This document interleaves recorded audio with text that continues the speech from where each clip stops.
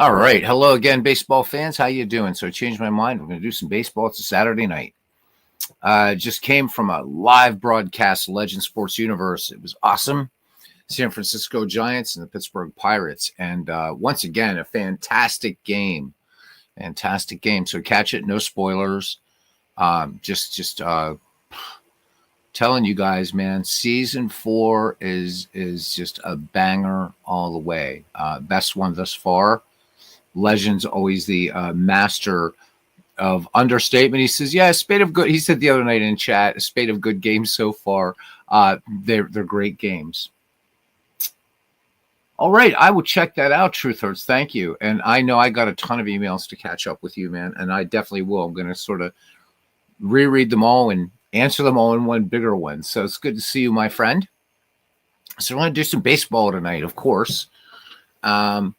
This first one's for cousin Ken Castro. Hopefully he'll show up. So what he wanted was a replay of the 1915 World Series, the Boston Red Sox versus the Philadelphia Phillies. He's a Phillies fan who lives in New England.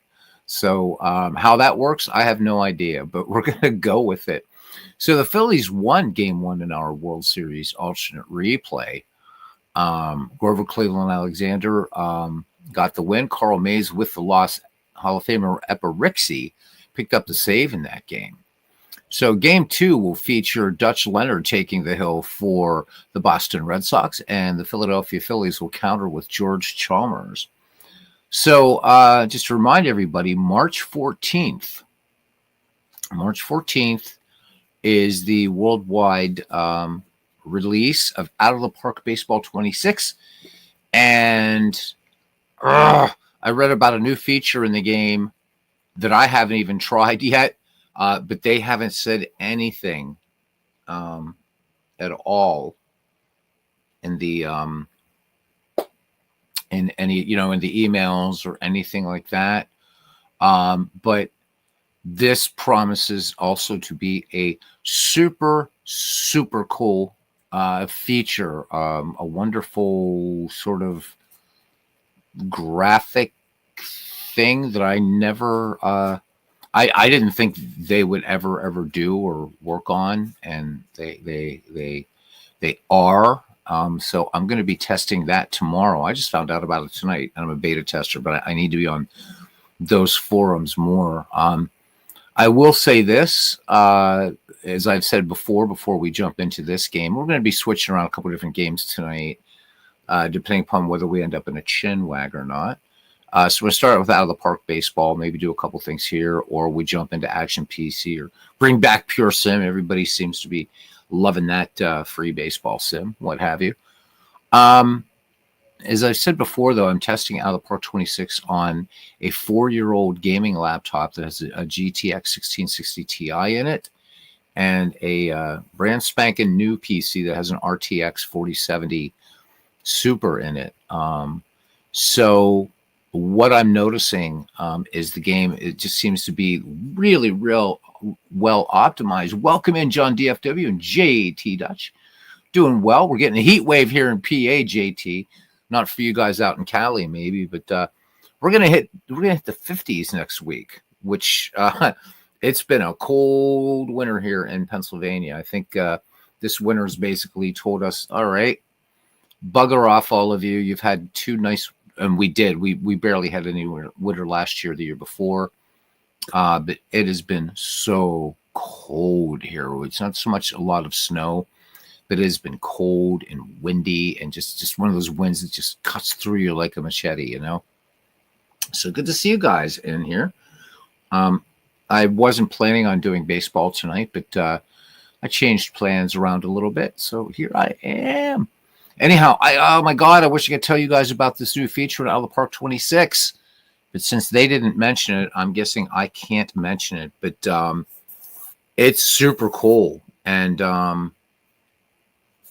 geez, I can't even give you a hint. But I think people are going to have a lot of fun with it. I really, really do. So once I see that is sort of mentioned out there in the wild, I'll let you guys know what it is. So March 14th, once the game goes release or whatever on Steam, You can bet that I'm going to be on here showing it off for you.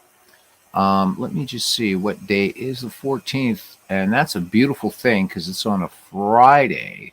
So this could be an earlier broadcast, but nonetheless. So now I will say, don't expect it to look like MLB The Show. It's never going to be that. But I don't know. I think 26 is going to be. I think 25 was excellent. I wasn't a big fan of Out of the Park 24. It's the only one I kind of felt a little let down about. But overall, since I've been playing this game since 1999, and I think it's just bloody amazing. So that continues. So we're just some action PC, maybe a pure sim. I don't know. We'll let you guys pick the digital game that I do. But for right now, we're going to do this. Don't know. Hopefully, Cousin Ken Castro comes in. There's Mike, Sports Time Machine, joining us. So Mike getting ready to do a 1978 replay. And, of course, if the Yankees do make that crazy comeback and Mike gets to that date of the Bucky F. Dent game, you can bet we're going to be there. Mike's going to have to he's got to publicize that one. So he's also doing 1930. And then he's doing some football stuff, too, and everything like that. So great channel there, Sports Time Machine. Again, just one more time, check out Legend Sports Universe. Just watched, he did a live broadcast tonight. Giants versus Pirates, and it's a hell of a good ball game. All right. So, Truth Hurts Wilkie says, "Hey, Nathaniel, there you are." Nathaniel was also over there at Legends. So got to see it. No spoilers, but a good game. Hey, Nathaniel. Nathaniel and I just gushing about how much we love baseball, and we can't wait for baseball, like opening day and just all of that stuff. I told Nathaniel, I said, I'm ready for baseball the day after the World Series ends. So Nathaniel watches like a lot of like greatest games and stuff, like on YouTube channels and all kinds of other places. So he's another hardcore baseballer.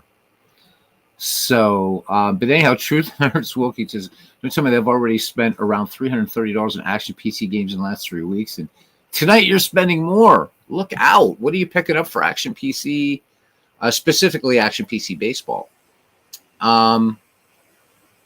So if you order Out of the Park, pre-order it on Steam, you get 10% off. But, to me, $49.95 is still, it's a steal for what this game does. It's such a deep game, such a deep simulation. But I'll try not to spend too much of your money. So, Mike, you just finished your game, and I'm sorry I missed it. I'll catch it on the flip side tonight while I'm working on some sleight of hand.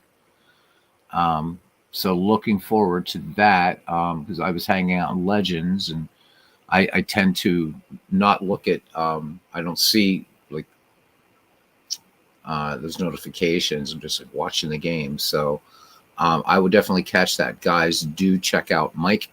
It's really cool because Mike gives you a lot of variety in the sense that sometimes you're going to see him do cards and dice, and you're going to see the cards moving, he's rolling them. And sometimes he will actually do like show the PC game, like Strat PC, just as one example.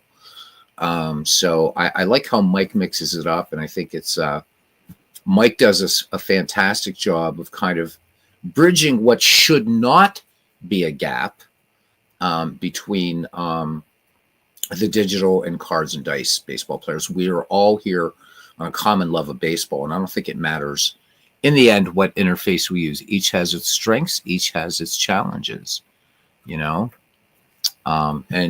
there we go with that. A couple things about Pocket Pennant Run, by the way.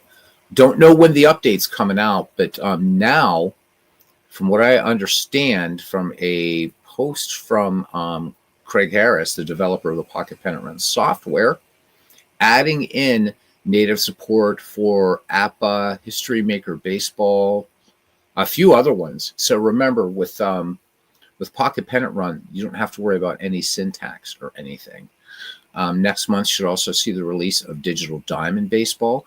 In April, I'm told there's going to be a pretty significant update to Lance Hafner's Full Count Baseball, which I showed the other night here to everybody. So lots of good stuff coming up. And I'm sure there's stuff coming up in baseball sims that I don't play, PC Replay. And I'm trying to think. That might be the only one I don't play. Well, I don't play Strat PC either, but you guys know that's because of Strat's customer service, although I heard it's getting better. And if so, then maybe I'll jump back into playing Strat PC. But we'll see. We will see. Samuel Smith joining us. Great to see you, Samuel. Samuel, again, so you're here personally. And I know I thanked you in the comments, but I want to thank you again for your superb help on Full Count Baseball. It allowed me to do a sort of first look for the community and our family here. I hope that at least some guys downloaded it and you'll give it a shot. It's oh my God. I'm going to go so far as to say this. For it in its time, Lance Hafner's Full Count Baseball was as close to you could get to what Out of the Park.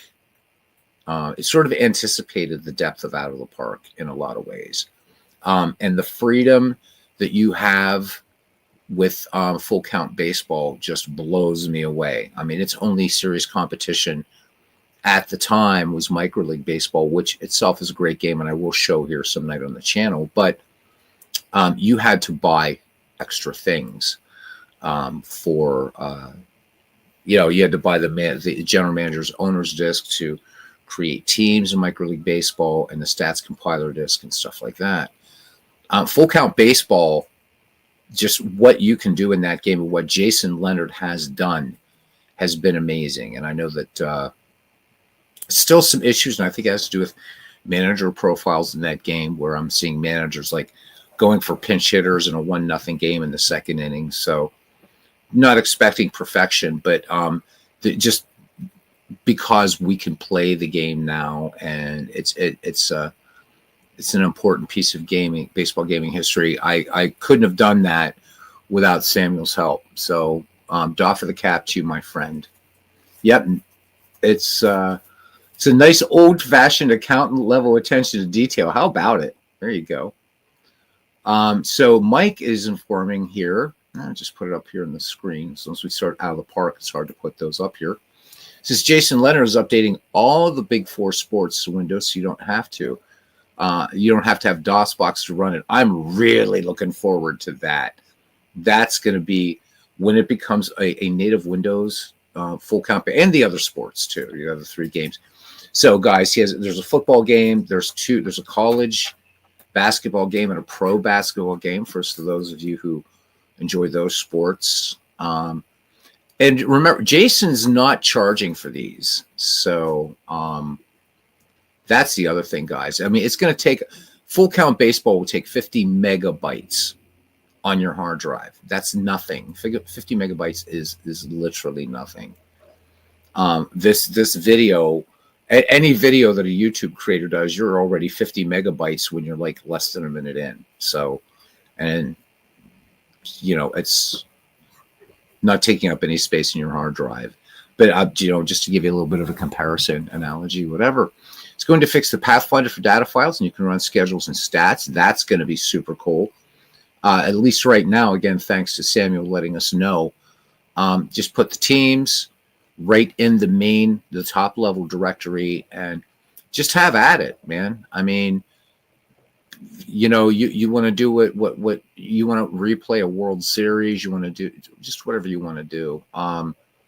And just Jason, hats off to you. And I'll tell you what, if at some point he would decide to charge for Full Count Baseball, I'd buy it. I would buy it. In a, what's the saying? In a New York minute, I'd buy it. So there you go. Huh? So Sam tells us, he says, I tried to run the old DOS version of Strat, and they had a copy protected. Unreal. I'll just say that Strat's copy protection that they use, that serial number thing. So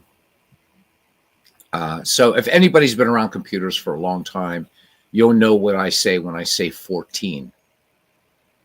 So there you go. That's all I'm going to say. If you know what I mean by 14, the two are closely related.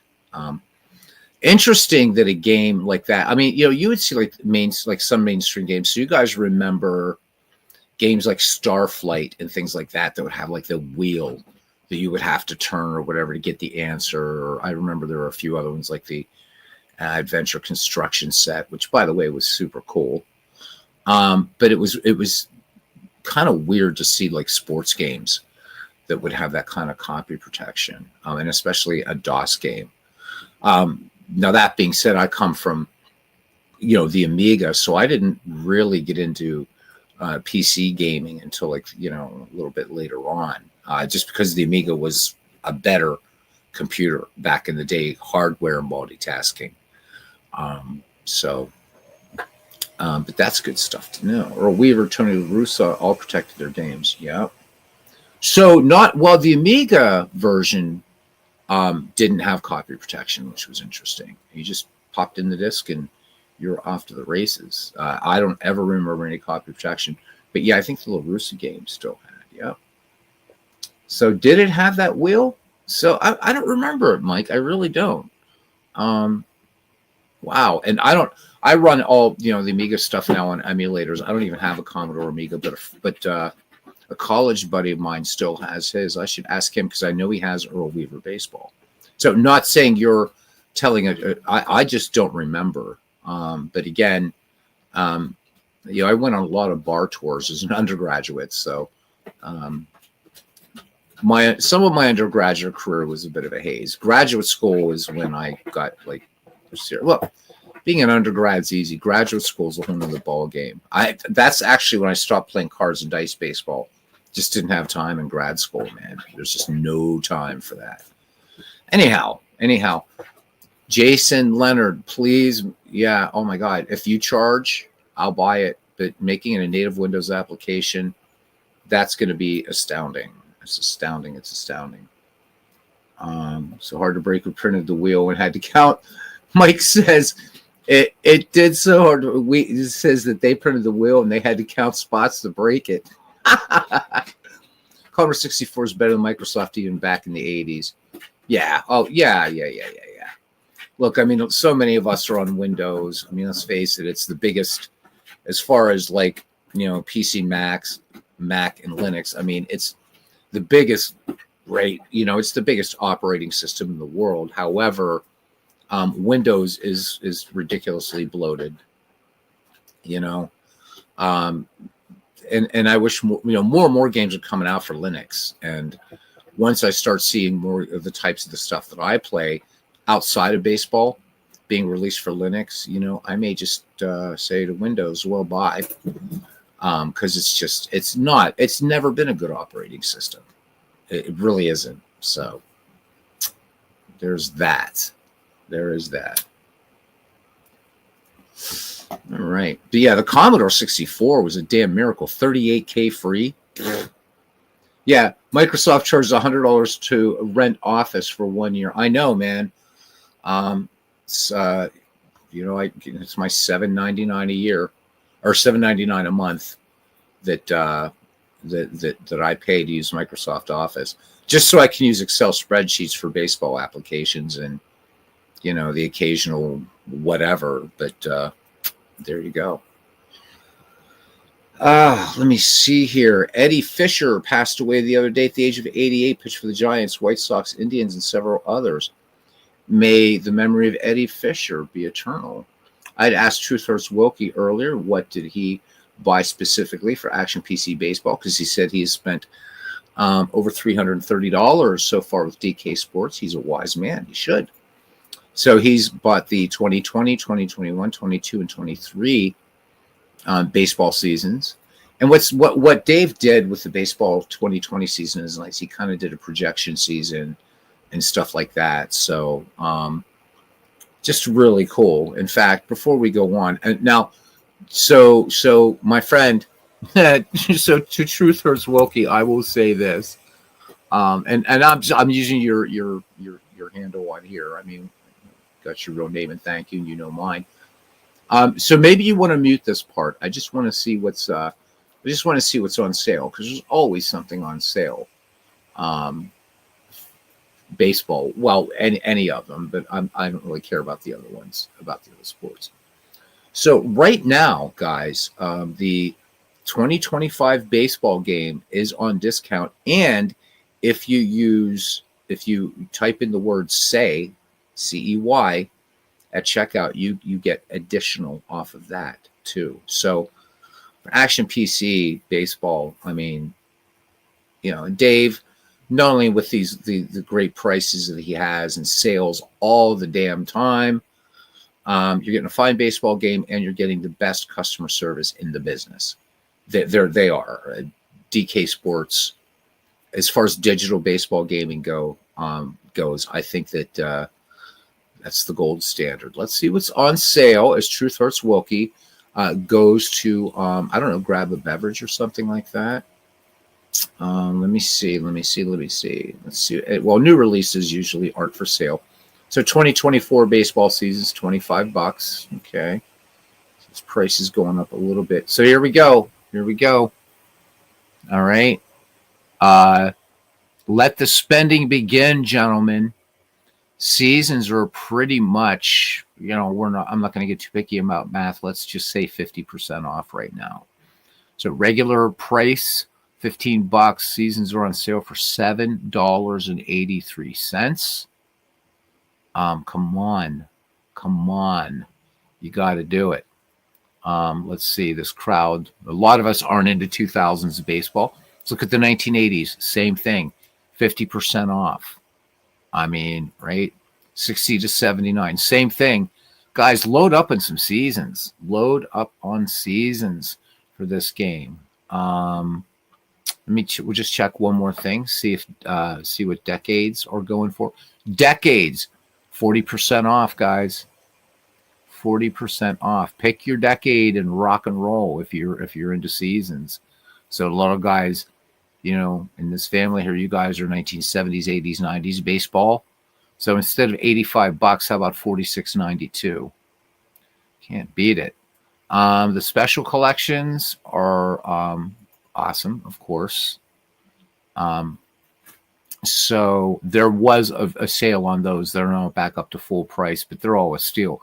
$50 for the baseball history collection. Great stuff.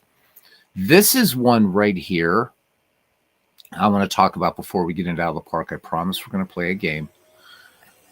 This is the top 160 baseball teams of all time. It's $35, but you have 80 teams, and each league has a schedule, the whole thing. This thing's nice. Maybe I'll show it to you guys. This is great. So if you don't want to plump for something like the baseball history collection, pick this one up. This is excellent. Some of the teams on here, you got the 79 and 70. I'm looking like 79, 71 Pirates. It comes, there's 80 teams per league. And you're just going to have so much fun with this. Definitely something you want to consider. And we'll give the junior circuit here. Can we give them a little love? Yeah. Well, no, I guess we can't. Can we? Yeah. Let's get there. There's the American League. Brief look at the junior circuit. Look at all those Yankees teams. But seriously, just $35. You're getting 160 greatest teams. And, it's, if you want to create a good crosshair league, what if league, you get this set, right? So as opposed to baseball history collection, which there aren't teams per se. This is great, man. Just drag and drop. I've done videos on how to create leagues in Action PC baseball. So, this gives you kind of a shortcut to kind of see, okay, who do you think was the best of all time? But the season's on sale right now, 50% off, and decades 50% off. You got a little bit of scratch lying around. Get yourself some Action PC baseball goodness. Legend Sports Universe, just coming from his great call. So excellent game there. Hope my presence was the catalyst for my team, Legends, and I'll just put it that way. So, um, so Truth Hurts Wilkie. Yeah. So, hey, Advocate 8, how you doing, man? It's been a while. Where have you been? Where have you been? You've been playing hooky here. I'm gonna put your. I'm gonna put you. Well, he just changed his. Okay, just changed your handle. There you go, man. But where you been? All right. Anyhow, MV. Talk about somebody else that's been truant. Good to see you, mate. Good, good, good. Mike says that Beatles enables. Thank you. Like it says, like you're buying alcohol for an alcoholic. Well, you know what, Mike? All of us have to have a hobby. We have to have a mission in life. So, so check out DK Sports. After this or tomorrow or whatever, check out that Giants Pirates game on Legends. Legends, let us know when your next game is, whether it's a premiere or live stream. Everybody should be catching this. I still don't see Ken Castro, so but I guess I have to do this because it says first one is for Cousin Ken, right? So this channel returning to its roots in at least this first game. We're going back to 1915, 1915. All right. So the Phillies, right now with a 1-game lead in this alternate World Series, and Grover Cleveland Alexander did his job. All right. So here we go. The lineup for the visiting Boston Red Sox. So leading off in right field, Hall of Famer Harry Hooper. Batting second in center field, the Gray Eagle, Hall of Famer Tris Speaker. Batting in the number 3 slot in left field, the man who has a cliff named after him, Duffy Lewis. Batting in the 4th slot here, Dick Kablitzel at first base. Batting 5th, in no relation to Hannes Wagner, at second base is Heine Wagner. Batting 6th at the hot corner is Larry Gardner. Batting 7th and catching, Bill Kerrigan. Batting 8th at shortstop, Everett Scott. And pitching and batting 9th, the first Dutch Leonard. There were 2 Dutch Leonards in baseball. For the hometown Philadelphia Phillies of 1915, leading off in left field, Bills Becker. Batting second, seems to be a family favorite around here in this channel, Possum Witted in center field. Batting third at first base, Fred Lutteris. Batting fourth, the home run king of the dead ball era, Gabby Kravitz. Batting fifth at shortstop, Hall of Famer Dave Beauty Bancroft. Batting sixth at third base, Milt Stock. Batting seventh at second base, Bert Niehoff. Batting eighth and catching, Reindeer Bill Killefer.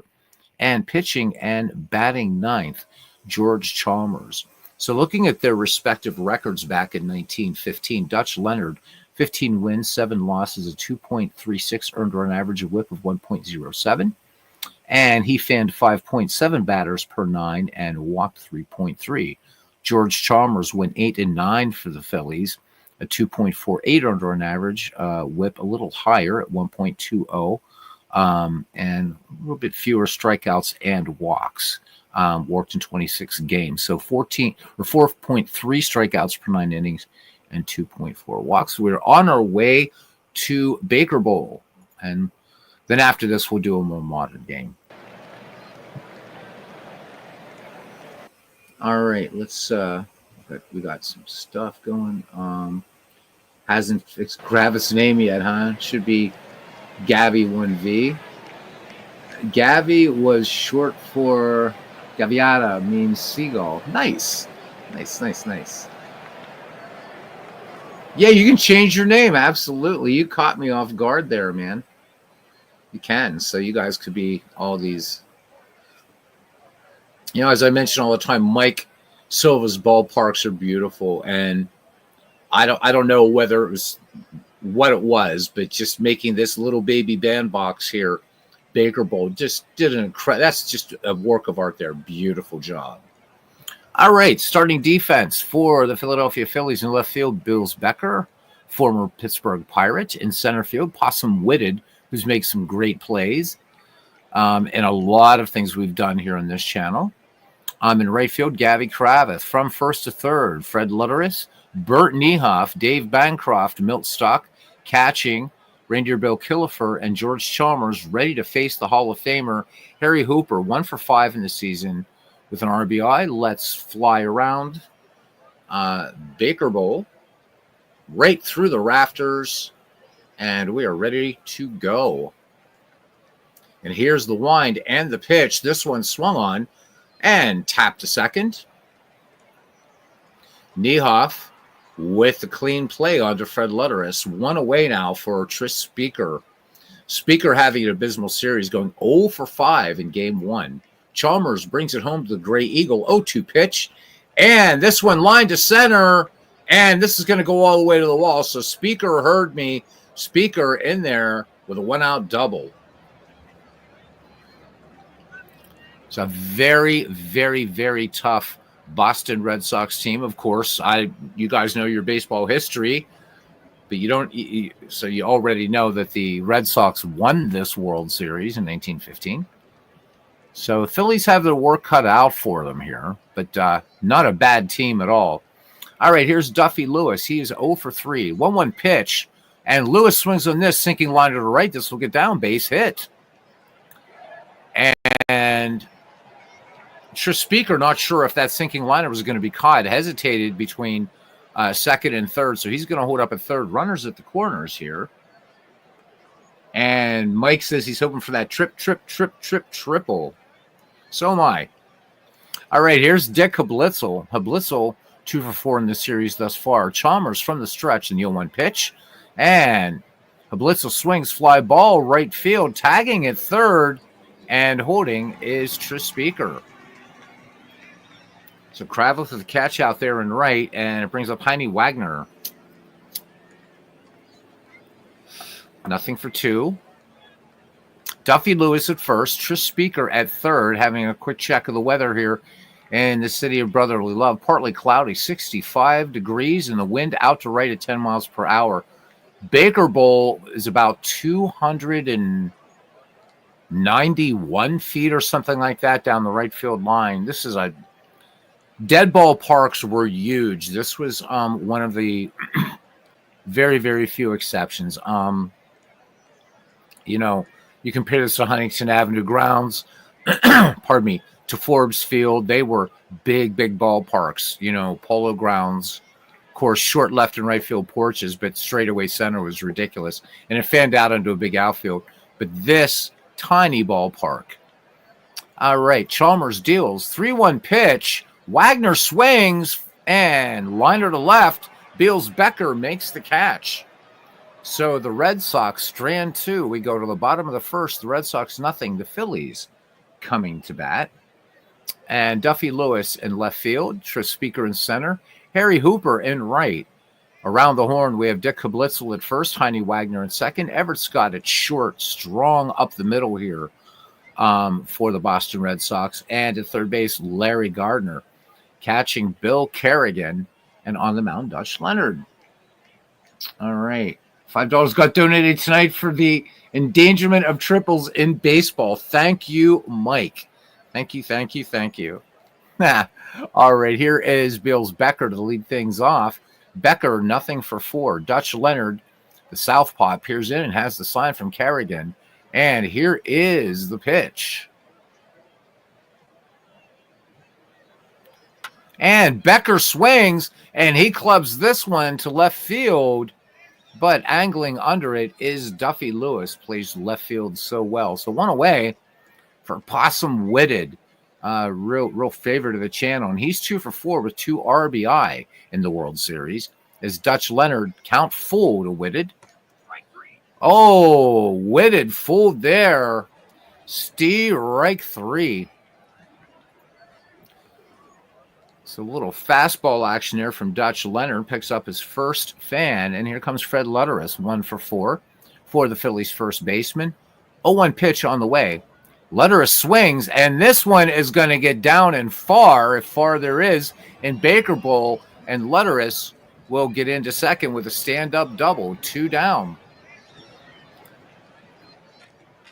All right, brings up Gabby Kravitz. So he has yet to homer in this series. He's 1 for 3 with an RBI. Kravitz digs in on the right-hand side. An attorney and later a judge in his career.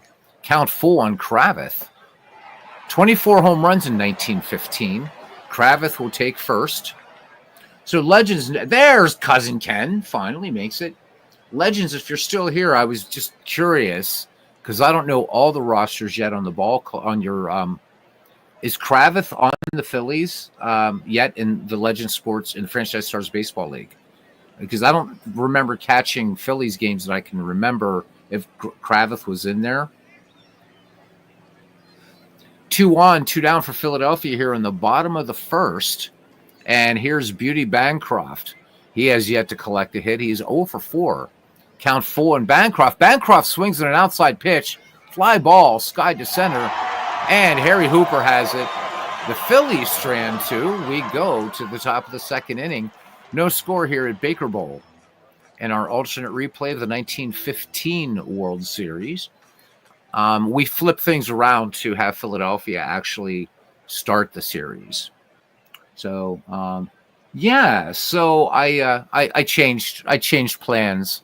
I was going to spend the night with the female particle, but it was a crazy day at work, and I called that off and then decided I wanted to hang with you guys tonight. So I'll catch up with the female particle soon enough. And there is Tim joining us. I'm going to put the sound cut out on purpose. I'm going to pop this into chat if anybody wants to come on and talk a little bit or whatever. Give me an idea for a game to play after this one. Would love to. Baseball game. All right, Larry Gardner, Bill Kerrigan, and Everett Scott due up for the Boston Red Sox here. George Chalmers with the 0-1 delivery. And Gardner swings and line drive out to center field, but right into the glove of Possum Whitted. Reeling that fish in. All right, Bill Kerrigan. He's 2 for 4 in this series with a run batted in. Chalmers brings it home. Here's the 0-2 pitch. Kerrigan swing and a miss. And nice little change up there by Chalmers, so he picks up the strikeout. So 2 Red Sox down in the inning, and here's Everett Scott, who is 1 for 2. 2-2 pitch on the way to Scott. And this one just tapped to second. And taking his time with it is Bert Niehoff, and sends it on over to first base. So the Red Sox go 1-2-3. We go to the bottom of the second inning. Boston and Philadelphia are tied at 0. Milt Stock, Bert Niehoff, and Reindeer Bill due up. Stock is 1 for 4 in the World Series. And as everybody's saying hello to Tim and hello to Cousin Ken, Dutch Leonard with the 1-1 pitch to Stock. Hit 260 in the regular season. And skies this one to left. And Duffy Lewis camps under it. Can of corn and 1 down. Hopefully you guys don't mind the ball trail. I kind of like that look. All right. It makes it easier to see what's going on. Here's Bert Niehoff now. Nothing for 3 in the series. 0-1 delivery on the way. Here's the pitch. Niehoff swings. And this one, little blooper into center field. So Philadelphia picking up its second safety. And here comes Bill Killefer now. 1 for 3. 1 for 3 for the Reindeer. Here's the pitch. And off to the races is Niehoff. And they got him by the proverbial country mile. All right. Back in the box now is Killefer. 2-2 pitch on the way. Cut on. Oh, dive and stop it short. Beautiful play out there by Everett Scott. All right, no runs, 1 hit, no errors, and the caught stealing, nobody left on. Top of the third, scoreless tie here at the Baker Bowl. All right, the 9-1-2 hitters up, Dutch Leonard, Harry Hooper, and Trespeaker. Dutch Leonard making his first at bat here in the postseason. 264 in the year. 0-2 pitch, swing and a miss. Steal right 3, a slider that time from George Chalmers. So chalk up K number 2. And back at the top of the order for Hall of Famer Harry Hooper. He is nothing for 1. Count full on Hooper. Here's the pitch. And Hooper inside outs this one to left, but it's going to stay up there until it drops into the glove of Bills Becker. So 2 up, 2 down now for the Gray Eagle. Speaker 1 for 1 in the game. Doubled his last time up. Here's the delivery. And Speaker swings line to third, and Miltstock makes the catch. So the Boston Red Sox, good morning, good afternoon, good night. We head to the home half of the third, and we are knotted at zip, baby. All right, George Chalmers, Bills Becker, and Possum Whitted due up for Ken Castro's 1915 Philadelphia Phillies. Here's Chalmers. Count even. Late swing right through a fastball. So Dutch Leonard now fans too. So these pitchers neck and neck with strikeouts. Back at the top of the order now for Bills Becker. Nothing for 1 and nothing for 5 in the series. Here is the pitch. And Becker sends this one out to left field. And as you would expect, Duffy Lewis makes the play. So 2 Phillies up, 2 Phillies down. And here's Possum Whitted. 0 for 1 today. 2-0 pitch on the way to the Possum. Wrapped hard to third. Little hesitation over there by Larry Gardner, but the strong throw across the diamond. And the Phillies go 1-2-3. We head to the top of the fourth. No score and identical line score up there. Duffy Lewis, Dick Kablitzel, and Heine Wagner due up for the 1915 Red Sox. Chalmers deals, count 2-2 to Lewis, and Lewis swings, a little hopper to short, and gloved over there by Dave Bancroft, and fires on to Letteris for the 6-3 putout. So 1 out now for Dick Kablitzel. He's 0 for 1 in the game. Flew out to right his last time, and he's going to line to second. Bert Niehoff gets that little liner. 2 up, 2 down. Pitcher's duel here as we enter the middle innings of the game, early middle innings. Heine Wagner, nothing for 1. Flew out to Becker last time up. Swung on and hit hard to left, but Becker barely had to move. Boston goes in order. We go to the bottom of the fourth. Still no score. Fred Letteris, Gavy Kravitz, and Beauty Bancroft due up. Letteris 1 for 1. Doubled his last time up. Cut on, little number out in front of the plate. Letteris tearing down the first base line. The throw by Kerrigan just nips him. Oh, man. Close play there at first. Let's see if we can get a better look at that.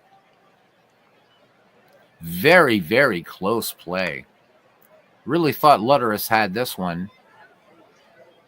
Ooh, I don't know. That was close. All right. 1 away now for Gavy Kravitz here. 3-1 pitch, and Kravitz swings that hitter's count, and routine ground ball to short. Easy play for Everett Scott. On to Dick Kablitzel, so 2 away now, and here's Beauty Bancroft. 1-2 pitch to the Hall of Famer. Flew out to Harry Hooper last time. And Bancroft tried to hold up. Jocko Conlon said he went around, and that is it. Another quiet inning goes by the boards here at Baker Bowl. We go to the top of the 5th inning here in Philadelphia. No score. Ken says Baker Bowl is one of his top 2 ballparks. He'd love to visit if time travel existed. So would I. You know, I was commenting earlier, Ken, and this is something you already know. Most dead ballparks were big ballparks. This one, tiny. That right field, yeah, you know what? Your Sunday softball league could probably put one over that wall out there and right. But what a beautiful little ballpark. And I love that brick structure out there in center field and just the whole vibe. I'd love to see a game here. All right, Larry Gardner, Bill Kerrigan, and Everett Scott, the number 6, 7, and 8 hitters, due up for the 1915 Red Sox. Gardner in the game is nothing for 1. Each team has only managed 2 hits apiece. All right, here is the pitch. Gardner cuts in the first pitch, seeing eye single up the middle. So Boston at least leading in the hits column. Gardner's going to hold it first. Gardner, decent speed. And here comes Bill Kerrigan. And the Philadelphia fans booing Kerrigan as he steps into the box. He's nothing for 1. 0-1 pitch. Kerrigan bunts this one in the air. And off the mound, George Chalmers. Heads up play off the bump. Larry Gardner. He looks Larry Gardner got back there like he got it so quickly. It was just a whir. Chalmers ready to gun him down. So beautiful play there. 2 down now. Here's Everett Scott. He is nothing for one. 1-1 pitch. Scott swings, grounded to short, and that is going to be a 6-4-3 double play. So side retired. Phillies face the minimum. We go to the bottom of the 5th inning. We are still scoreless here in Philadelphia. Milt Stock, Bert Niehoff, and Reindeer Bill Killefer due up for the Phils. Stock nothing for one. In the box now. And the pitch swung on. Line drive, base hit, left field. So Phillies and Red Sox even in the hits column again. And here's Bert Niehoff. There we go, Philadelphia fans. No Boston fans here singing that damn Tessie song, as Tommy Leach famously talked about in the 1903 World Series, who swore that the Boston fans won that World Series for the Red Sox because of, as he said, that damn Tessie song. All right, here's Niehoff. He's 1 for 1 today. Stock, good speed for the Phils on at first. The 0-1 pitch. And little bunt back to the mound. Looking to second, the throw. Dutch Leonard goes there. And no dice. So Dutch Leonard trying to go for the lead runner. Instead, the Phillies in business here with 2 on and nobody out. And here comes Killefer now. He is nothing for one. Good chance for him. Stock has enough speed. He's going to score from second on a single. 1-0 pitch on the way to Killefer. Killefer swings, grounded to short. 6-4-3. Ouch. That's got to hurt. Milt Stock moves to third on the play, and here's George Chalmers. Not exactly what the Phillies were looking for. All right, Dutch Leonard working from the stretch. The 0-1 pitch. Chalmers swings, base hit to right. How about that? So the Philadelphia Phillies draw first blood in the bottom of the 5th. Let them cheer.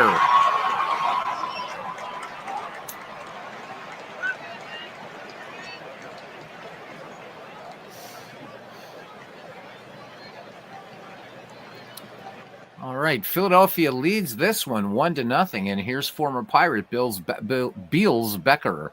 We're back at the top of the order now. The left fielder 0 for 2 today.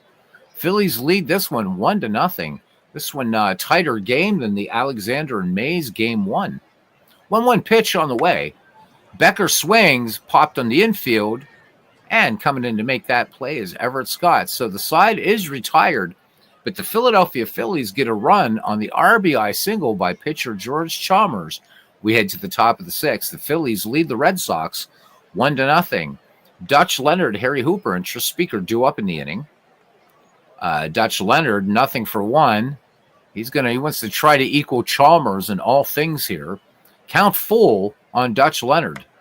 Leonard swings. This one slow roller to the mound. Chalmers has trouble getting it out of the glove, and it's an infield hit for Dutch Leonard. So there we go. Not quite the ringing single that George Chalmers had, but Dutch Leonard kind of happy about it there. So Leonard just down a run, but everything else looking even here. All right, back at the top of the order now for Harry Hooper. Not having a good series, guys. Just 1 for 7 in the series with an RBI. And Hooper gets the bunt down. It's a good one. Only play will be to first. Sacrifice successful. Cheer going up here for some of the Boston faithful that have attended the game. All right, here's the Gray Eagle. Speaker also having a disappointing series thus far. He's 1 for 2 today, though. Count even. The Gray Eagle swings. Bouncer to third. And Stock looks the runner back, and they get Speaker out by a step. It's a 2 away now for Duffy Lewis. Lewis in the third slot.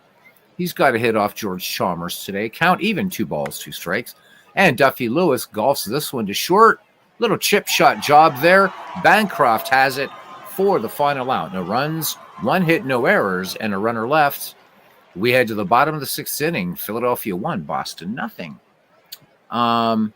So Cousin Ken giving us some color here. He says Bancroft was only 24 in that World Series. Heck of a glove man. Yes, he was. Yes, he was. 26th all-time in defensive WAR at shortstop. I keep saying that some night when we do a game with Dave Bancroft in it, I have to highlight him because the write-up in the Biographical Encyclopedia of Baseball for him is just it's one of the funniest things. And that was the night my internet went boom, so none of you guys got to hear it.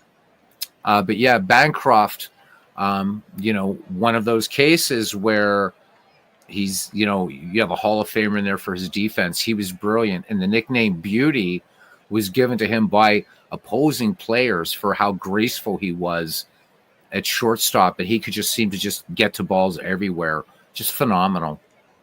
And boy, you think about that, 26th all time. And this is a dead baller. Bancroft was truly an incredible shortstop. While Wagner might have set the prototype for the modern shortstop, Bancroft, you would almost think of Bancroft is kind of like the dead ball Ozzie Smith almost. I mean, everything I've read about him, he was that good.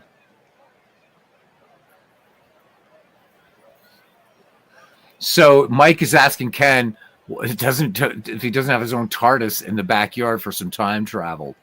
All right, the number 2, 3, 4 hitters due up here for Philadelphia. Possum-witted Fred Lutteris and Gavy Kravitz. Nobody in the green room, so I guess nobody wants to talk tonight. 1-2 pitch to Witted, and Witted pops this one up in the infield, and Heine Wagner will make the catch. So Heine Wagner's been pretty quiet, finally gets to do something. Here's Fred Lutteris, 1 for 2. Lefty waits, the 1-1 pitch. Lutteris cuts on this, and this is going to be right into the glove of Bill Kerrigan. So 2 up, 2 down now for Gavy Kravitz. Philadelphia fans waiting for him to go yard. 1-2 pitch on the way to Gavy. Kravitz swings, and this might be a little, just a little fly ball, and that's it. The Phillies go in order. Heck of a ball game we got going on here. Top of the 7th, 1-0. What's making this one unique for a dead ball game, there hasn't been an error yet. So as the dead ball era progressed, errors did go down, but it was still kind of a big thing to have a game with no errors. So far, none. All right, so what do we got here? We got Dick Hablitzel, Heine Wagner, and Larry Gardner due up for the Boston 9. George Chalmers has 2 strikeouts through 6 innings of work. Each pitcher surrendering 4 hits. The Phillies, the only run in this game, the George Chalmers single, or RBI single. 1-1 pitch. Hablitzel cuts on this one. Line drive. This is going to go all the way to the corner for extra bases. So Boston opening up the 7th here with an extra base hit as Becker plays it off that far wall out there. And here we go. You knew it was going to happen at some point. Batting in the number 5 spot and pinch hitting from Baltimore, Maryland, this kid named George Herman Ruth. So here we go. Lefty steps in, runner in scoring position. Ruth waits on the delivery. Here's the 1-0. And Ruth swings. And this one, just a little pop fly into shallow right. And second baseman Bert Niehoff will pull it down. 1 away.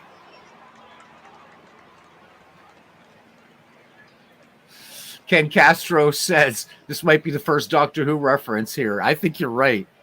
And I know a lot of us are Doctor Who fans. So, again, man, guys, just embrace your geekdom. It's all good. All right, Hablitzel remains in scoring position. We'll see if Babe Ruth stays in the game as Larry Gardner steps up. He's 1 for 2. I don't think yet in 1915 the Red Sox realized that this amazing young pitcher was also a hell of a hitter. So would have to look at his 1915 season. All right, Chalmers deals now to Larry Gardner. 1-2 pitch. Gardner taps this out in front of the plate. Gardner is going to be out at first. It's moving to third on the play is Dick Hablitzel, and it brings up Bill Kerrigan. Kerrigan, 0 for 2. Killefer sets up the leather there for George Chalmers, who works out of the stretch, and the 1-1 pitch. And this one is going to go all the way to the backstop. This one is a pass ball. And Dick Kablitza will come in to score. And we are tied at 1, and they are not happy here in Philadelphia. Wow. So Reindeer Bill lets one get by him. And the score now is 1-1. So the Phillies ace did his job in game 1. But you're not going to see Alexander, I think, until game 3 or 4. All right, here's Bill Kerrigan now. Nothing for 2. 3-1 pitch to Kerrigan. And he swings. Number out in front of the plate going up the third base line, but they're going to have Kerrigan easily side retired. But the Red Sox come up with a run courtesy of Reindeer Bill's little gaff there, little pass ball. 7th inning stretch time. It is 1-1. Game 2 of the alternate 1915 World Series. As Clinton Parks joins us, he says a pitcher's duel. He says he's hit the jackpot. It's been a good one. Mike says 1915 was it too early to throw snowballs in Philadelphia. The Philadelphia fans, they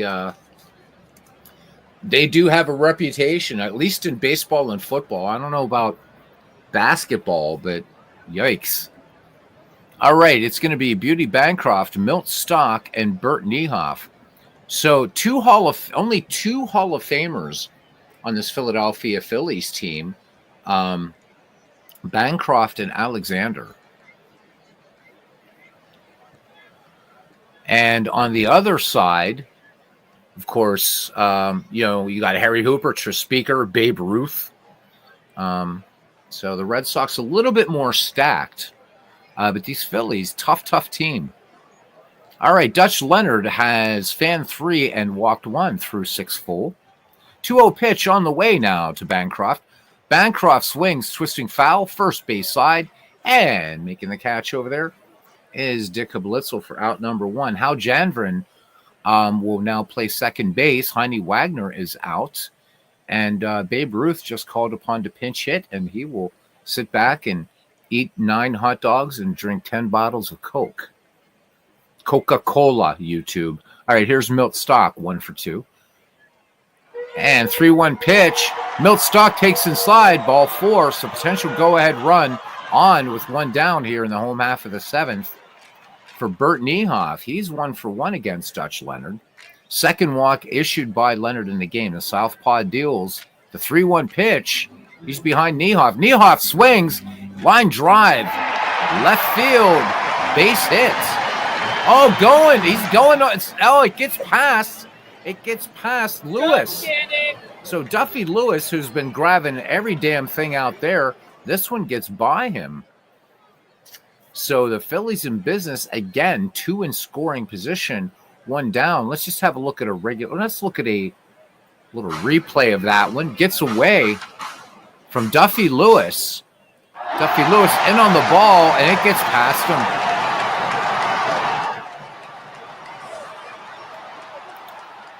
So just as we say, there have been no errors in this game. E7. All right. Reindeer Bill right now would like to redeem himself with that pass ball that allowed the Red Sox to tie this game. And field in, trying to cut off Milt Stock at the plate. Reindeer Bill Killiver is going to try to just kind of dunk one into right field there. As legends would tell you, pitchers hate the dunker. Count full. Swung on, grounder to third. They come home. The throw is offline. Did they get him? They got him. So Kerrigan able to make the tag, and the Phillies do not score. So now Red Sox breathing a little bit more easily, but the last time there were 2 out and George Chalmers was at the plate, he had an RBI single. All right. Here we go. So Chalmers 1 for 2 with that RBI, giving the Phillies its lone run. Count full. Chalmers swings. This will be a ground ball to short. 6-3. The Phillies squander an opportunity. And we go to the top of the 8th inning. and it's 1-1. I know the crowd is very loud, guys, but I like loud crowds, so I apologize if it gets a little crazy. Then again, see, Memorial State of Baltimore from becoming a nursing home. Yeah. Do you want to tell you he had to pee after those 10 Coca-Colas? Asks Tim. Yeah, so in that day, it did have that special ingredient. How about it, Clinton? But YouTube is stupid and might say, you shouldn't be talking about those things on here. I don't know. Sometimes I think it's run by, I don't know, the Dunker sect, right? You guys know your Civil War history, you know about the Dunkers, right? All right. So speaking of Hall of Very Good players, which we weren't, but I will now, here's Black Jack Berry. So making his first appearance here in the World Series, Jack Berry. And then Dutch Leonard waiting on deck. Top of the 8th, 2-1 pitch on the way to Blackjack.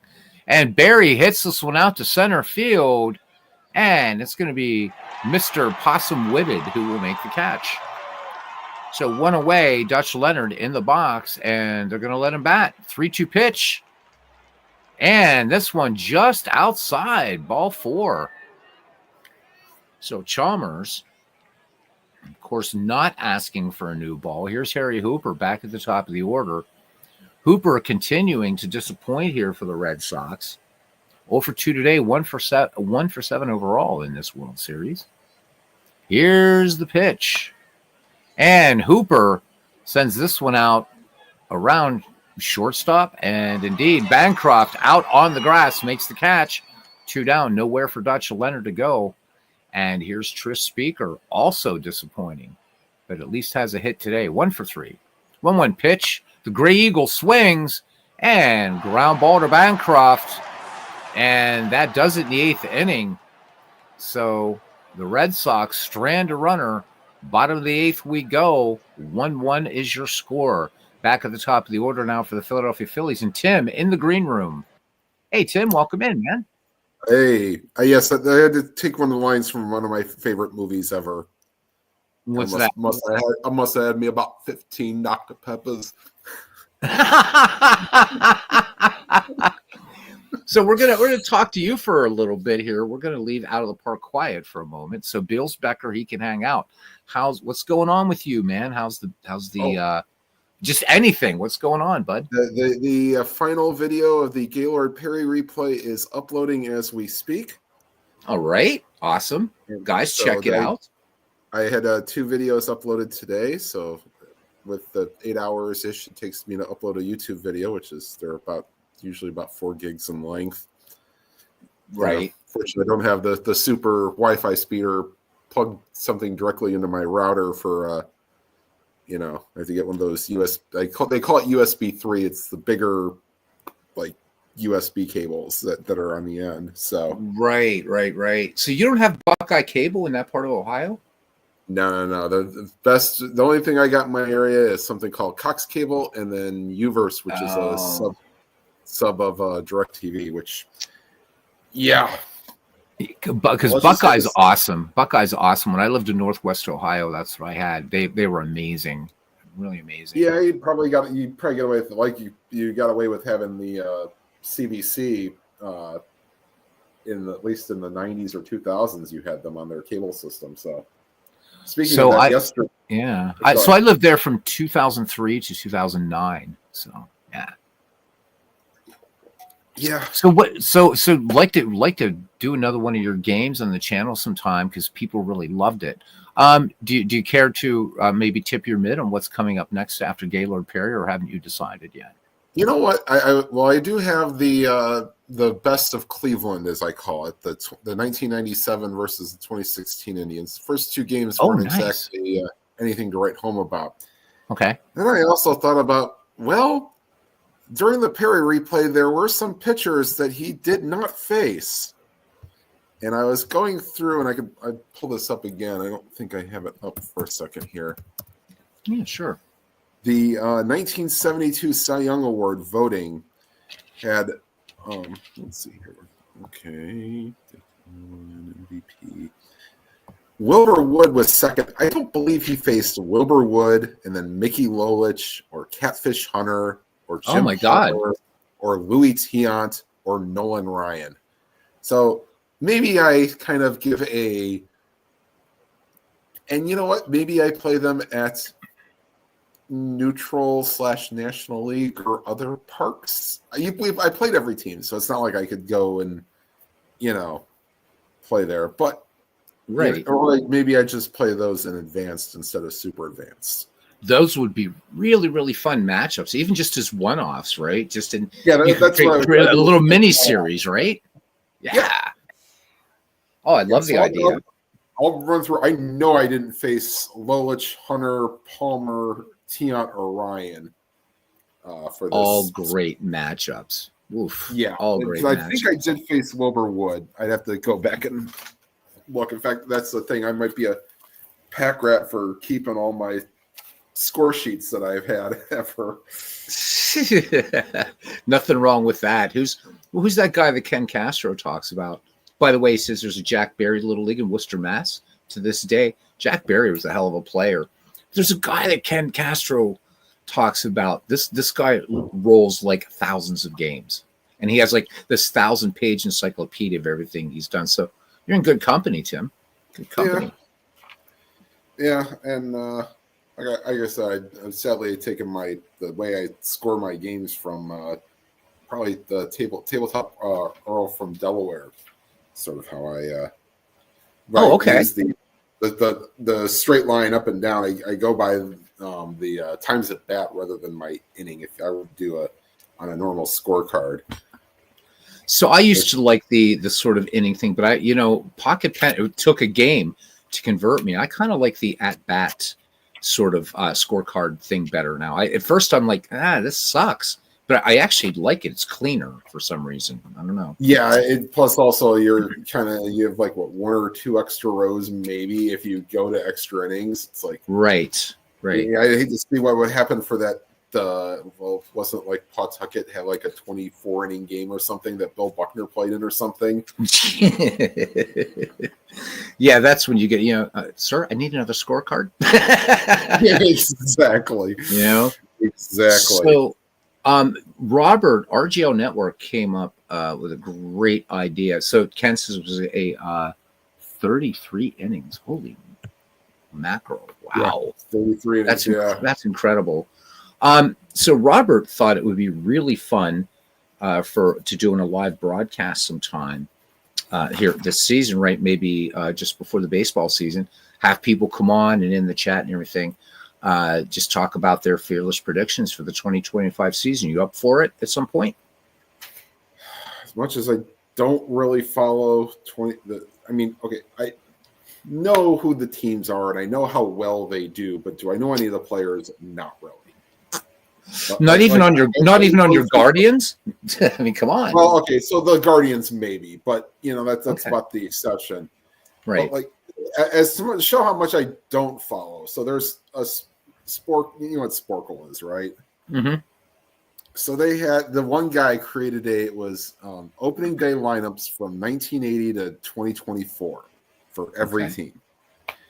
Mm-hmm. I'm lucky if I get 3 or 4 players for like every team for 2024. That's how little I care. Plus my predictions usually aren't I'm not usually much of a greater predictor. Mm-hmm. I mean, if anybody wants just like, maybe throwing out like bold predictions, okay, maybe I could throw 1 or 2 out there, but yeah, I mean, why not? The White Sox, like a bold prediction could be maybe the White Sox will win one of their first 10 games, something like that. That would be great. It'll be fun. Yeah. I think it'll be fun. Look, I don't know most of the players out there. If anything, instead of bold predictions, it could just be, okay, what's Rob Manfred going to do in the next 2 or 3 seasons to further violate baseball? We can also do that because that's a fearless prediction. We've seen Pete Alonso today wave off a strikeout because they can challenge balls and strikes. It's oh my God. I don't know what. So, I think baseball is moving inexorably toward, like a sort of halftime show, and we're going to have somebody have a boob accident, and there we go, and that will be it. I mean, it's oh my god. Well, and then it's like, okay, so as little as ESPN did, it's like, this is it. This is the last away year. from them. Yep. Are they going to have anything on Sports Center except for New York, LA, and maybe a pennant race? And like, they're not going to show anything before the All-Star break. Oh, you're right. And yeah, I used to love the glory days of ESPN Sunday Night Baseball. John Miller, Joe Morgan. Those days are gone, my friend. Baseball Tonight with Peter Gammons throwing out his knowledge. Oh my God. Peter Gammons, I brilliant. Was so much behind the scenes because of what he did. And then with Sue Campbell on Baseball Tonight as well. Right. Well, yeah, but come on, Tim. We still got Joe Buck, baby. Come on. We still got Joe Buck. The guy that called the World Series for Fox this year is already 1,000 times better than now. Granted, Joe Buck, I mean, okay. But yeah. No, Joe Buck sucks, dude. I mean, come on, he didn't pick up any tricks from his dad, who was a phenomenal baseball broadcaster, St. Louis Cardinals. So, I know, man. It's hard because the Yankees fans might have something. I don't know. It's well, obviously, I would love to be able to not have to try to pause my. I mean, knowing that your TV is at least a pitch or two away from your radio, so you can't even sync up your radio and your TV anymore. Nope.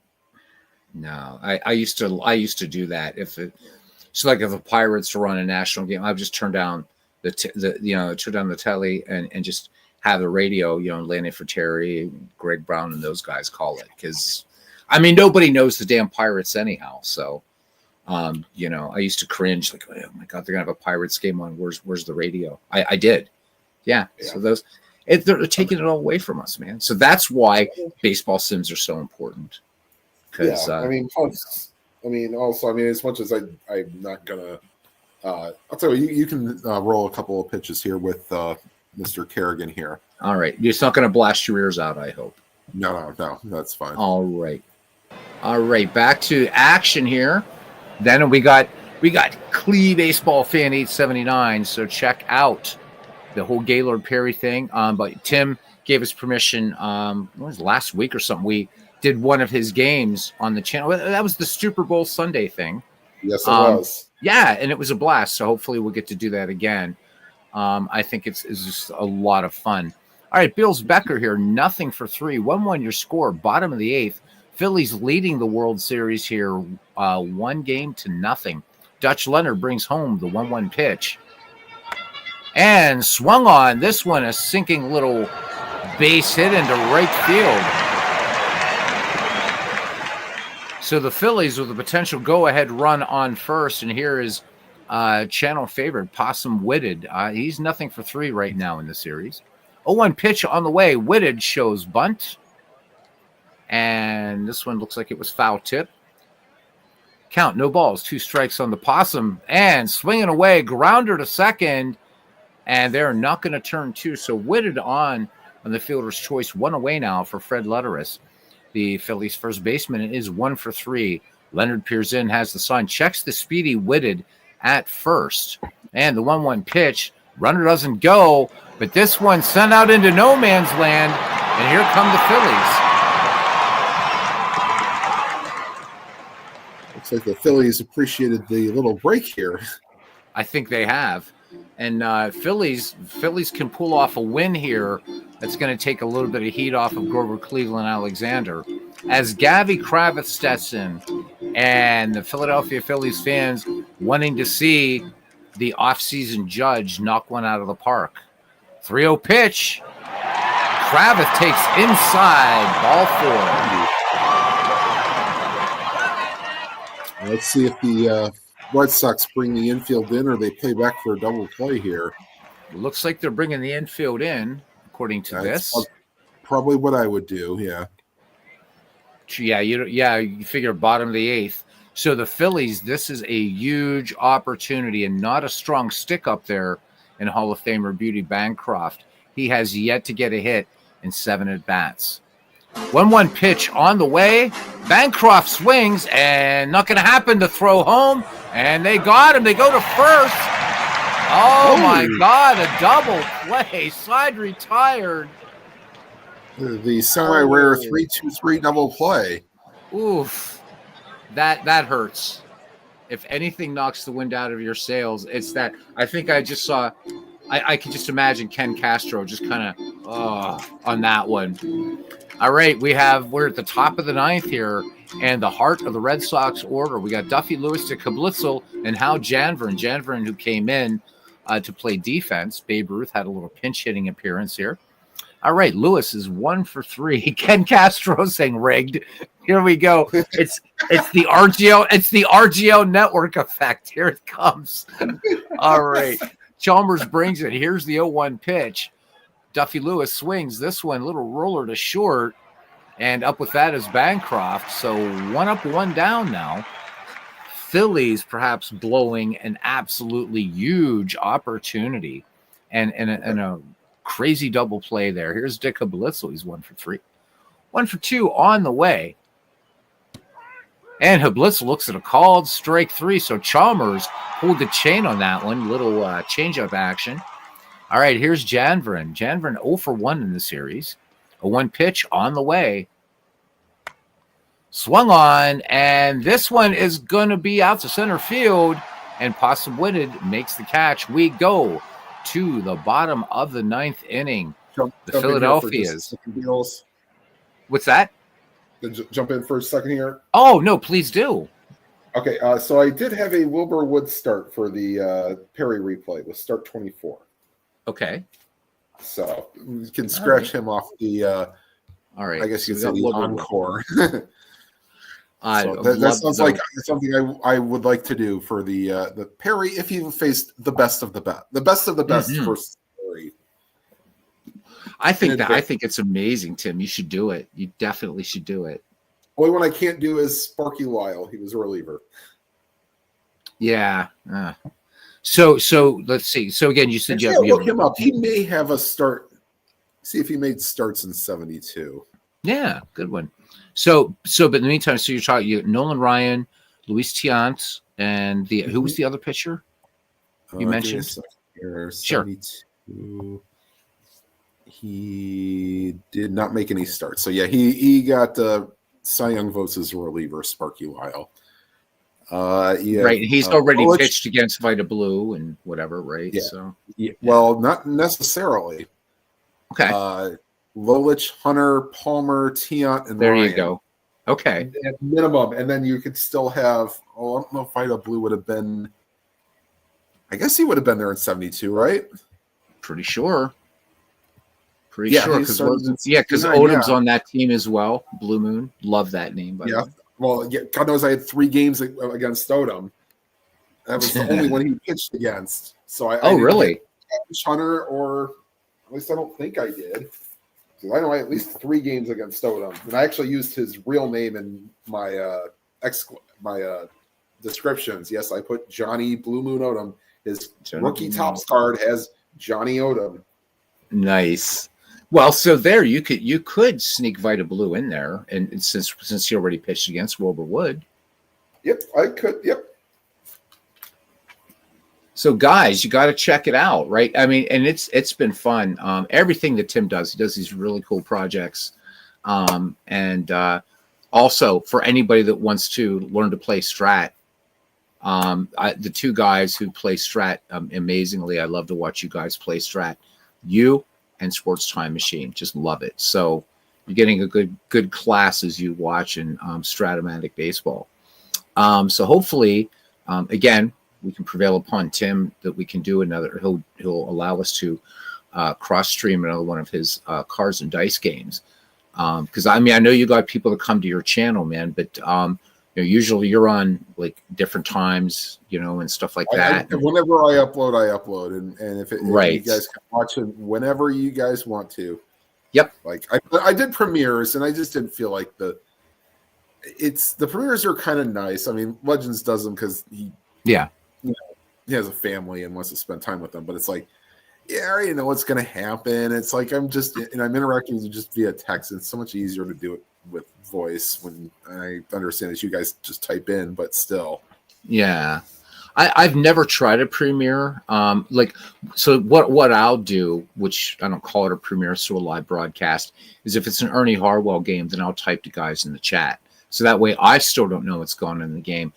But for a premiere, I think it's right because I would be one of those guys who I would have a tell, right? Because if it was a especially really, really good game and I knew what was going on, and I would have to I don't know how Legends does it, right? Because he knows he knows what's going right, like you say, right? He knows how the game ends, everything that happens. And so I'll just say Mel Lott coming to mind for some reason because he's been tearing up the league for him, right? So he knows in a particular bat, Mel Lott's striding to the plate in a close game, and he knows Mel Lott's going to crank one, right? But he's got to like. So I don't know what any of these guys are going to do. So I think doing a premiere is actually harder than either just recording the game or doing it live, like this. Yeah, it's because I'd be like, all right, here's Mel Lott. He's 0 for 3 today, but inside I'm thinking, dude, she's going to crank a 3-run bomb, but I can't say it, Right, yeah. What would be the point? So, all right, so we got Milt Stock here, the bottom of the ninth, leading off. Yes. Let's continue this barn burner here. Tim keeping me on the straight and narrow here, guys. All right. So Milt Stock 1 for 2. Dutch Leonard in the game, staying in. 3 strikeouts, 3 walks. The Phillies left the bases loaded and just a crazy double play to kill that little rally. 1-1 pitch. Here we go. And this one lined out to center, and it's going to go to the wall. Extra bases. Phillies looking for a walk-off here in the bottom of the ninth to take a 2-0 lead in this World Series. All right, here's Bert Niehoff. Reindeer Bill Killefer waits on deck. Niehoff 2 for 2 today against Dutch Leonard. And little bunt to third, and that's going to move the runner over. That was classic dead ball action right there. Classic dead ball tactic. Your number 7 hitter moving Milt Stock over. Not just dead ball, that's classic fundamental baseball. Fundamental baseball that we don't see a lot in the game that they're calling baseball now, I think. Well, thankfully, you did see it in the postseason for the Guardians, and especially after they called it. This is very true. Why don't they just throw a bunt down here and find? They did. I was like, yay! All right, I sometimes wonder if the shout it out loud. I'm sorry, kiss method would work. Oh my God, I love it. So I have to say, they don't call him the best color man in the league for nothing, folks. He's here. Oh my God. All right, here's Reindeer Bill. So the winning run just 90 feet away for the Philadelphia Phillies. And Killefer not seeing Dutch Leonard at all today. Nothing for 3. 1-1 pitch on the way. Killefer swings, and this ball game's over. The Philadelphia Phillies win it. Killefer with a walk-off RBI single. And we're going to watch them do the little silly jump around home plate. Stadium cheers. Yay! And that remark, copyright 2025 RGL Network. All right, let's look at our quick recap, and then we'll talk to Tim some more. So the Philadelphia Phillies extend their lead in a low-scoring affair. The Phillies get a strong game from starter George Chalmers, but it was some clutch hitting that ultimately delivered the win. Phillies took the 2-1 win over the Red Sox in Game 2 of the World Series in a ninth-inning walk-off. The win capped off a fine outing for right-hander George Chalmers. Chalmers, 9 innings of 5-hit ball in the win, which gives the Phillies a 2-0 lead in this best of 7. Reindeer Bill Killefer was the walk-off hero for the 1915 Phils. With the game tied in the bottom of the ninth, the Phillies catcher hit a dramatic run-scoring single to send the teams home. All right, so looking at our you guys have watched the whole game, so Each pitcher going the distance. Dutch Leonard in a losing cause, 8 1/3, 9 hits, 2 earned runs, walked 3 and struck out 3. Chalmers goes the distance. 9 innings, gave up 1 run, and it was not earned. So the pass ball fiasco. Walked 1, struck out 3. So your player of the game, deservedly so, George Chalmers. So that will be game 2, and we'll go ahead and finish today. So, and today, because it's a travel day. So there you go, Cousin Ken. The Philadelphia Phillies leading the Red Sox 2-0. When we return to this World Series replay, Philadelphia will send Erskine Meyer against Ray Collins, and that will be at Fenway Park at a future date. Yeah, so made this more difficult. It has to be as so. Now Clinton Park's yelling rigged. All right, we're going to go to the main screen. So yeah. So Tim, I'm liking this. So this best of Cleveland idea, I think that's cool. That's cool. And you're welcome, Cousin. I sort of predicted. I was like, well, the 2016 Indians have much better pitching than the 97 Indians do. Mm-hmm. So I knew there was going to be a big, and spoiler alert, the first 2 games, not really close. Not really close. All right. Yeah, I thought it'd be a little bit of a struggle, but first 2 games, not so much. And I'm sort of using like what their lineups were. Like, I think game 1, they may have used a lefty for the Indians for 97. So I used the left-handed lineup that they used. Mm-hmm. And so it's just been, whatever lineups they had for that game, the World Series is what I used. So since both won 7 games, you get a kind of representation of what they were going to use in, real life. So those, plus, please go ahead. I have not used the 97 or 98 season that I have. In fact, I haven't used 76 either. So. Those Indian teams in the mid '90s, I really thought they were gonna do it. What a heartbreaker! And the Braves, right? They won the Atlanta, that in the '90s, right? America's team, the worst part is that I don't think there was a "the" attached to '95. We were just happy to have, after 40 years of not. Well, okay, let's just say this. From 1960 until 1993, of having not great baseball. Okay, yes, a couple of those teams did finish over 500, but you didn't finish better than 4th. So you knew you were against the biggest stacked division, Yankees. Mm-hmm. And Royals would think were in the, Royals would have been in the East. So, yeah, you had to contend with them in the 70s. Tough, yeah. You had tough divisions. I mean, the Orioles in the East in the 70s. So you knew there was no way you were competing with that. No. So, to finally have that good. And then 96, you win 99 games, and you just pooped the bed against the Orioles. 97, they only won 87 games. So it was like, to get to the World Series you had to beat a very good Yankees team who a year later would win 114 games. Mm-hmm. Then, you had to face a very good Orioles team that, they lost game 1, and then the ghost of Armando Benitez blew them game 2, and mm-hmm. They won another game in walk-off fashion. So it was like, the series could have gone either way. So you guys have just had some hard luck, man.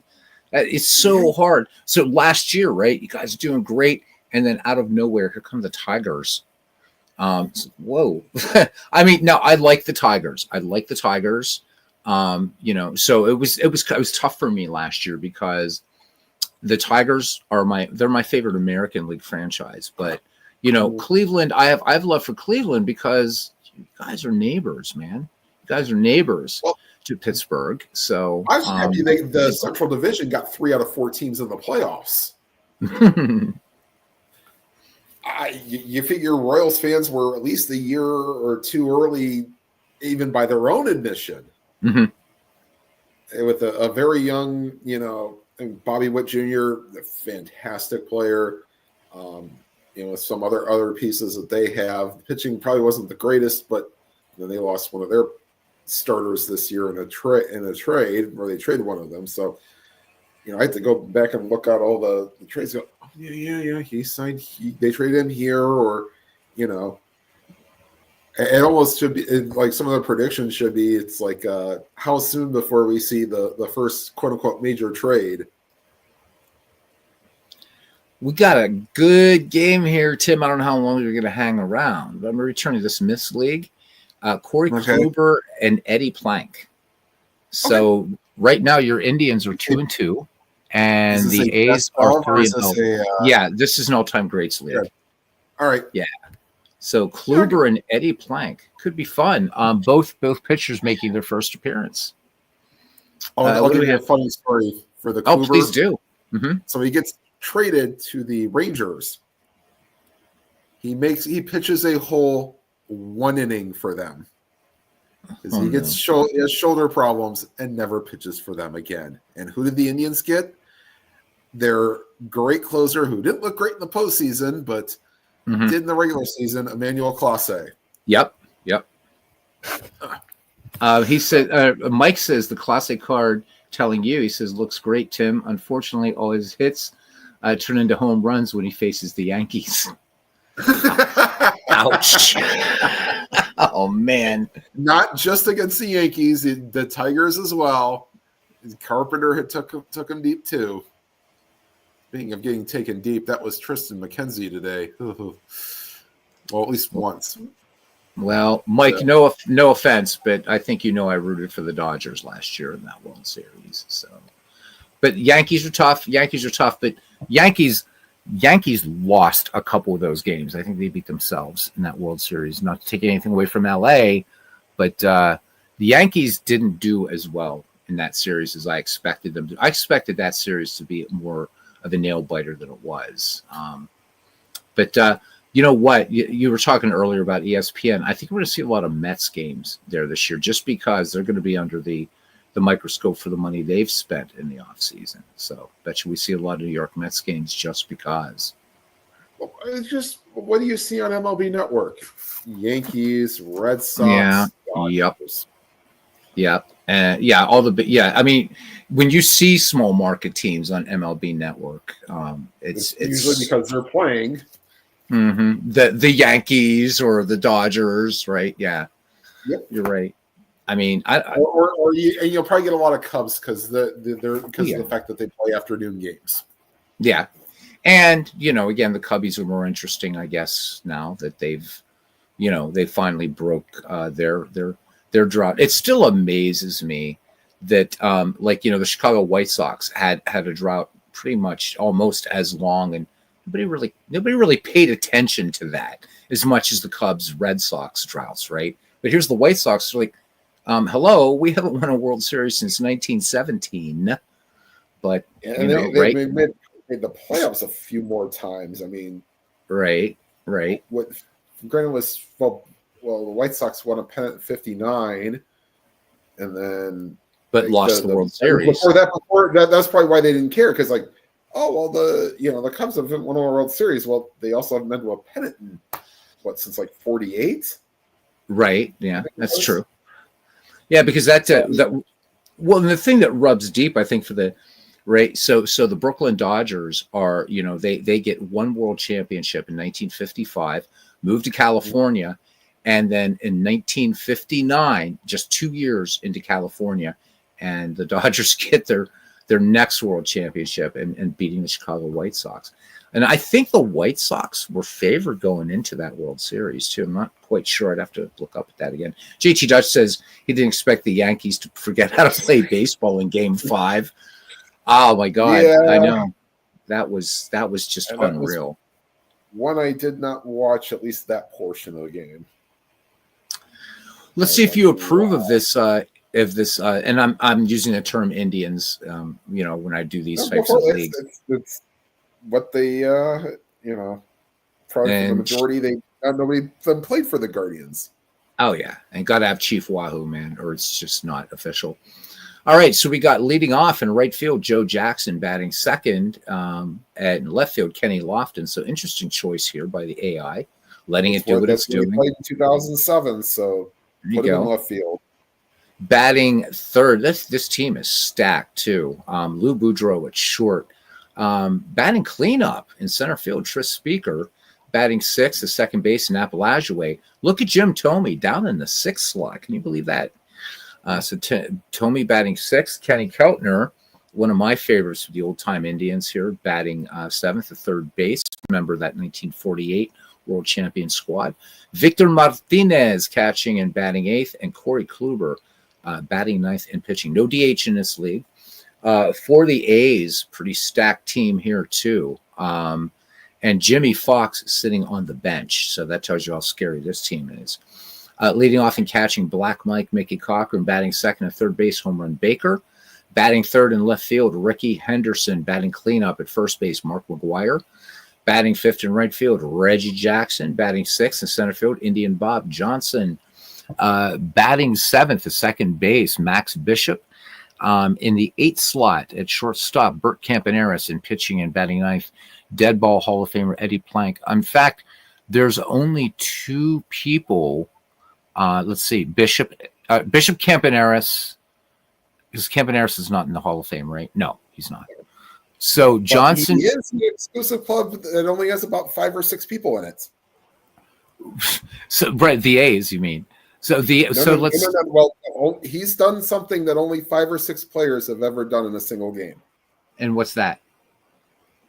Let me see if I can name another one. Cesar Tovar has done this. We got a trivia question here, guys. Pay attention. Okay, what is it? Here we go. So Bert Campaneris is one of about 5 or 6 people that have done this in a single game. Another player also in this club is Cesar Tovar. Okay. Let's put our thinking caps on here, gents. JT Dutch says, JT Dutch and Mike says that played every position. JT Dutch has it right. Played every position. Wow. Didn't know that. Yeah. So there we go. Bert Campaneris, we'll give him the nod on that one. Lots of Hall of Famers in this game. Yeah, so JT, what I've done with this league is I haven't tinkered with lineups really. I am like some nights on broadcasts, I'll if there's enough guys on, like, hey, can we look at this roster, that roster, and then I'm tweaking lineups as I go along. So yeah, Truth Horse Wilkie said played every position except pitcher. So yes, the AI set these up. I haven't set up any sort of manager tendencies in this thing, so to speak of. This is just something just for fun. I never really intended this to be a quote unquote serious project. The Decades League in Action PC is something that I'm more invested in, I guess. But I just love all-time greats leagues. And, I may go back and as I'm going through this, through the first pass through, fine-tuning lineups. And, certainly I'm open to doing that because, I don't think Speaker should be batting fourth. Great hitter, but he's not a cleanup hitter. Even though he's the all-time major league leader in doubles, that doesn't usually get you the 4 slot. But I want to go in also, and I do want to give Jimmy Fox some playing time. The fact that he's sitting on the bench just irks me. I mean, yeah, McGuire had, all these home runs, but Jimmy Fox out-hit him. I mean, just more home runs. And, second only to Babe Ruth, and he retired. But that being said, this is really just fun at this point. Clinton Parks. So Clinton Parks, see, he's going to make me go to the Sabre quiz because he was here that night for that. He says, why must we insult the professor with such simple questions? And JT says, right, I'm just Clinton, does Clinton want to try to have me up the ante a little bit? I think you should, Tim. I think you should. All right, Clinton Parks, who are the 3 players who have hit home runs from both sides of the plate in the same inning? Ow. Ooh. Brain burn. Okay, no baseball reference, no Googling. I'm watching you, Mr. Parks. Dr. Parks, I should say, Professor Parks. All right, I'll tell you what, JT. Let's go in and we'll tweak lineups for both of these teams. Let's do that. All right. So let's do Cleveland first. All right. Let's do it. All right. So where do we really want these guys? All right. So looks like they're going to be facing a lefty going up. So Tim, you're the Indians guy here. So I'm willing to change these lineups. I'd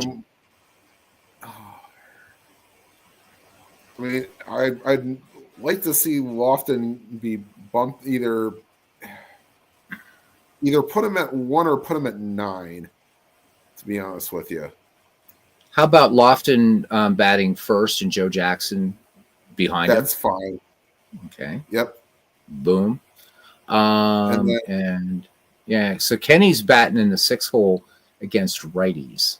Do you agree with that or not? Sure. See, I think Boudreau's too high up. I would probably bring Lofton up and put Boudreau down in the 6th spot. In fact, why don't we just do this? Same thing. Also, Tommy earlier in his career didn't really play against lefties. So is he good down in the 6th slot, or do you think take him out? I think I'm okay with putting him down there against lefties. Okay, clean up against righties. Yes. Okay. Yes. I think Speaker is pretty good at 3. Now Lajoie, you know what though? You need speed and you need down at the bottom of the lineup too. So I think Lajoie is okay in 7. Yeah. Well, and then if you need speed at the bottom of the lineup, then why is Victor Martinez down there? Yeah. Well. So what do we have though? I mean, we got Steve O'Neill. And so I mean, I think you're going to get a little bit more. Certainly, you're going to get a little bit more pop out of Martinez. So. But then that begs the question: do you want to move Martinez up a little bit in the order, and maybe put Boudreau at 8 and put Martinez at 6? That's fine. By the way, JT Dutch, Eddie Murray is not one of the answers. So JT Dutch says Lofton, Lajoie, Jackson, Tomey, Speaker, Boudreau, Rosen, Martinez would be his lineup for. So how close are we here? So he's putting Lajoie in the number 2 hole. Lajoie, tough hitter. So JT says he's stumped on your question. Okay. Stump. Anyway, where's Clinton Parks? Where's the professor? Did he go on sabbatical? He's going sabbatical. I don't know. All right, let's go with this for Cleveland. All right. Why does it say continue play game versus Reds? Oh, that's because I'm acting as the Pirates. Hang on here. I'm going to apply for another job here. You can do act as, but to really do deep stuff, you have to actually go and work for another team in out of the park baseball. So there we go. I'm now the manager of the Cleveland Indians. There we go. All right. We should look at the A's. And look at their lineup because I want Jimmy Fox in the damn game. Clinton Parks, you have 2 out of the 3. Okay, so Carlos Baerga, Mark Bellhorn. Yep. And we'll give you that. And Kendrys Morales is the other one. Very good, Clinton. There he got. All right. So do we go to the Sabre quiz? Because were you here that night that we did that? We did 10 questions from Sabres baseball quiz. I was not here for that. It's brutal. It's brutal. I believe it, especially if you give me anything prior to say the 70s, I'll forget it. Who got Cy Young Award votes? Like anything with like who got votes or who was like anything other than. In fact, I don't even remember MVPs. All right, let's do a couple here. Now, you guys are going to have to trust me that I do have the answers off screen. We did the first 10. So let's start with, we'll start with number 11. All right. So no cheating, guys. Yep. All right. No cheating. I'll post my retro sheet and baseball reference here. And yes, I need the answer key because this is really tough. Okay, so here we go. I'm going to have to, because if I put this over here, guys are going to see the answer. So I'm going to have to peek at the chat every once in a while. All right, here we go, guys. What 4 modern major league clubs were originally in the American Association? This should be pretty easy for you guys. So Ken and Clinton should get this one. So again, what 4 modern Major League Baseball clubs were originally in the American Association? So they had their roots there and became their national counterparts. Let's see. We're gonna wait, and Tim, we can still talk here, and we can look at the A's lineup. Okay. So we can definitely do that. And let's go to Oakland. Oaktown, as they call it in Sons of Anarchy. All right, so yeah, Jimmy Fox, baby, you're in there, and this is an easy swap. Fox for McGuire, both ways. Not that I'm not a Mark McGuire hater, but Ricky Henderson needs to be in the leadoff spot, I think, for the A's. Yeah. No, I mean Mickey Cochran. That's not working leadoff for me. I don't know what kind of algorithm or whatever this is. Okay, so JT Dutch. Yes, JT Dutch has got one of them already, the Dodgers. So there's 3 more.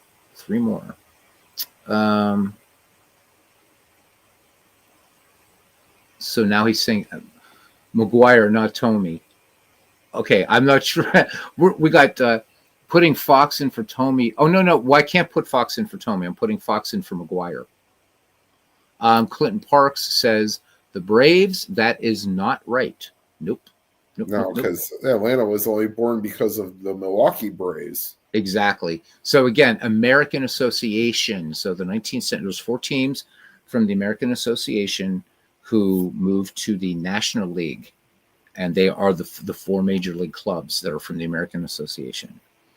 So they're the oldest team ever in baseball, the Braves, but they are not one of the American Association clubs. Clinton, that's the right. That's the little kind of curveball in the question. The St. Louis Cardinals, are we? So Tim has gotten number 2. So there are 2 more. So we have Dodgers and Cardinals. There are 2 more clubs. And Sports Time Machine says the Reds. Yes. Now there's 1 left. Good job, Mike. Yeah, absolutely, Mike. So, yep, Dodgers, Reds, Cardinals, and there's 1 more. This is a brutal quick. This is where I learned the thing about Warren Spahn, who had as many wins as he had hits in baseball. And for each club that he was with, Tim, he had the same amount of wins and hits. That's just spooky. Well, the easy one is Stan Musial having as many hits on the road as he did at home. Weird. I just baseball gods. 1815 to 1815. That is spooky. Or the other one is not the A's, and it is not the Browns, guys. Nope. Is Alvin Dark telling Gaylord Perry that man will land on the moon before you hit your first home run, and 2 hours after man landed on the moon, Gaylord Perry hit the home run. Hit his first home run. However, that was not the only home run that he hit in his career. That's what a lot of people have as a misconception. Like that was the only home run he ever hit. No, I think he hit 4 or 5 in his career. So that was not his alone home run. I will say this though, the spoiler alert, he almost goes deep in one of my in the games I just uploaded today. I can tell you which one, but yeah. Spoiler alert, we don't want that. Clinton Parks got the last one, the Pittsburgh Pirates. Absolutely. All right, so I thought that was going to be easy. All right, now it gets a little bit more difficult. All right, number 12. What 7 men in uniform for the 1993 World Series were, during their career, named World Series MVP? Okay, so there's a little tricky question. It's a tricky one. So I'm going to read it again. Jack Morris is 1. Yes. Yes, for the 90. So any player on the 7 players in 93 that were World Series MVPs. Well, what 7 men in uniform for the 1993 World Series were during their career named World Series MVP. Okay. Number 2 is Pat Borders. Pat Borders, you got it, 1992. Yeah. Let's see here. Okay, so let's see. Truth number Hurts says. 3 is. Let's see if Kirby made it here. Number 3 is Curt Schilling. Curt Schilling, definitely. Yep, 2001. Yep. Let's see here. I think there's one nobody's going to get. Okay, so uniform does not necessarily have to mean player, right? Not during the 1990, but they were in uniform for the 1993 World Series. So, but as you mentioned, was the Phillies pitching coach, and he was the 1955. There you go. That's the one I didn't think anybody was going to get. Johnny Padres, absolutely. Okay, 1955 World Series as well.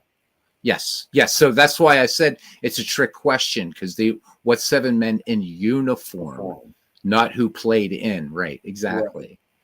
Right. Okay. So let me see. Is Henderson on the list? Is World Series MVP. Nope. No Henderson. Okay. I told you this was, and no Kirby Puckett. This is a brutal quiz. 93 was the Phillies and the Blue Jays. So. All right. Paul Molitor was.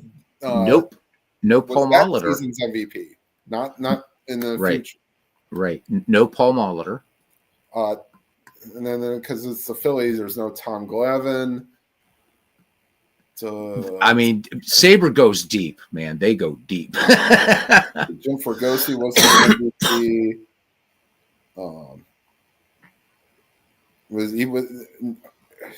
Henderson? Dave Stewart won the MVP. He was with the Blue Jays, so Dave Stewart. Dave Stewart, you are right. No Ricky Henderson. No. Nope. Let's see here. Not from, again, these 7 guys in the 1993 series in uniform that were World Series MVPs in their careers. So let me see. Who did we wait? Did anybody say this other guy yet? Okay, so we got Borders, we got Morris, we've got Stewart, we've got Padres. Mm-hmm. There's 2. There's still 2. There's still 2. No, there's 3. There's 3. Joe Carter was not World Series MVP. No. Nope. Let's see here. But he's a big fan of Mitch Williams. Yeah, he is.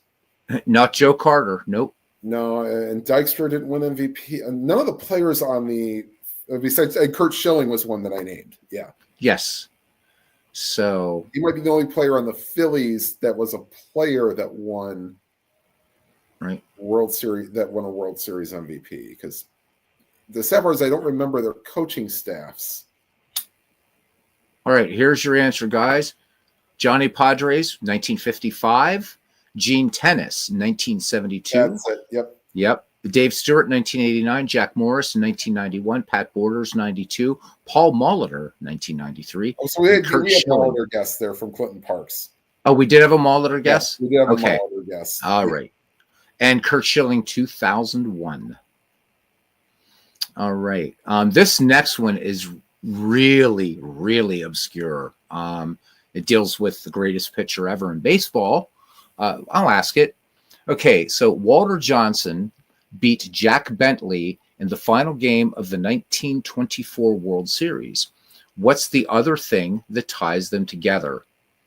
So good luck.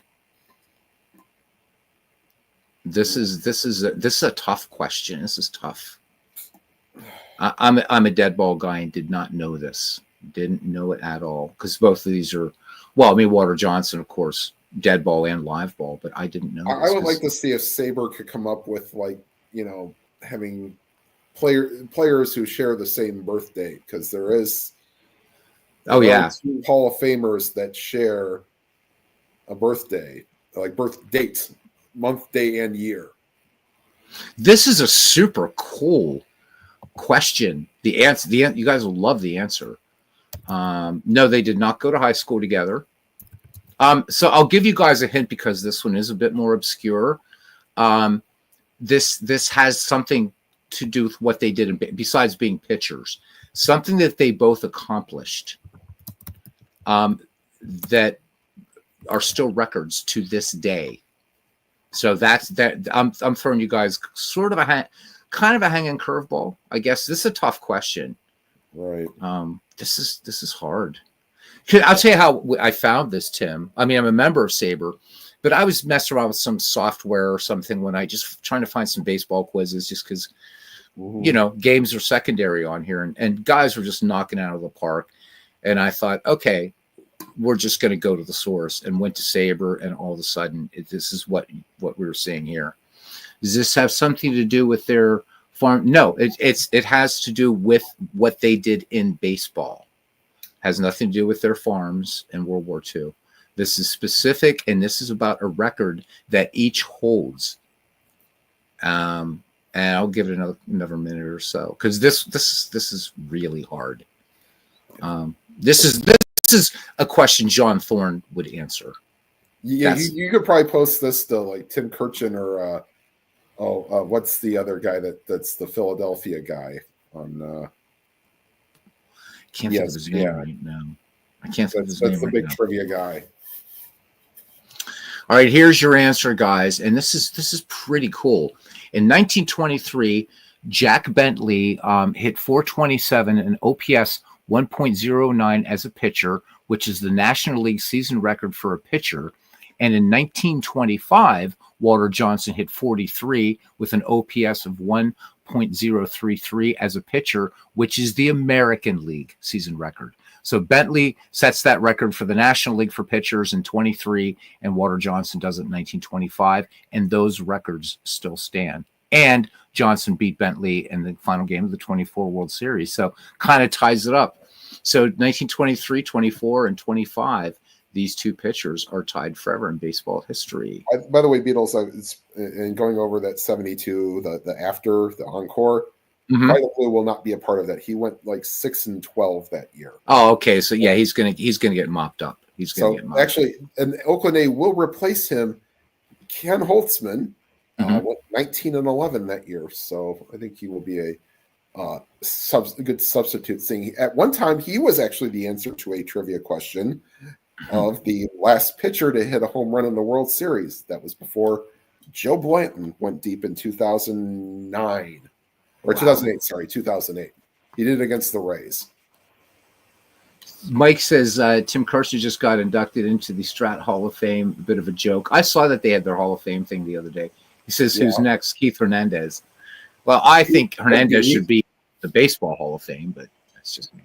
And Robert. Him and like Doug Glanville are two that I know are like big, kind of in the media that were big Strat players. But Hernandez has mentioned it more than once, but Glanville has not been on it. He's sort of been like a TV analyst, so he can't break out any Strat, things on the air. But that one time, what was it, like 2020 or 2021, when they did the PC game and then just kind of didn't do any play-by-play, just kind of let it run on auto. It was like, why? Why exactly? All right, guys. I was like, I'm done. This, I know, right? This next question, I think you guys will get pretty quickly. All right. Who was the first African-American player inducted into the Hall of Fame who had not played in the Negro Leagues? So this one should be a hanging curveball. I mean, relative to the other questions in this quiz, because the next one is hard. We'll just do one more after this. So again, the first African-American player to be inducted into the Baseball Hall of Fame who did not play in the Negro Leagues. Willie Mays did. Yes, he did. Okay. So it's not Mays. It's not Hank Aaron, because I know he played in the Negro Leagues. Played for the Indianapolis ABCs or Clowns, one of those two. Yep. This is not Hank Aaron. I think it's Pop Stargell is too late. Yeah, Stargell's too late. And JT Dutch says he thinks Hernandez should get the nod. Hall also, best fielding first baseman in history by a country mile. It is not Roberto Clemente. Clemente actually is the first, I know some people might have argued Minnie Minoso, but it was really Clemente that broke open the doors for Latin American players. But it's not Roberto Clemente. No. Let's see here. Oh boy. Maybe not so much of a hanging curveball. I thought this was. I mean, again, relative to the because when you hear the next question, you'll see why I thought this was a hanging curveball. And guys, I'm looking at these like I had like before tonight. I only did the first 10. So all right, guys, I'm not going to leave you hanging. Nope, it is Bob Gibson. Bob Gibson, okay. Bob Gibson. So Bob Gibson was inducted to the Hall of Fame in 1981. Unlike Willie Mays, Hank Aaron, Ernie Banks, and other Black Hall of Famers who made their major league debuts in the 40s and 50s, the Cardinals pitching legend did not get his start in professional baseball with the Negro League club. So Bob Gibson, there we go. How about it? All right, last question for tonight. This is hard. What Hall of Famer was and this is why it's hard because of the club. What Hall of Famer was the first St. Louis Browns player to hit 2 home runs in a game? Nope, Jackie Robinson played in obviously he played in the Negro Leagues. So it was not Jackie Robinson. It was Bob Gibson. Pretty cool stuff. This next see why I thought the Bob Gibson question was a hanging curveball, because this is like a nasty Christy Mathewson fadeaway or Carl Hubble screwball. So what Hall of Famer was the first St. Louis Browns player to hit 2 home runs in a game? Yep, Robinson played for the Monarchs. In fact, Buck O'Neill talks about that, and they said, Buck O'Neill said that everybody in Negro Leagues was really surprised that Branch Rickey went for Jackie. They said because Jackie had a really nasty temper, and they thought they might have gone with somebody who was a little bit more easygoing, but Rickey wanted somebody who had a reputation for having a terrible temper who wouldn't fight back, because Rickey felt that a guy that would be a little bit more compliant probably wouldn't have succeeded. And I mean, of course, history, right? Everything being 2020, Branch Rickey was right. Branch Rickey was like not wrong. The only thing I think that Branch Rickey, but again, he was following, I guess, his convictions, but it's kind of hardcore, was Branch Rickey objected against, right, in Ebbets Field, any sort of alcoholic beverage advertising. And that started kind of the rift between Branch Rickey and Walter O'Malley, which that's eventually what landed Branch Rickey in Pittsburgh, and Branch Rickey responsible for Roberto Clemente. So yay. All right, guys, this is a tough question. I'm just going to give you the answer. The answer is Branch Rickey. Rickey, later inducted into Hall of Fame as an executive, hit 2 home runs against the New York Highlanders on August 6th, 1906. Yeah. I'm so tempted to do number 16 because JT Dutch is in here. Yeah, I am. All right, one more because JT's in here. Which 5 Hall of Famers each played for only one manager who was also a Hall of Famer during their entire major league career? Kind of a hard question. Is one of them Lou Gehrig? Nope. No, because Gehrig played under Huggins and then McCarthy. Okay. Is one of them, well, now it would be like Alan Trammell for Sparky Anderson. Nope, he's not on here. He is not. Okay, but Hall of Famer playing for a Hall of Fame manager, right? So again, I'll restate the question. Which 5 Hall of Famers each played for only one manager who was also a Hall of Famer during their entire major league careers? Oh, so he has to be a Hall of Fame player as well. Okay. Yep. That's what excludes Alan Trammell. Yeah. Okay. Yeah, there's one guy no one's going to get here. Maybe 2. So Sandy Koufax, Don Drysdale. I knew JT Dutch would get the Dodgers. Heine Manouche is not one. Nope, not Heine Manouche. Not Chief Bender.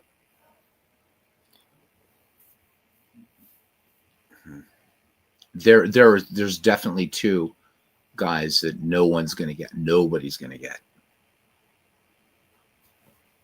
I don't know where Ken Castro. There's one guy Ken Castro might get. But I don't think he's here now. So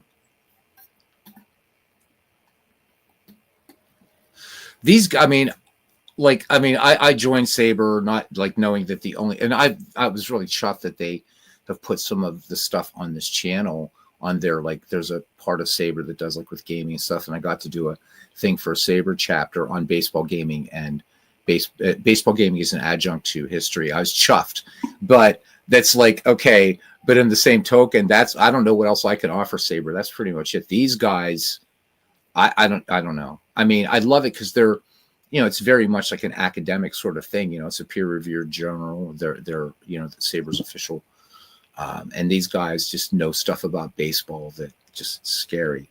Nope, not George Kelly, not Mel Ott, but not Bill Terry, but MV. I'm going to give you a little bit of a hint. You've got the right club. You've got the right club. Not Willie Mays. Nope, and it is not George Kelly. But MV, you've got the right club.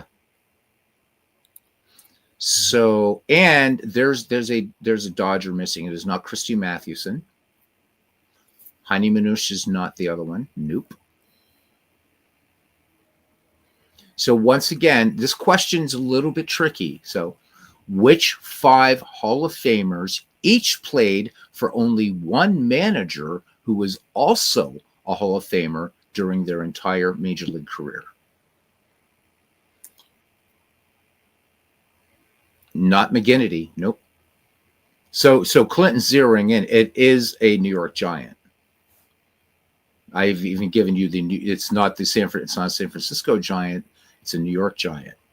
And there is a Dodger still missing too. JT. So giving out some little bit of clues here. There's a New England player. That's all I'm going to say. There's a New England player missing as well. And he's the guy. He's the guy I don't think anybody's going to get. It is not Zach Wheat. Nope. What a great player. But nope, not Zach Wheat. Yeah, Beatles, the World Series Hall of Fame one's sort of right up my alley because like I can almost go from like 2024 back to like 67 or 68 and know all World Series MVPs. Nice. So that when I got my when my dad got programs for the 97 World Series because he went and so they had like the World Series MVPs, from 97 back to Frankie Frisch. We got there's Frankie Frisch. There's another. Yep. Good job, MV. Not Haas Radborn. Nope. All right, guys, here we go. Here's the answer. Don Drysdale, Sandy Koufax, Ross Youngs, which I didn't think anybody would get, and nobody did. Harry Wright, which I didn't really expect anybody to get, and Walter Alston. So Drysdale and Koufax's manager, Walter Alston. Alston's manager was Frankie Frisch. Young's and Ross Young's manager was John McGraw. And this is a shitty thing, but it's true. Harry Wright's manager was himself.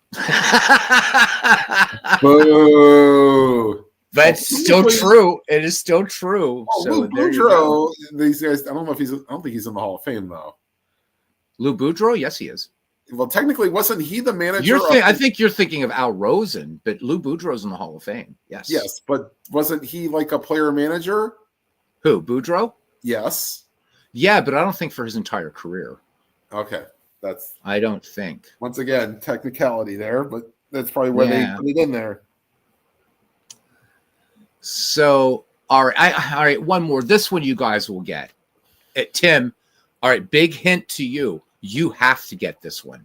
Oh, jeez. Yeah, here we go. And then we'll stop at 17, I promise. Okay. Of the sluggers with more than 600 career home runs, who is the only one to never win an MVP award? When was this written? The Saber quiz? Yes. Saber 50 at 50. So when did they do this one? When did they do this? So how old is 50?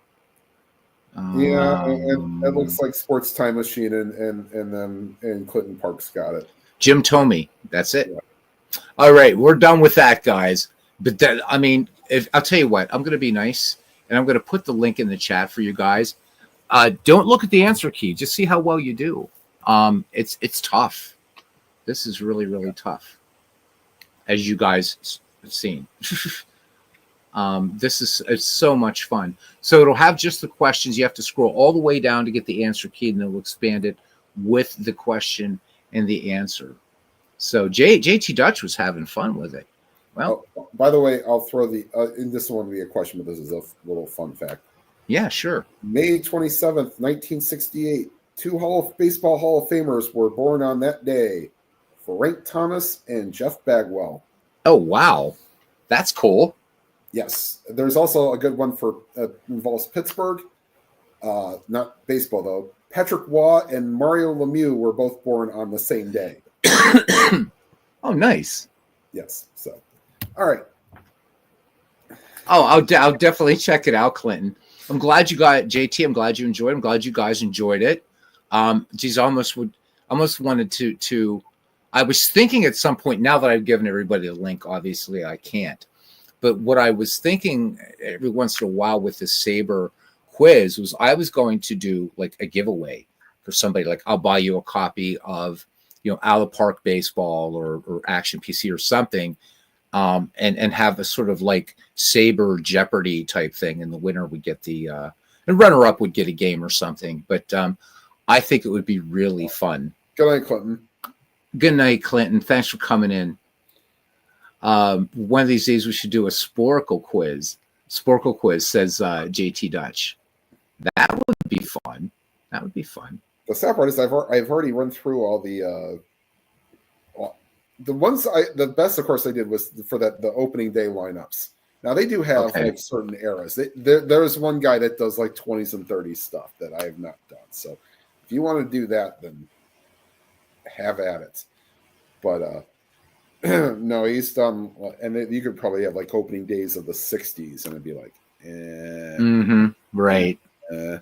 Like so the reason I love this quiz is because all of you guys that come in here in this family, this baseball family, you guys are all super knowledgeable baseball fans, and that tells me just like right that I mean, and these are all good guesses that people were coming up with, but this is like crazy level stuff. And I'd noticed, in fact, when I did the presentation for Saber on gaming and history, that they liked it. And they're like, oh, we really never thought about that. But yet these are the guys that are coming up with these. And I mean, it's kind of interesting stuff. It's not like this like sort of weird trivia, because really, right, with that Bentley and Walter Johnson question, these guys set these records within 2 seasons of one another that still stand to this day. Or the Jim Tomey question, that was, I guess, the easy one. But think about it. Nobody guessed Bob Gibson. Right. Well, so that it's not like this stupid like thing like what was Moonlight Graham's uniform size or something like that. I mean, they're all meaningful questions thrown out to them, and granted, have to go through. You'd have to probably contact Hal at Strat, but go ahead. Usually, see if anybody answers it. The outfield ratings usually run from +5 to -5 for throwing arms, but they did grant at least one player a -6. Have they granted anybody else a -6 throwing arm? If Mike is still in here, Mike's the other big Strat guy here. The one I know for sure is Roberto Clemente. Yeah, that one I know for sure. I have his 71 card. Mike says Clemente. Yeah. Yeah, he was a -6. Did they ever bestow that on anybody else, or was it just Clemente? So help me out here. So when you're talking a minus something, does that mean a more powerful arm? Yes. Is that what the Strat? Yes. Okay. The minus or the powerful arms. Yeah, because I mean Clemente had a howitzer. That's why I was asking. Right. So what did they give Vince like? Because he had a hell of an arm. Just him. And then I would also like to know what's the highest ranking they ever gave to a catcher from, because it sounds like that should be Johnny Bench or Ivan Rodriguez. For an arm, you mean? Yes. Wow. I mean, yeah, because Bench was. Whew. Yeah, and you say, oh, Earl Combs +3. There, Roy White in '72 was a +3 for outfield, and Coco Crisp also is another one that I think was a +3. Or I think both of the Blue Jays catchers. Oh, they had the Blue Jays in 2007. I don't think they had a minus arm either in outfield or catching. That's how bad they were. So wow. So Clemente is the only one to get that. That's really cool. Yeah. That's incredible. I mean, I mean, he would just, God, the arm he had. I mean, I never got to see him play. Neither did you. But seeing him on right after the fact, in YouTube videos and stuff like that. I mean, he just made. I mean, and these weren't like little bounce. I mean, it was like, holy shit! Airmailed it. Yeah. What an arm! Oh my god! Like if Ichiro could have. No, of course that one throw that he had, the something just out of Star Wars. Yeah, that one was. But if he could have done that consistently, like from the warning, like he did the turn and pivot and would throw. There's Ichiro had to kind of, charge the ball and do that. But he was going towards the line, right? Field, pivot, turn, and just Jesse Barfield did have a cannon. Corey Snyder, I think he got a -3 for 87. He had best arm I had ever seen. Nobody ran on him. So Mike says here, I'm going to highlight these because my eyes are getting weird now.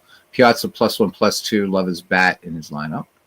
So you guys are speaking strat, so please, we're still talking about catcher arms or about fielder's arms here. Catcher arms for Piazza. Okay, so what's the worst rating for an arm in strat? Is that like +4? I think +4, +5. Okay. Although, because it's been ages since I played strat, so. Right. Although there are pitcher hold ratings, I have seen +7s and +8s. So pitcher hold is a super advanced thing. Okay.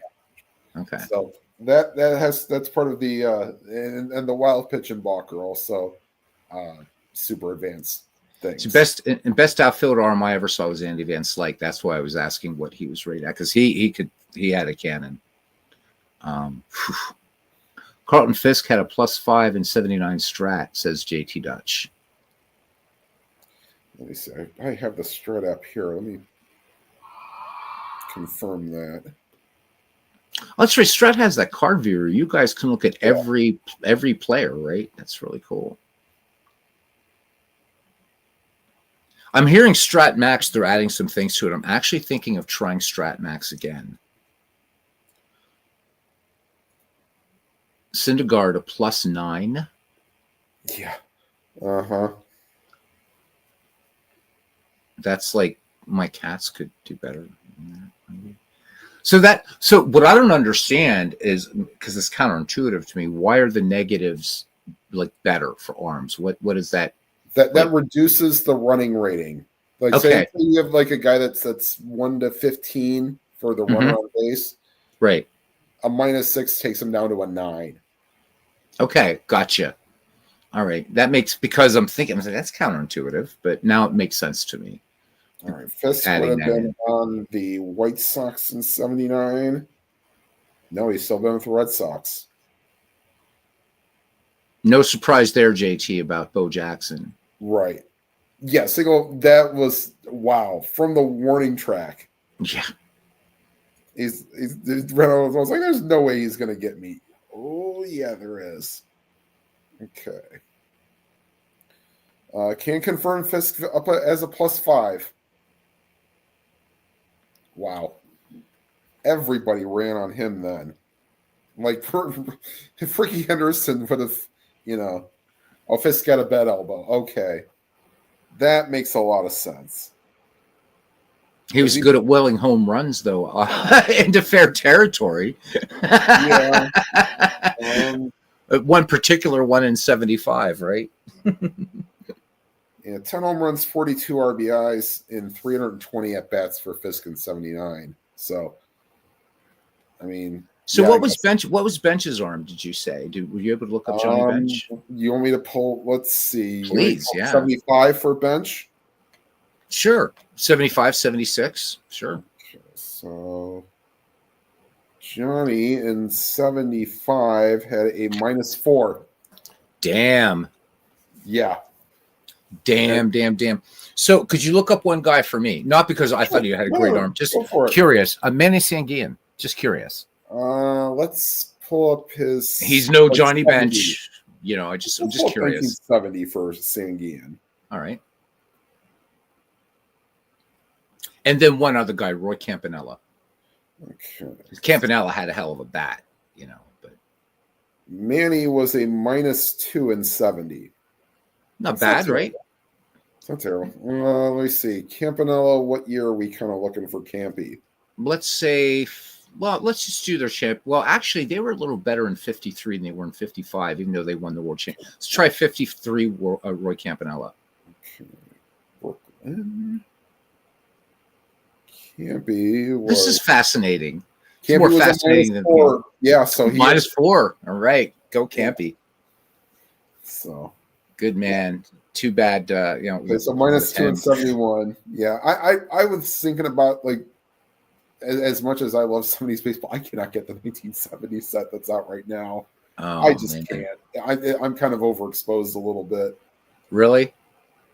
It's like, and the sort of thing is, the only thing left for me to do now is to do what Demos is doing with, but he's only doing the American League, is to play all the games. And I'd like to save that for 97 or 98. Because graduating high school, Tim's, would be a year that he could probably do. And plus, if I do 98, let's see if the Yankees can win 105 plus games in Strat. So when you do do you do what Robert does, like with like when you do a season replay? Do you use like a thing like, what is that thing called, ball score or something, to do the other games in the league? Well, do the thing is, when I've done my team replays, I've only done that team. Like, it wasn't until 2000 when I did the 2007 Indians that I did the other teams so I could see how they do in the playoffs. Okay. For that, I used we pulled it up on the site. It was the Ronbo, the I have the fast pitch. Thank you, JT. Yeah, it was Baseball Sim Research. Okay. They have a hyper fast scoring, at least through. Oh yeah, we showed that one night, right? Yeah, that's a great resource. Yeah, that's great resource. Oh, so that was what I used, and it was sort of a, up to this digit. Okay, sure, yep, I can do that. But I think the part for doing stats, I'd have to. Oh boy, I'd have to create one one worksheet per team, and then do type in all the players. And right, I went through some of the 98 Yankees, and I was like, Dale Swain played for the Yankees in 98. Okay. Yeah, he did. Yes, he did. I was like, wow. Okay. I just know that because he was a Pirate, so I knew that. Yeah. Yeah, he was a Pirate. And I was like, okay. And then there was half of those the pitchers that they probably used in September, and the other one is a future World Series MVP played for the Yankees in 98, and that was his only year, Mike Lowell. Oh wow. Okay. Yeah. He got traded to I don't know if I think he might have got traded to the Marlins. Let me pull up his career.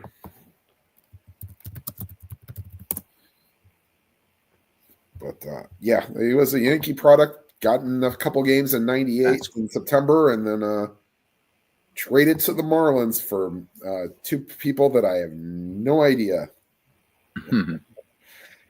One that the Marlins actually got right. The few times that they do make trades, sometimes they get it right, and it leads to a title.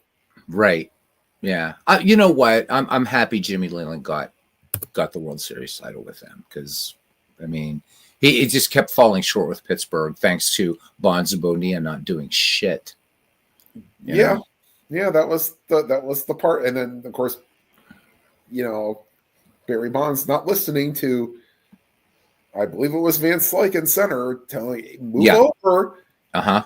Yeah, because Cabrera wouldn't have happened. Like none of that would have happened, and we would have gone to the World Series. But Well, to be fair, he eh, was still got a single, and you would have the next guy up, and then you take your chances. yeah. But what hurt it wasn't so much that it was Sid Bream, former Pirate, that Yeah, scored. And it was close. It was a close play, but I mean, Sid Bream did, and he still lives in the Pittsburgh area, and he does a lot of great things for charities around the Pittsburgh area. But still, it hurt that it was Sid Bream, because he was such a keystone. He was so much a part of that team that Sid Thrift built, and Sid Thrift was not treated very nicely in Pittsburgh when he was unceremoniously let go. He built those Bucko squads 90, 91, and 92. And look where it got him. but So again, nobody was beating the Reds in '90. So well, you know what? The Pirates, I have to disagree. The Pirates were so strong in 1990. The Pirates beat themselves in that series. They did. I mean, Bonilla striking out, popping out, Bonds striking out, popping out. It was the bottom of the Pirates order that kept them in there in 1990. But I in think that that was 1990 a World Series was right? boring, man. What's that? That was still a 6-game series, if I'm not mistaken. 1990 or the The Pirates Reds? LCS was, yeah. Yeah, but here's the thing, man. Jim Leyland, I mean, again, Hall of Fame manager Jimmy knew his baseball and smoked a lot of cigarettes in the dugout. We all know that. Hey, D. Scott, welcome in. But he started, I forget which game it was, but he started Ted Power against the Reds. And Jim's reasoning was, well, which he really wasn't a big part of the Reds organization, but Ted Power used to be with the Cincinnati Reds, and so he knows their lineup. And Ted Power got rocked. And I'm like, what are you thinking, man? Yeah, I mean, that was still the thing. Is like they had the Indians in 2016. They had a guy named was it Merritt? Yeah, Merritt, who started the clinching game against Toronto in the LCS. Right. And that was the only time they used it. He was on the roster. They had burned up one of their other starters in Game 6 in a blowout because he was pitching in relief. And then so you had Noodlearm Kluber, which we can go back, which is funny he's starting that game, who was completely gassed. We didn't know it at the time, but Carlos, hey, go ahead. So it was like, why didn't you pull what the Angels pulled in 2002? Nobody knew who John Lackey was. No, that's true. And it was like, oh, let's start him. He's fresh. Mm-hmm. Okay, and he got you 5-6 innings. I don't remember how long he lasted in that game. I remember more Game 6 when Ed Spezio's kid, who's now in jail, I believe he might be in jail now. Hit that 3-run homer after to put them ahead, or to get the comeback started, because it was Troy Gloss who hit the double to put them ahead. So baseball has so many great stories, doesn't it? So many great stories. God, its entire history. I mean, you could even just go back just no further than the 1960s and still have 500 lifetimes of great stories to tell. Another reason why I love the game so much. I decided to put Jimmy Fox in against righties in a starting lineup and Mark McGwire versus lefties. That way, they both get some playing time. I hate seeing Jimmy Fox sit on the bench. Yeah. So Jay says the Reds beat the Pirates in 90 with their tough lefties. Yeah, Browning, Jackson. They were. So Reds had the pitching. The Pirates in 1990 were in first place that entire season. And it always seemed like when the Pirates did well, the Reds did well. Look at the 1970s. Right. Yeah. More often than not, the National League, it was the Pirates and the Reds. They did us a number in 75 and we got them back in 79. But although I will say it's the same thing about the Expos in the 80s. Mm-hmm. Oh God, they had some fantastic teams. They got the Expos. Oh my God, yeah. The Carter and Raines and Dawson, and Mm-hmm. their pitching was kind of suspect a little bit. I mean, Rogers was good, but Yeah, but you get like you're should talking he about. have You come get out of the bullpen in '81? yeah, You but know, you got Reigns and Dawson on the same team. That's just yeah. insanity. That's just insanity. Yeah, Montreal had such, but they just didn't get the fan support, man, and that's tough. Well, was it fan partially. support, or was it up to the point where they finally got tired of them shipping all their best players out of town? Pretty much, yeah. I think it's a little of both. It's too would bad. a '94 World Series appearance have kept Marquise Grissom, Ken Hill, at least around for the next year? Maybe. But you never know. They could have been like, no, I'm still taking the money. Well, actually, no, they didn't take the money. They got traded. So maybe they stick around and they don't trade them. But who knows? They'll probably leave in free agency after, what year. So if we were to do a 1994 what if Montreal, who do we have? Should we look at Baseball Reference? I actually just did their starting lineup. So you have Moises Alou in left. Mm-hmm. You have Marquise Grissom in center and Larry Walker in right. That's sick right there. Yeah. You have that's a filthy outfield, man. Oh my God. Yeah. You have Darren Fletcher behind the plate, Sean Berry at third, Will Cordero at short. Oh my God. It reads like an all-star team. Mike Lansing at 2nd, and Cliff Floyd potentially at first. Wow. With either Jeff Facero, Mel Rojas, and Mel Rojas as probably your game one starter, right? John Wetland as or Ken Hill. It could even be your starter in '94 if you wanted to. I'd probably go of those three. I'd probably go with Facero, I think. Okay, and then you have John Wetland as your closer. Yeah, absolutely. Yeah, they were loaded. They were loaded. And then, bam, work stoppage, strike. I was like, oh, my God, poor Montreal. Yeah. And the funny thing is the Indians, and they were a game back of the White Sox. They didn't have the bullpen to get them anywhere in that postseason at all. Yeah. I'm sorry, but they still had some holdovers from the '93 team.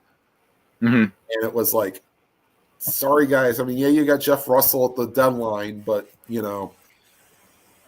it still wasn't going to be enough. And plus you still had your Mark Lewis's and your, granted you had your good lineup, but just, I don't know if it was going to be good enough, especially since the Yankees were good.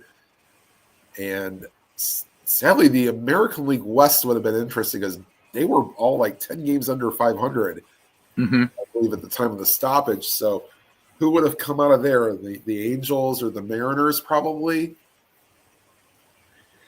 So I'm looking here. I'll bring it over here for everybody to see. As I'm on the Bible here, Baseball Reference. Yeah. So just looking at the American League team.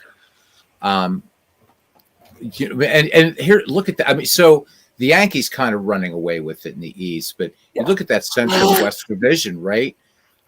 Chicago finished a game up on Cleveland and Texas, but you know what? I wouldn't have Texas represent. I mean, there you go, right? Because we were talking about that sub 500 crap.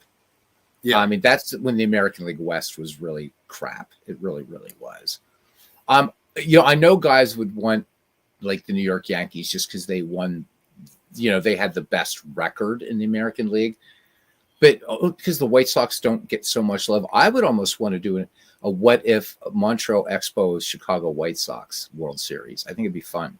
That'd be rather. So you want to talk about 81 teams that get screwed? What about the Cincinnati Reds? Let's look at 1981. You're catching a cold there, brother. The National League, but because they didn't win either half, they didn't make the playoffs. Yeah, let's look at the NL. The NL. There we go. So Reds a half game back of the Dodgers that year. Yeah, but in the first half, and then the second half, a game and a half back. Yeah, the Dodgers end up where the hell are they? So the Dodgers fade in the second half of that Right. ill-fated season, and the Astros kaboom. Wow, yeah, the Reds just get. And look at Montreal again, getting screwed. Well, no. This is the year they did not get screwed. This is the year they made the playoffs. Who, Montreal? Right. No, but I mean, not getting to like going all the way. You know what I'm saying? Right. Yeah. Blue Monday. Yeah. I'll tell you something about the 81 Reds. Says they were overrated. Well, I don't know. First half, JT, they're a half game back of your Dodgers. And in the second half, they're a half game back of the Astros. So, I mean, it seems to me like the Reds were keeping a pretty strong pace there. Yeah, for 162 games, that would have been a good pace, but that's not how they did it. And the funny thing is, so the other story was, I guess if they would have stopped the first half when they said they were going to do it, the Indians would have been in first place.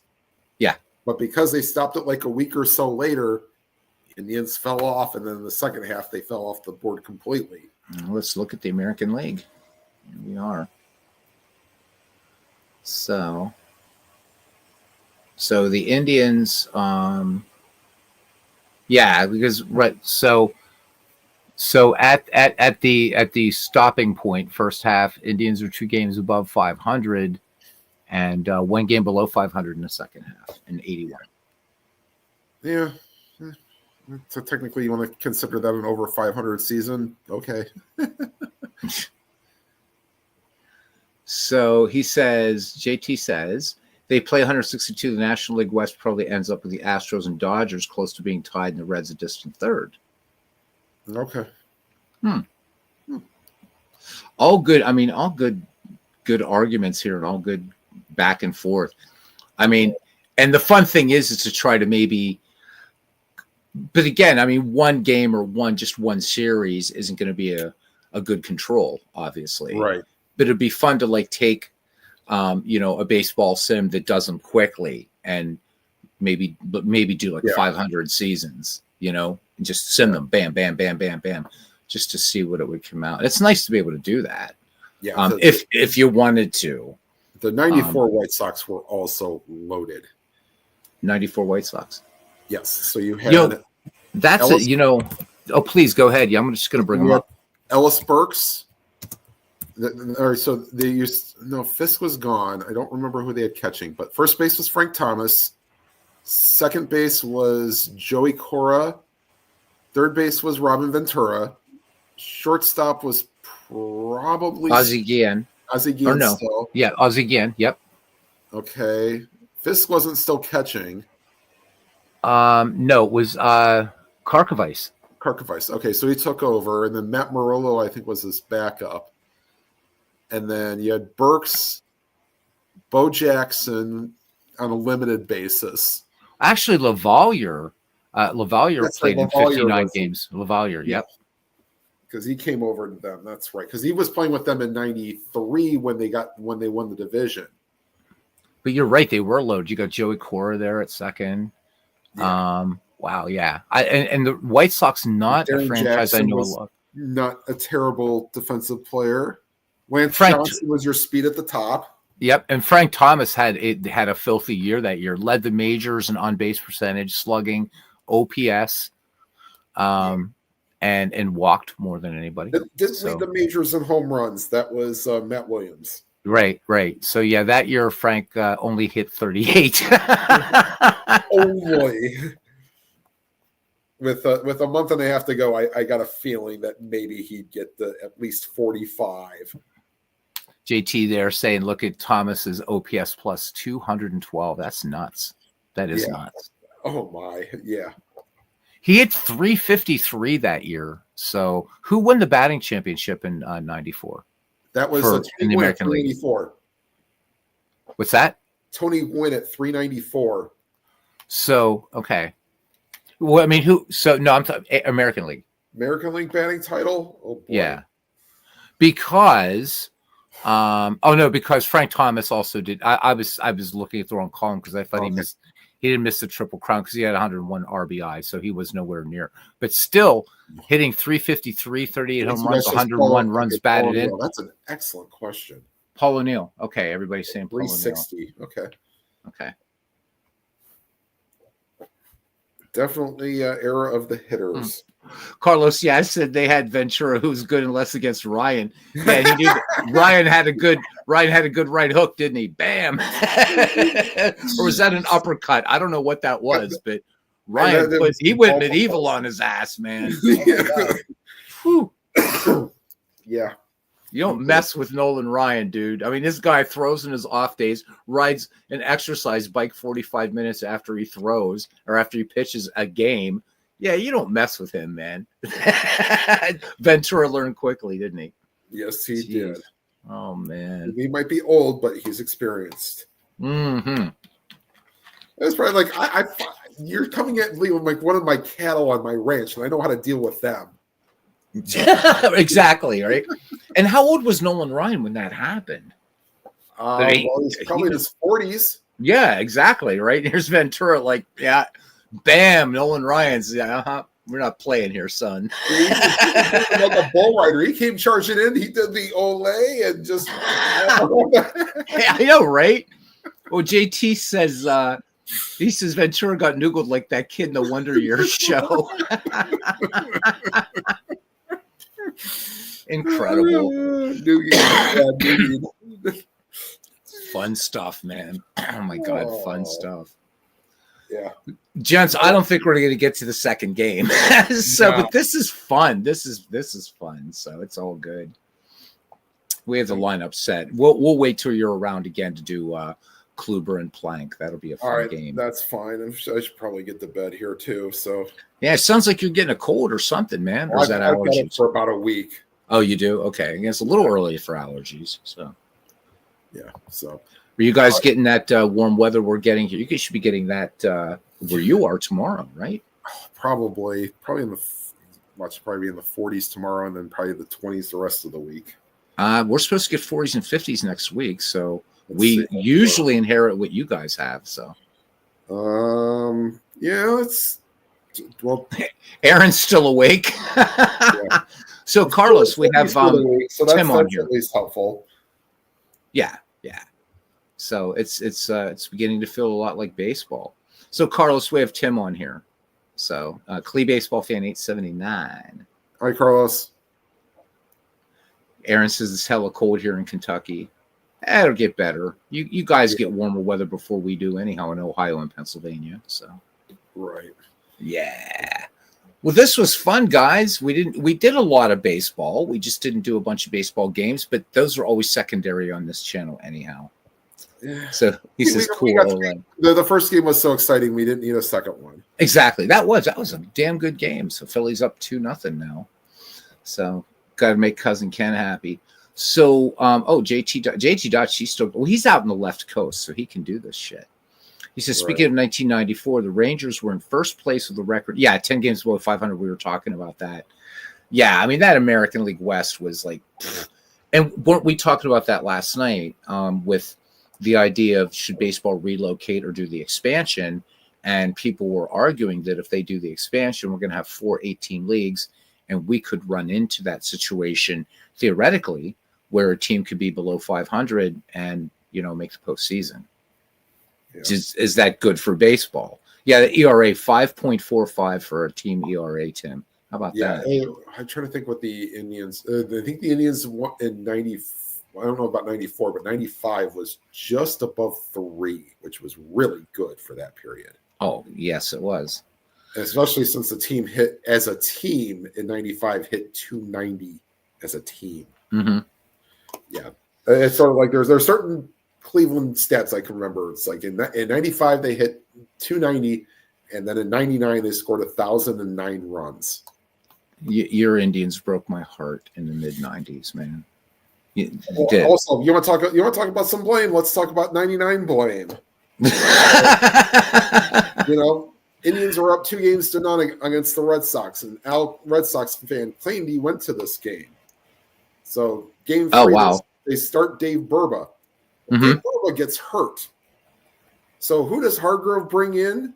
Their one starter who is probably going to start one of the next 2 games, Jarrett Wright. By the way, his dad celebrated his 84th birthday earlier this week. Oh, God grant him many years. Yes. So they bring him in and completely wrecks the pitching staff for the rest of the series. Oh, my God. It's essentially what got him fired. That would do it. That's, I mean, you guys just, because, right, so the Pirates, right, we're after 92 and that whole, right, that was it.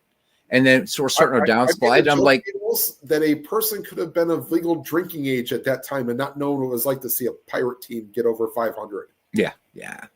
I mean, I was an undergraduate when Pittsburgh was, during those 90s years. I was an undergraduate at Penn State. And so, right, Pirates now it's all over with. And I'm like, well, you know what? Cleveland, man, they're not far from Pittsburgh. And you guys, and I hated the Braves at that time because Ted Turner had the temerity to call the Braves America's team. It's like, dude. What, because you had a national TV deal? Yeah, right. And it's like, huh? Cubs with WGN. Yeah, it's just like, I'm like, okay, you know what? Braves suck now. I never thought about the Braves before that, except that at that time they had baseball's all-time home run hitter, right? It's like you had Hank Aaron, you had some great players, Eddie Matthews, blah, blah, blah, blah, blah. And it's not Aaron and Matthews' fault. But when you come out and say that about the national pastime, America's team, and I will say this, if there's any team that could actually lay claim to that title, which they never did, is the Yankees. Yeah. Right. And the Yankees never said that, but America's team, it's like bullshit. That would have been one other thing that would have put Steinbrenner, who was, by the way, a Northeast Ohio guy, or at least his family was, shipbuilders. Then put him more hot water because God knows they nicknamed him King George. Mm-hmm. So there you go, JT Dutch giving your Indians some love. Yeah, I mean, so you guys broke his heart too. You guys broke his heart too, both of us. We bear the scars. 95, not so much. 97 and 16, yeah, definitely.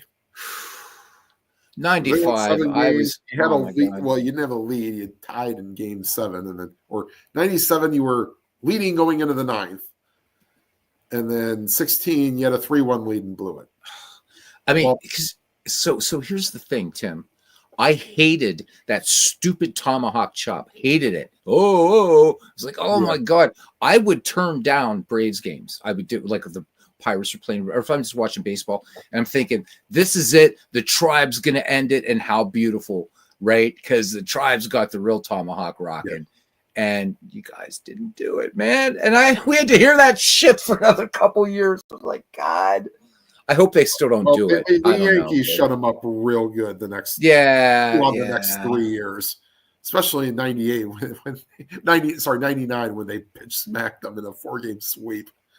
That was of course the year that Jim Gray had to shoot his mouth off with Pete Rose, and the Yankees said, "We are not talking to you. Goodbye." And it took Jim Gray a couple years before he could get back in good graces, or else he went over to HBO and did boxing. Love it. I mean, I never was angry at the Indians, but I really wanted you guys. I thought going in, you guys had just such an amazing. You did that. You guys were amazing. And there was a joke, Beatles, that the minor league teams of the late 80s and 90s could have given the big club a run for their money. Yeah. Because, you had Ramirez, Tomey, Bell, right. Mm-hmm. A couple other pitchers, everybody that was homegrown. Mm-hmm. Yeah, Chad Curtis we're not going to leave. And he's a former Indian as well. Right.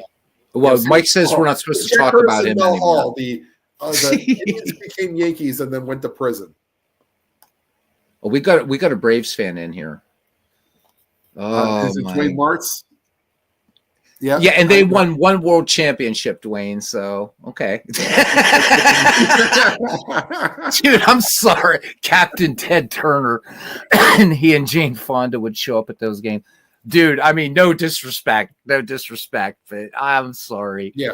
Yeah, so they had a superstation for but, for merging with merging AOL and Time Warner and essentially killing a wrestling organization. yeah. Which that was the which one was that? That was not WCW, World Championship WCW. Wrestling. Yes, WCW. Exactly. After AOL Time Warner merged, it was like, this company isn't doing very well for us in the bottom line. Done.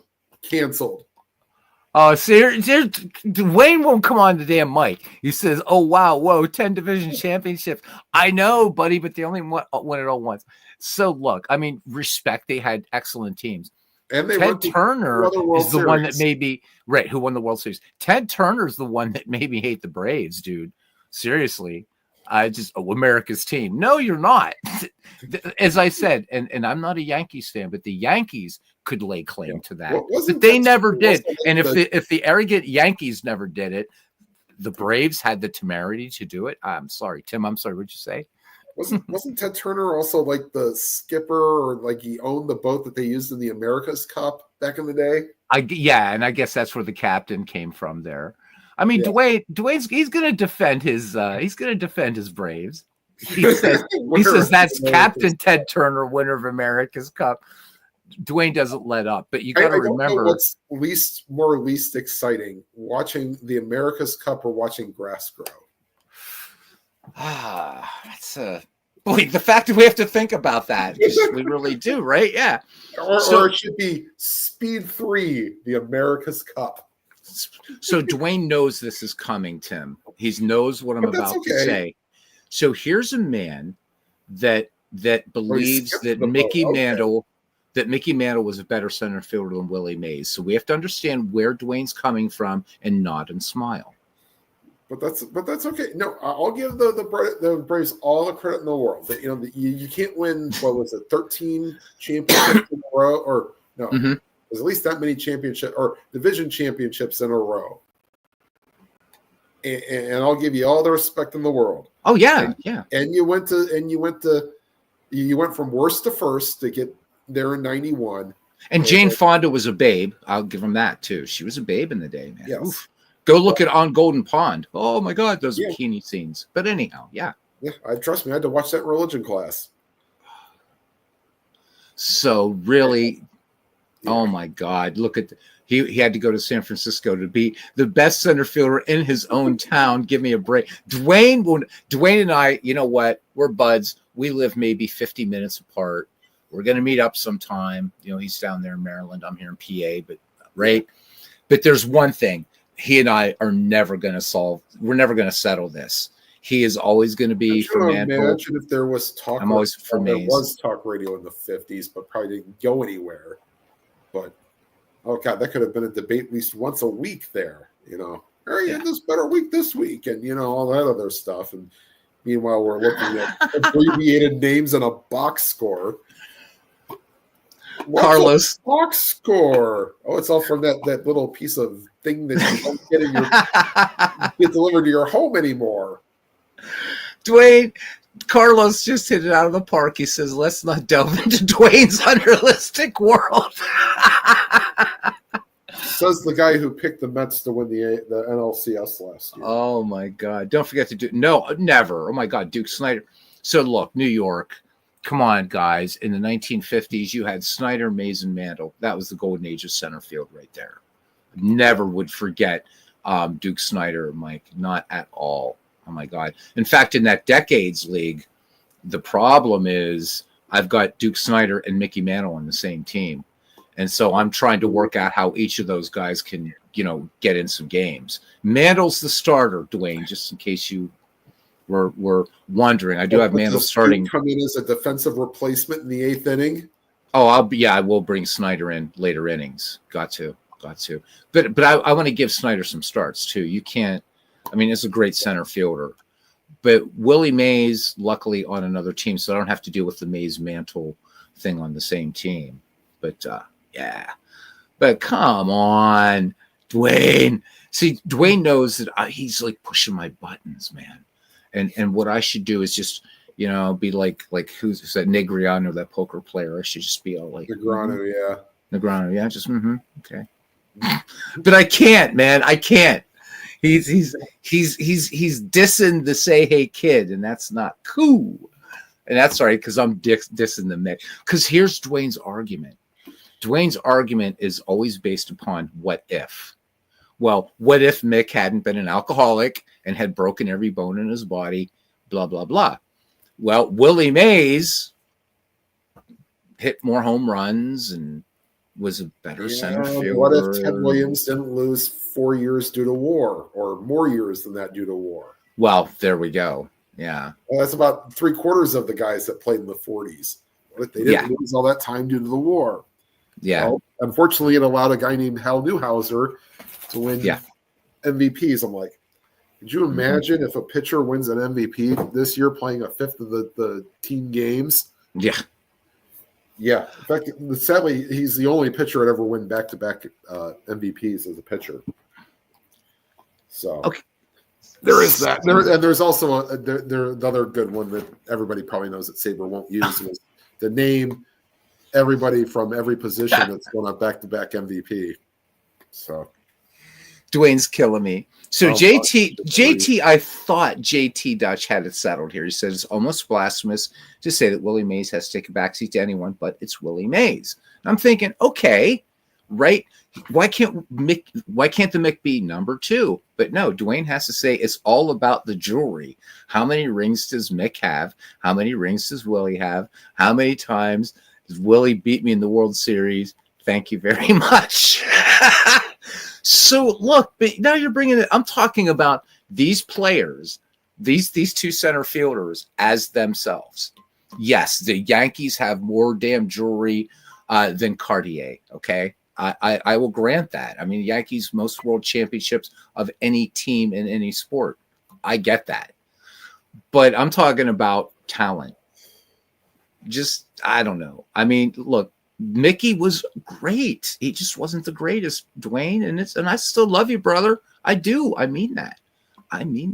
Also, could you imagine how did the commissioner at that time allow a baseball field for a team to play in a park where monuments were in play? I know, right? And yeah, I mean the Mick. I mean, I'm not, believe me, not making when I laugh. No, Mickey got hurt, but Mickey had speed. He had all the tools, and he's an immortal of the game. I'm not knocking Mickey Mantle as a center fielder, not by any stretch of the imagination. Holy shit, no. Bud Selig also allowed a team to play with a hill in center field. Right. So I don't know. So Dwayne, if Mickey was in the Giants, Mickey would have helped the Giants win. If Willie was in the Yankees want to win as many rings. So, but that's the thing. I mean, so I think we can agree on this. We have Dwayne in the past. I mean, these are both great baseball players. Dwayne said one night, and he said he was just messing with me. He said, I wouldn't even put Willie in the top 5. And then I got all, he said, I'm just fucking with you, man. but this is it's a good debate. But Mantle, JT, you're right. I mean, Mantle, look who Mantle had on his team. And yeah, I mean, the Giants, they had some good players and stuff, but I mean, the Yankees were a damn juggernaut. I don't know. For me, it's Mays number 1 and Mantle is number 2. And Duke Snider, I think, has to be in the conversation. And a guy I always include, even though he's a dead baller, and maybe some people would disagree, is Tris Speaker. You got to put Tris Speaker in there as well as one of the great center fielders of all time. So that's just me. Why you would have a center fielder hit 4th in that all-time greats? Well, yeah, we switched it up. We fixed it here a little bit. Actually, we fixed it a lot. So AI still has a lot of room to improve. Yeah, and again, that's partially me because I didn't do anything to set this. I just pretty much I'm tweaking lineups as I'm going along, and people will say, "How come so and so isn't on this team?" And so I've signed a few players. I signed 1 or 2 Dodgers, I think, and we had a little tete-a-tete the other night about Joe Morgan. That JT was making the argument that Joe Morgan should be in the Astros, and looking at his record, while he had more seasons with the Astros, he did better with the Reds. So right. I left him with Cincinnati. But some guys like like Kyler, Hornsby. I'm trying to think of some more modern players where they had, of course, how many modern players stay with a team more than 5 seasons anymore, right? But you look at some of these guys that had great careers with 2 different clubs. And it's like Kai Kyler, you could make him an all-time great Pirate or Cub. I make him a Cub usually just because he has like 1 or 2 more seasons with them. I'll give you one right now, and it's but the only one I can think of, and that's Mike Trout. Mike Trout. I think he's in his 12th season now with the Angels. Yeah. And how rare is that? I mean, these days. It's very rare now. Like, Ramirez is on his 9th season now with the Guardians, because I think 2016 was his rookie year. Mm-hmm. Yeah. So. Yeah, there's so much movement these days. It's like if you're creating an all-time greats franchise team, it's pretty easy because you've got guys like Clemente that he did his entire career with Pittsburgh, Stargell, Pittsburgh, whatever. But now, if you've got a guy for 3 seasons, that's like, wow. It's either he's very good to start with and he's going to ask for his money right away, or you get lucky where he's just about average. And you can keep him for another 3 or 4 years after that. And then after that, when he hits his prime, goodbye. JT, I grant you that, as far as it was, because you were talking about that. I would grant that. I guess the other thing is, JT, is I'm not saying that you're wrong by any stretch of the imagination. I'm also, it's a little bit personal for me. When I think of Joe Morgan, I think Cincinnati Reds. I don't think of him as not that I didn't know he was a Houston Astro. I don't think of him as a right. He was a Cincinnati Red to me. No. Yeah. Kind of like it is. It's one there that helps too. Judgment call. So Shoeless Joe Jackson, right? A lot of people associate him with the Chicago White Sox, but Cleveland Indians. Yep.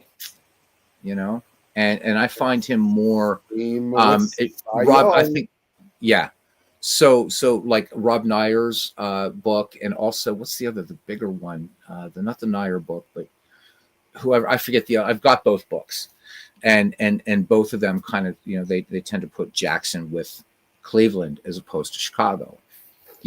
I mean, Chicago's the team he got. It's too bad, but I don't know. I mean, the way baseball is, you're not going to see guys so look at like Babe Ruth, right? Most of his career with the New York Yankees. Him going to the Braves in 1935, that was sad because all they did was parade him around the National League like some dog and pony show. Yeah, it was terrible.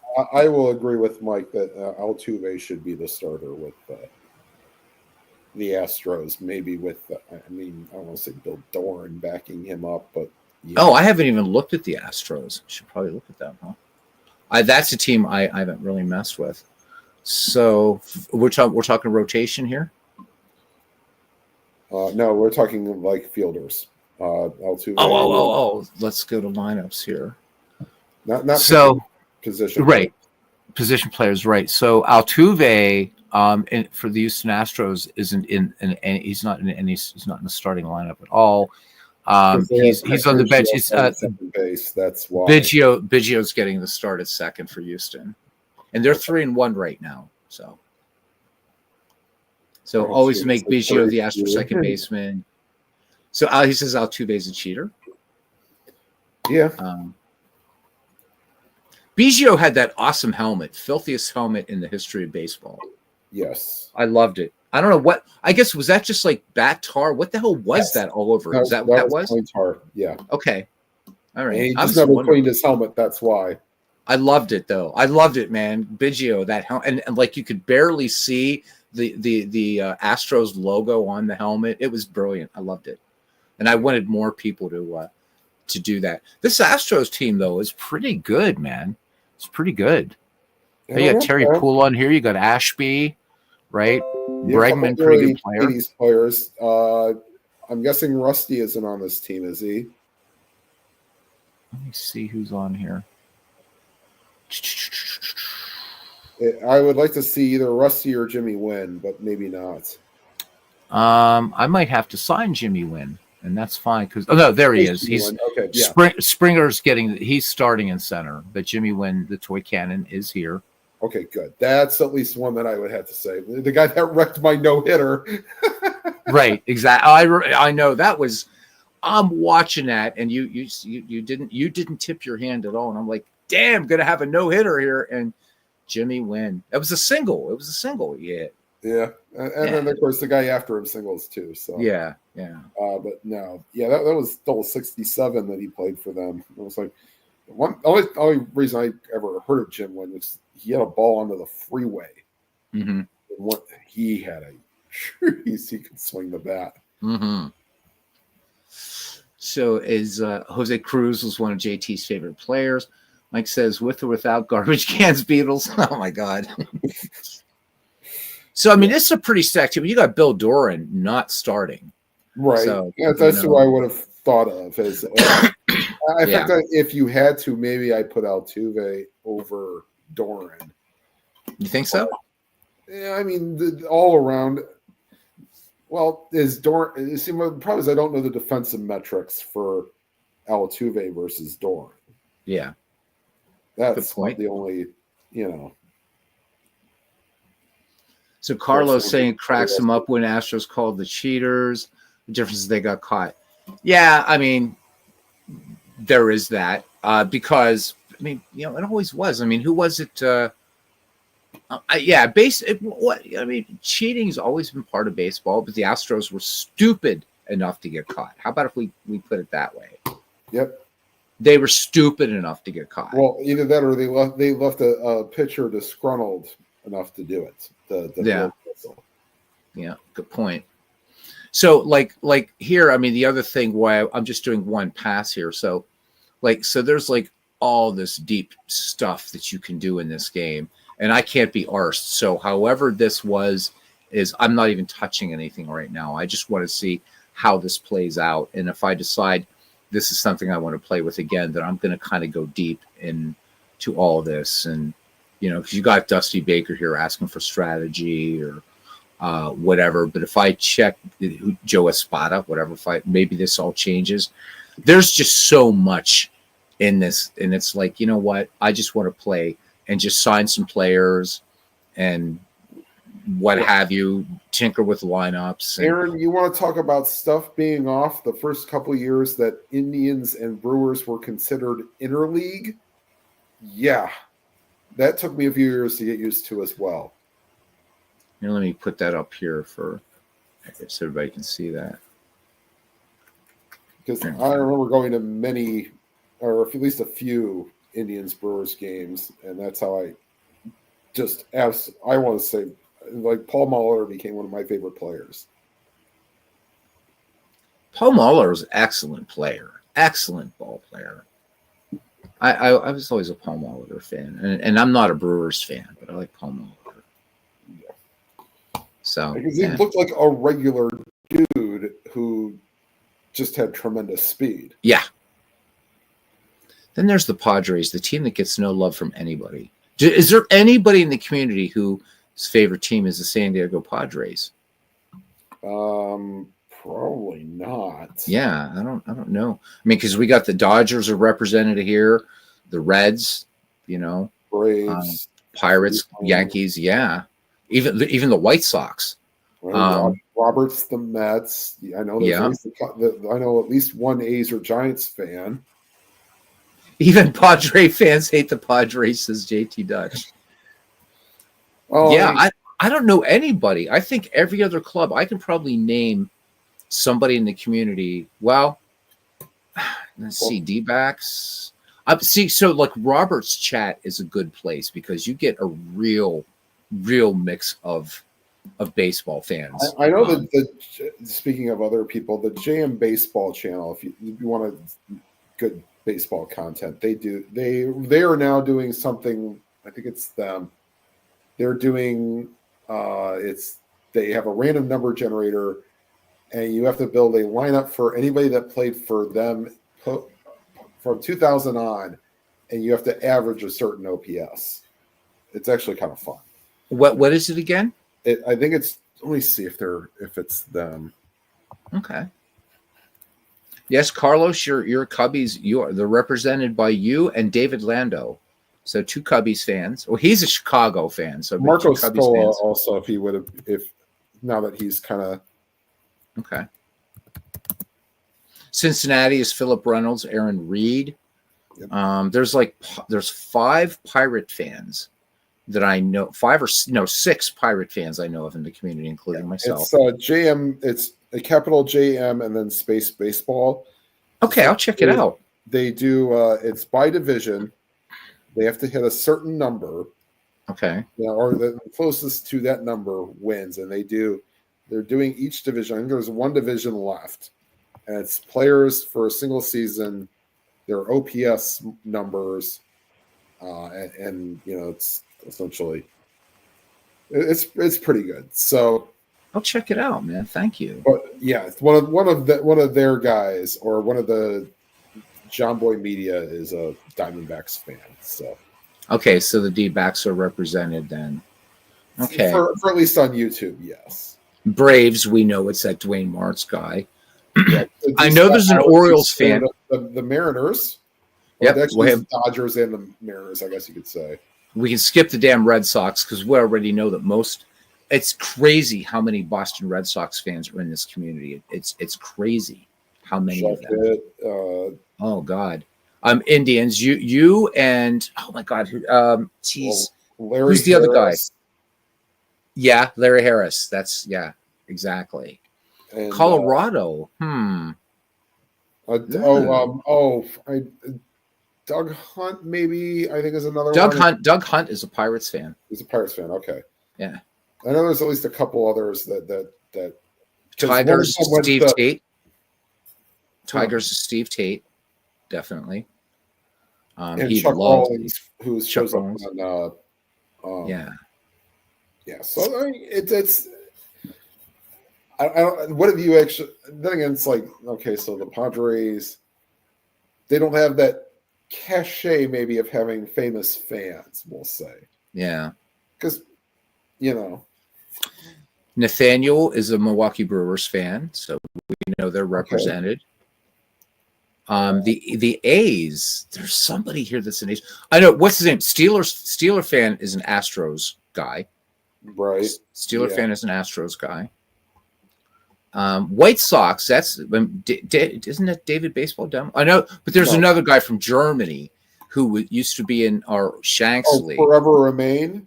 Yeah, he's White Sox. Okay. He's a White Sox guy. God, they're going to be, the come up is going to be tremendous for that team, but it's going to take a while. Yeah.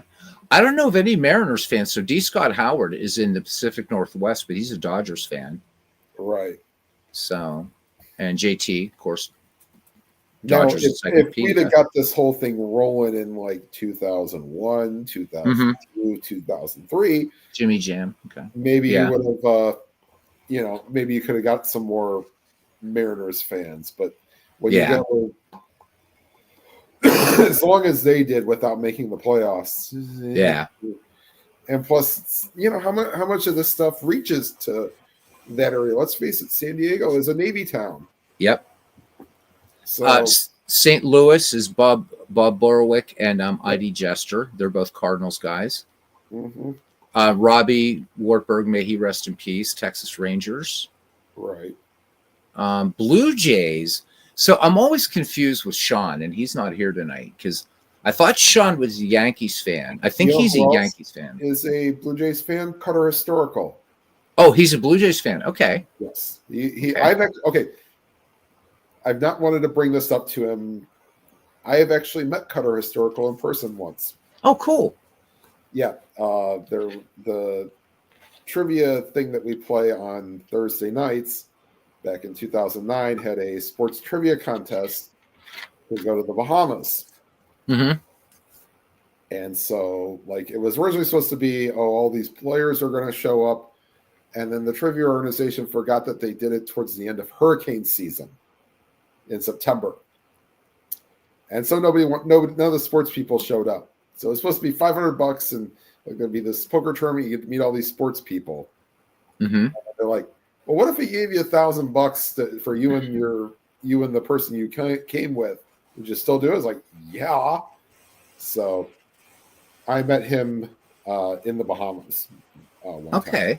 That's pretty cool. In 2009. So that is really cool. I have yet to meet anybody. Again, Dwayne and I've got to figure this out, because I'm near Harrisburg, PA, not part of the Commonwealth I like. I'd rather be back over in the west part of, in Pittsburgh, and Dwayne's in Hagerstown. So, I mean, it really is like just a long throw to the plate, like a Bo Jackson throw. So hopefully he and I can get together, and I'd like to get up Ken Castro. So then you get guys that are in one geographic area of the country, but fans of others. So D. Scott Howard, one, right? Washington State, he's a Dodgers fan. Ken Castro is in Rhode Island, and he's a Phillies fan. So, he's not a lot of love for the Red Sox, actually, from him, I guess. But, so that's kind of. I will give Dwayne this. Okay. When the Indians were terrible in the early 90s, I kind of did follow the Braves, especially liking them because they, had a good team and enjoyed their style of play. So I did get a Braves hat one year for Christmas in the early 90s. There you go. So I do not necessarily hate the Braves, even for them winning a title. And like I said, I can't hate on continued success. But. Well, you're more forgiving, because I still can't forgive Sid Bream. It's so hard. I can't. I just can't do it, man. Trust me, and the fact that and most of that Game 6 of the '95 World Series was Indians fans. They didn't want to show up, and Dave Justice came out in the media and said something, and they booed him his first 2 times to the plate that game. And granted, I don't think I've watched that game because I was busy doing something that night. But and we couldn't get TV reception where I was at. But somehow, you got to watch the 9th inning for the final 3 outs. But not like I'm missing much. Wide calls that were strikes and one gosh darn hit, and the guy who got the hit was a former Pirate. Well, I think you guys. I think Cleveland's going to have a good club this year. I do. I think you guys are going to do well. You guys had a taste of it going down the line, and I don't think anybody saw the Tigers coming last year, but I think this year, I'm going to make a prediction. I think Cleveland is going to be in the thick of it this year, big time. I mean, that's not terribly fearless, but I do believe that. But there's one problem that's going to keep them from the World Series again. And what is 2025 baseball consistent of? Hitting home runs. Hitting home runs, yeah. What do the Cleveland Guardians not do? Hit home runs. I'll be right back. No, I know, Dwayne, believe me, I know. That was so when they traded Sid, Dwayne, that was just like Pittsburgh Pirate fans were pissed. We were incensed, livid, whatever you want to, whatever a synonym you want to use. It was bad. And you know what? It's just we were there, and then Sid Bream did it. I mean, it wasn't so much Francisco Cabrera. It was the fact that Sid Bream scored that run, and it was a close play at the plate, but Bream was in safe. That's no question about that. Yeah, it was close, but Bream was in there, and that's what hurt, brother. But and hey, I don't knock the Braves. I mean, you guys, we did some things wrong. We should have won that game. And then that off season? Yeah, well, what it was, JT. Free agency. So. We lost Barry Bonds. Yeah. The thing is losing Bream, JT, is we were just like, what, but again, Pirates ownership, even in the early 90s, where it was just Orlando Merced was so much better than Sid Bream. Oh, God. Oh, my Your God. first baseman, one of, hit leadoff. Yeah, I believe me, it was, yeah, but so we lost, so we lose. Bonilla is still with us for, he's 93. When did he go to the Mets? Was that 94? 95, somewhere around there. I think so. Yeah. Yeah, because we had Bonilla for a couple more years, and Bonilla. I mean, that's so Pittsburgh, expecting great things out of Bonilla, which I mean, he was forget the playoffs for a little bit. I mean, he did well for the Pirates, but it's the Mets that are paying him for till the next ice age or something like that. And just think, after the Bonilla watch is done, guess what's going to happen probably after we're gone? The Shohei Ohtani thing. Shohei Ohtani, yeah. All the deferred money, I would love if baseball got rid of that. He went to 92? Was it 90? Was this early 92? I thought Bonilla was with us. Really? Wow. I don't usually doubt JT, but I got to check. Then again, Bonilla was originally a Pirate, went to the White Sox and came back. So I thought he was with us for one more year. No, JT's right. He went to the Mets in 92. JT, I sit corrected, my friend. Yeah, so I guess everything happened after 92, and then you hold on to Bonds for one more year. Yeah. And then we saw Barry turn into, from this live looking baseball player with incredible speed to something that looked like came out of WCW. Well, and unfortunately the backups weren't great, and plus you also had nobody to replace Bob Walker, Doug Drabek, or Tell you what though, man, Bob Walk used to make me nervous when he pitched, because when Walk was on, he was really good, but when Walk was off, oh my God, there was no middle ground with Bob Walk. So I always felt comfortable with John, with Drabek, Smiley, whatever. But when Bob Walk was pitching, it was like, what's that? Or Tim Wakefield, God rest his soul. Oh my! So that is another thing that still pisses me off. We kind of just gave up on Wakefield, or however that story played out. But he ends up going to Boston and having a fantastic career. And I'm like, look what we lost. Yeah. That's so sad. May his memory be eternal, huh? Wakefield, yeah. Jeez, one of the good guys. So JT saying that Barry Bonds turned into his dad, essentially. Bobby Bonds, yeah, he was. A lot of people forget Bobby Bonds, but what a player he was. And no, Carlos, I would never forget Andy Van Slyke. He was a hell of a baseball player and a funny dude, man. He would screw with the grounds crew and shit before games at Three Rivers and stuff like that. That was a great trade that Sid.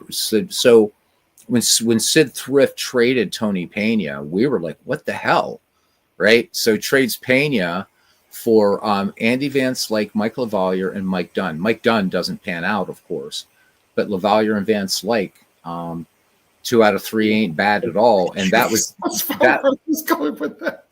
What's that? That's where I was going to go with that. So bust out the late meatloaf here. 2 out of 3 ain't bad. 2 out of 3, exactly.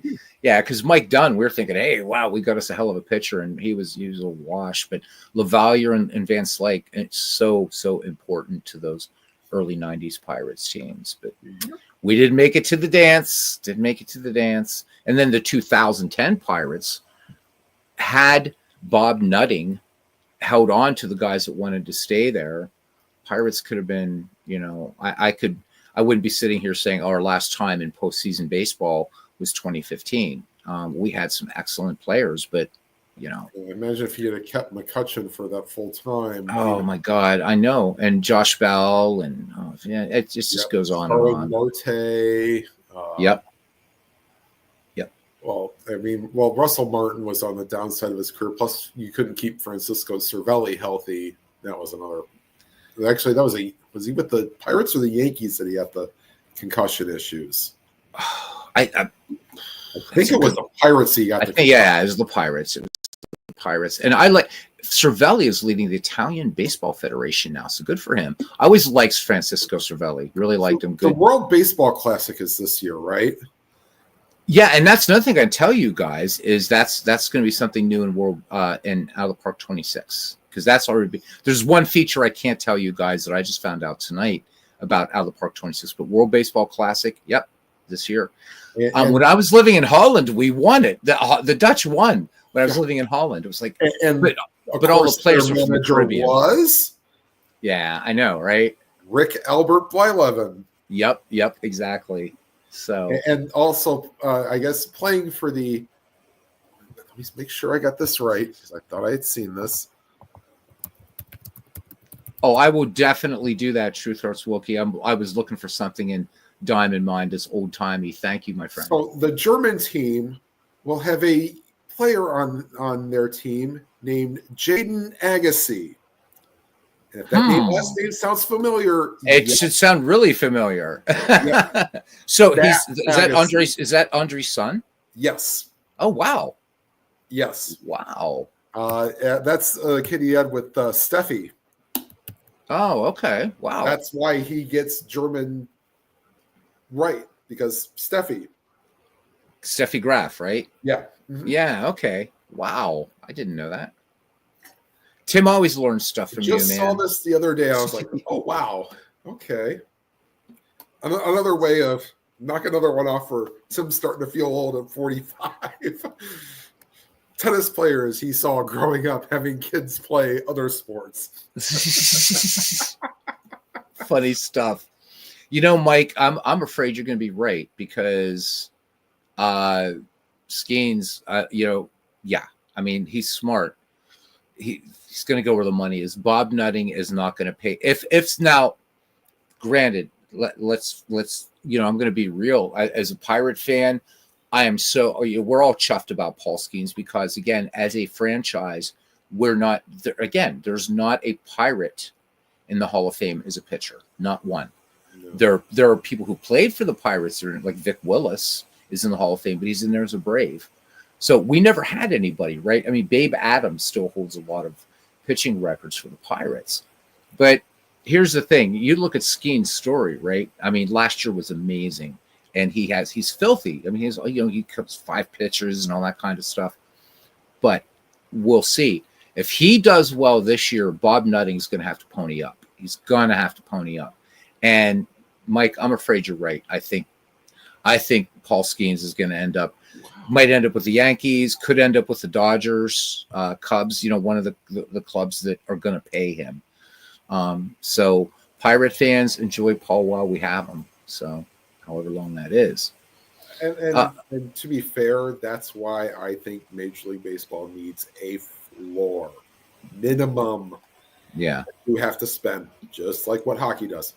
Just have your minimum and then have your luxury tax rate being your kind of, if you want to say that's a cap, fine, but I don't want a cap because hell, you can spending all the money helps. Doesn't guarantee a championship. Right. It doesn't. No. You can throw money at bad things and have it not. And it's still a bad thing. Yeah, it's still a bad thing. Yeah. So, but I want there desperately to be a minimum. If you can't pay the minimum, then hey, maybe baseball goes back to 26 teams. Unfortunately, that's not going to happen. No. I think it should. I'm for trimming baseball down. Actually, I'm not. I really would like to see that. Be in favor of maybe going back to 144 game season. Yes. At this point, I kind of would, only for the fact that you'd start the season in later April, and you'd have much better weather because nobody in Cleveland, like you'll get opening day or Chicago, or Chicago, yeah, right. You'll get opening day crowd, and then you'll maybe be lucky to get 10,000 up until probably Memorial Day, unless the team is fantastically good or has players that everybody wants to see. Well, I mean, back in the old days, baseball started in the middle of April, so why not? Yeah, it didn't hurt those guys playing 154, and maybe we could get down to 144 games, even. I think it's because a lot of people like, well, yeah, the baseball season's so long. Well, there are other major sports that have long seasons too. It's that number. I think the problem is that baseball it's 162 games in 180 days. Yes. That's exactly. Because it's an everyday thing. And it's, you go from, the kind of warmth now in late March, and you go through summer, and then you go through fall, and it's like, football for once a week. Okay, yeah, it takes 6 months, but it's once. Okay, technically, it's one game for your team a week. One game a week. Well, JT, let me address that. It's not that I want less baseball, but what I want less of is the baseball that's going on now. So if somehow we had all this technology available and we were all able to have these chin wags on Saturday nights and we were sitting here in 1976, I would want more baseball. I would want more baseball in 1986, even 96. But this 21st century stuff, and I love baseball, but even you yourself, man, you're slipping away, as you said, back up here. Different reasons, right? But you're saying you can't be happy about 70% of the league being a minor league system for the top 3 or 4 teams. There's a lot wrong with baseball, and I think we can all agree with that. Not the game. Baseball is beautiful. It's awesome. It's what's been done to the game. And so that's what I mean by that, JT. You know what? Shorten the season, because I can't name, I can name most of the Pittsburgh Pirates. When I was a kid, I could name them all. Right. Tim, how many Cleveland Guardians can you name? I could name a lot of them. Right now, close by. I could not name the bullpen. I could not name the bullpen. Right. At one time, you could. As a kid, you could. Absolutely. I could name. In fact, I could probably name the entire 1995 roster. So what has me? I'm sorry to cut you off, Tim. I just wanted to. It depends on what part of the game in the field has me wanting less baseball. Okay, so limited throws over to first. I'm tired of it. It's a bullshit rule. It makes the stolen base cheap. It makes the stolen base cheap, and the bases are bigger. Come on. So there's that. The quality start bullshit. It's bullshit. And JT Dutch, you bring up a fantastic point. The next comment from JT Dutch. Summer's off then, yeah. Yes. Yeah. Having when you can only concentrate on following your team. Yeah, you could probably name everybody that you can do. I can't because I can't stay up for the other thing that I loved. Yeah, we got to work for a living now. It was like I could still stay up for the late game on ESPN on Wednesdays and still learn about like the Giants or the Dodgers or the Mariners or whoever. Mm-hmm. And I think a lot of it also now is look at the personalities you had. Like baseball is so devoid of personalities now because we got to have everything be PC and we don't want to look bad for advertisers. Well, but you also Chris Berman, right, with his fun nicknames. You don't even have cool nicknames in baseball anymore. Yes. I mean, right? I mean, even in the '80s, we had Oil Can Boyd. I mean, that was a fucking cool nickname. Damn it. So it's the gimmicks. So JT saying, okay, it's the gimmicks. Let me get this up here. Geez. Okay, it's gimmicks. Fair enough. I feel the same way about the Ghost Runners pitch clock illegal. Yeah. So that's what I'm saying. JT, I love baseball. I mean, that's why this channel is baseball. There's other games I could do. There's other things I could do. But, I love this, man. I love baseball. And I love the fact that, again, so I can kind of ingest this game, what Rob Manfred Ball, I'll call it. Maybe I've coined something, maybe not. Right. But I can go back here and we can look how much of our chats that we have on here is about 2025 baseball or 2024 baseball. We're all talking about, earlier what we're talking about, the little dust up between, well, it wasn't really a little dust up. It was all Nolan Ryan going medieval on Robin Ventura and just what have you. So, I mean, I think all of us, and I think it's safe to say we're disenchanted, disappointed at the game now. Yeah. So that's where I'm coming from, man. Because it's not about playing the game; it's about hitting the ball 400 feet. Exactly, and it's sort of also why I've gone away from basketball because what is it all about now? The 3-pointer.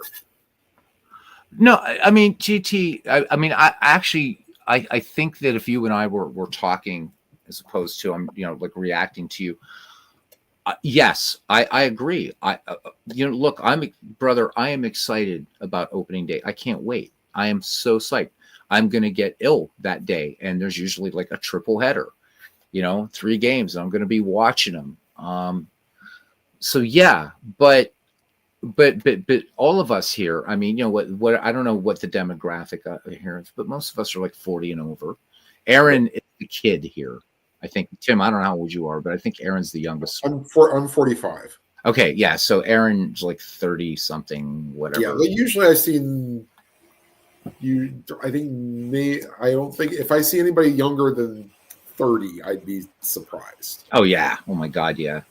So all of us remember, this awesome baseball in the 90s and stuff like that, and we're all of us too students of the history of the game.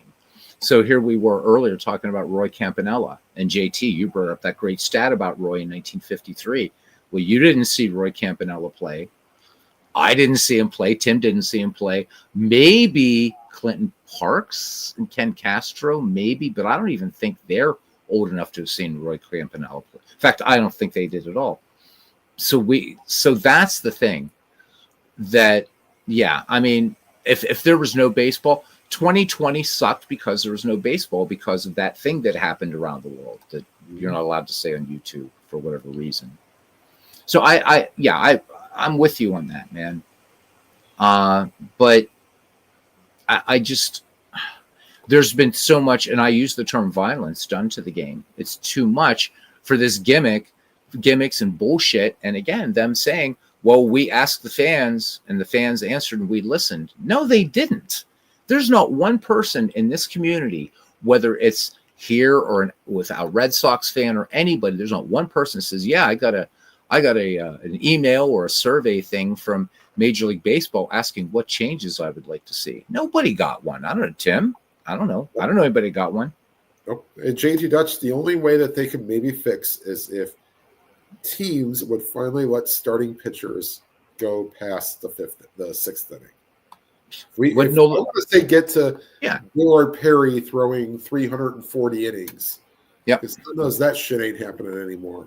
Well, and I hear the specious argument, Tim, that people say, well, they're throwing harder. And I would just say Nolan Ryan would tell you, hold my beer. Because what did Nolan Ryan say? You got to throw. Yeah. You got to throw. I give a great quote. So, and it's sort of WWE, but it's not really what their product is. So they have a show on A&E now called LFG, Legends and Future Greats. Mm-hmm. They have one of their coaches was a guy that was in another organization, but was with them in the 2000s. One of the wrestlers that he's coaching slipped running towards the ropes. Gave a great analogy. He goes, son, I want you to be within your limits. You're not going to be a player that's, you can throw 100, but if you can't control it, what's the point? Right. I think a lot of it is that hitters now, Bubba Ray Dudley, said that. I saw that on a quote. I was like, wow, that's really powerful. But it's like, throwing 100 miles an hour, what's the friggin' point? It's been done before. And you should only use it. It should not be every pitch. Maybe it's that one pitch per at bat when you really want that something extra. That's when we should see 100 miles an hour. Yeah. That's like 85. You can get away with like 87 or 88. If you threw 88 consistently, you're not even in baseball. No. Oh, hell no. No. Even if you could locate the ball like Greg Maddux. Yeah, you're not. Right. Exactly. So it's like location does not matter anymore. No. JT, I got to grant you this, brother. You are more forgiving than I am, and I get where you're coming from, and I know that you love and respect baseball. You're a walking. It's like everybody in here. Oh my God. So I guess for me, it's getting that. Is it the emotional maturity to be able to say that final little phrase or that little, it is what it is. It is what it is. Yeah. I'm not there. I'm not there, JT. I'm looking and I'm like, stop what the hell you're doing, you guys. This is quite the opposite. Finley whenever we're free agents. Maybe. Oh, talking about the Charles Finley talking about the about free agency. I'm not there at it is what it is. I wish I was. That being said, I'm really excited for baseball this year, even as pissed off as I am about it. Yikes. Because what's better than on a summer evening when it's 75, 80 degrees out, you got your favorite team on the radio. Exactly. In a couple hours, even if how good, bad, or indifferent it is. Yes. It's hell, I mean, even I busted out my radio and listened to the first spring training. I know I'm not going to recognize half these people that play in like the fifth or sixth inning. Right. But it's still good to kind of hear, to kind of get me started, because that might be what, because the Guardians right now don't have a TV besides that MLB TV thing that they want people to pay $100 for the season. I'm like, no. Yeah, I'm refusing to pay extra for anything. See, I guess I know that football had changed a lot. Like, so people have told me that are football fans. They said if you look at the NFL in 1967, football's a very different game today than it was then. I guess a lot of rule changes and stuff like that. It is more focused on the passing game than it is the running game. Okay. And wasn't it before you could hit the receiver before he got the ball, right? You can't do that anymore, right? So, but I wonder if there's not as much outcry in football because it doesn't have the longer history of baseball. All right, well, it's the 100. Let's see, 1914. So we're 110 years in for the NFL. Yeah, and baseball's still way older than that. So right, but yeah, you have to figure. But we're that far in. But football doesn't come of age really until the television era. Well, you could actually base it off the 1956 NFL championship game. Right. So by 1956, right, the American League's already 56 seasons in, and the National League is 70 some seasons old. Mm-hmm. So football coming in. So I guess that even though it goes back, still not as far as baseball, but I mean baseball too held something for decades and decades. It was the sport in America. It was the national pastime. You know, people in Wyoming where there's no damn baseball were following Joe DiMaggio's hitting streak in 1941. Right.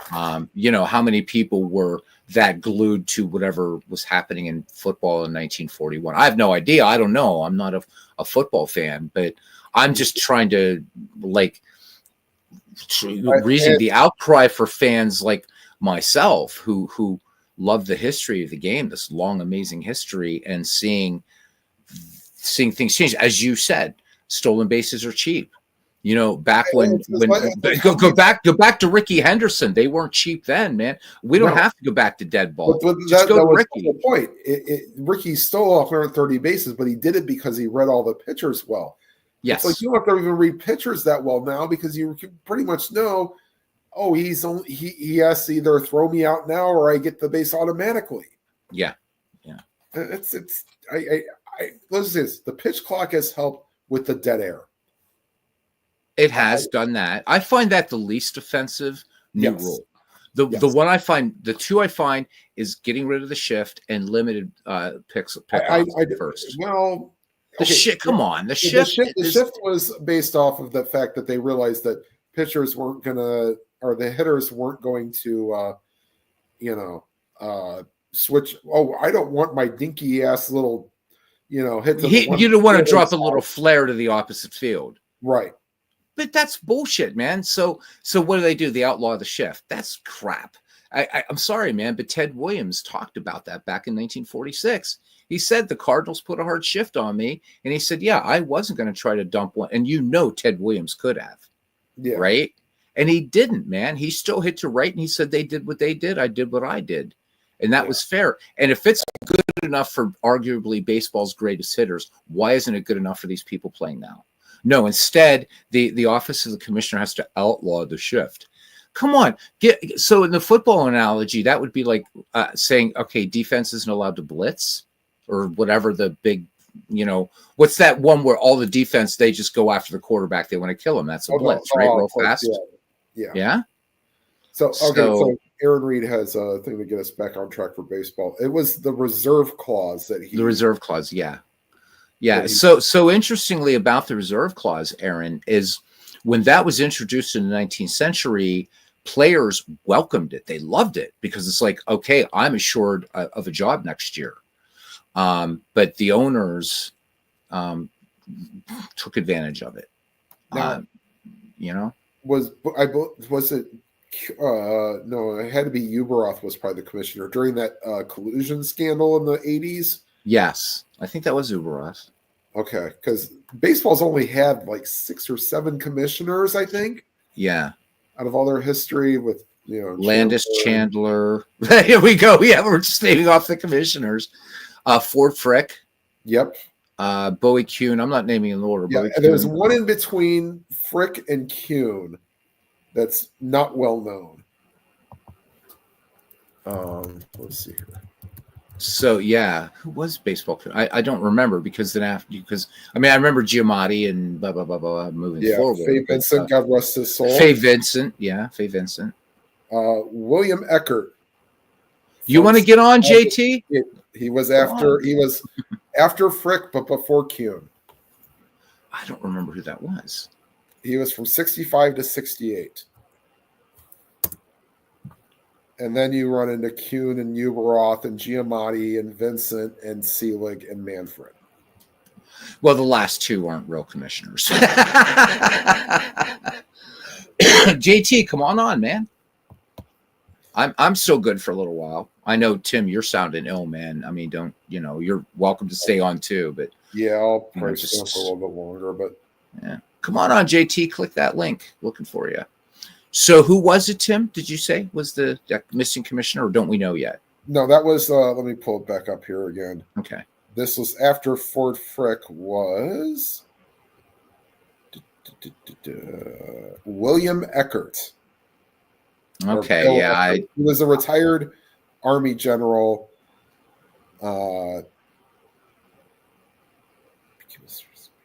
So we got Aaron waiting for JT. So we'll get both these guys on at the same time. Yeah, and 65 became commissioner. Hang in there, Aaron. I see. I'm waiting for JT to click on too. He was commissioner in 68, and his little thing was that he did not want to cancel exhibition games in April after MLK got shot. Oh wow.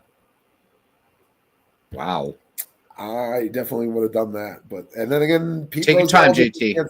Didn't cancel games after JFK got shot. So Eckert. Okay, I didn't even know that name at all. I to tell you the truth, I didn't either when I was going through this. Like me and a buddy at work sometimes will have conversations about baseball, and like we knew Chandler and Landis and Kuhn, Uberoth, and all the rest of them, but Eckert's the one that kind of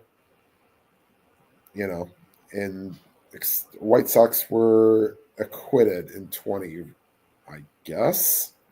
I've never seen 8 men out to be out the full. So explain to me what. So the White Sox were acquitted because of organized crime. So you got to remember the guy that really engineered that, right? Arnold Rothstein. He wasn't mafia because he was Jewish, but he was highly connected. And so the records basically disappeared. The right people were bought off. So they were acquitted. But Landis, who was a federal judge, and why he got the job, interestingly enough, was when Major League Baseball had sued the Federal League.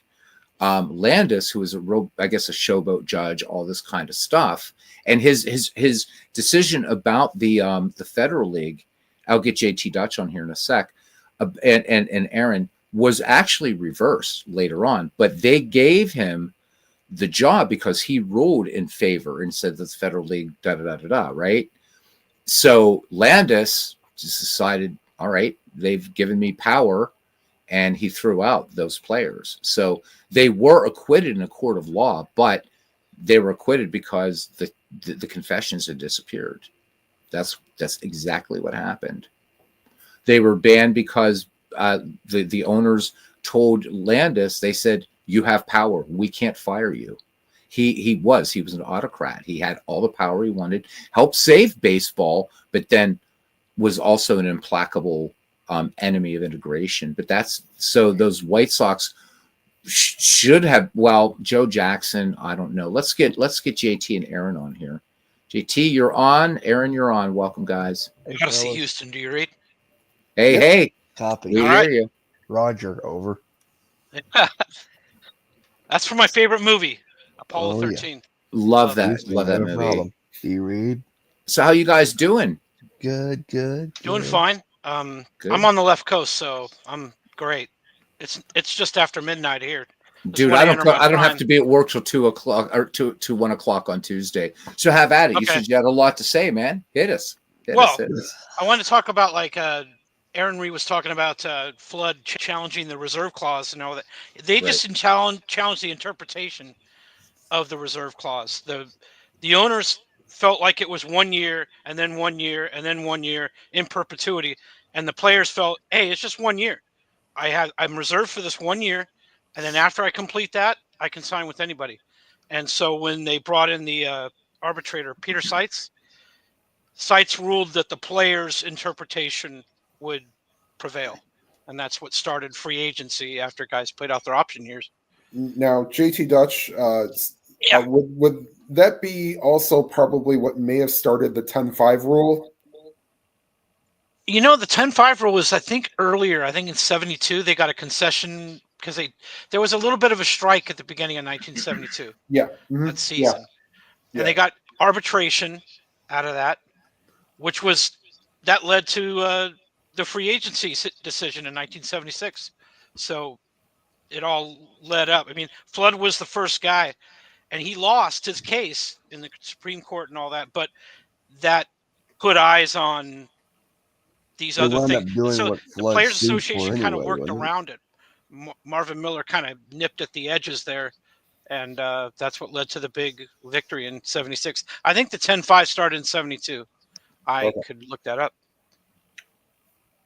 Yeah. And also, I was talking with Carlos Yaz about Charlie Finley.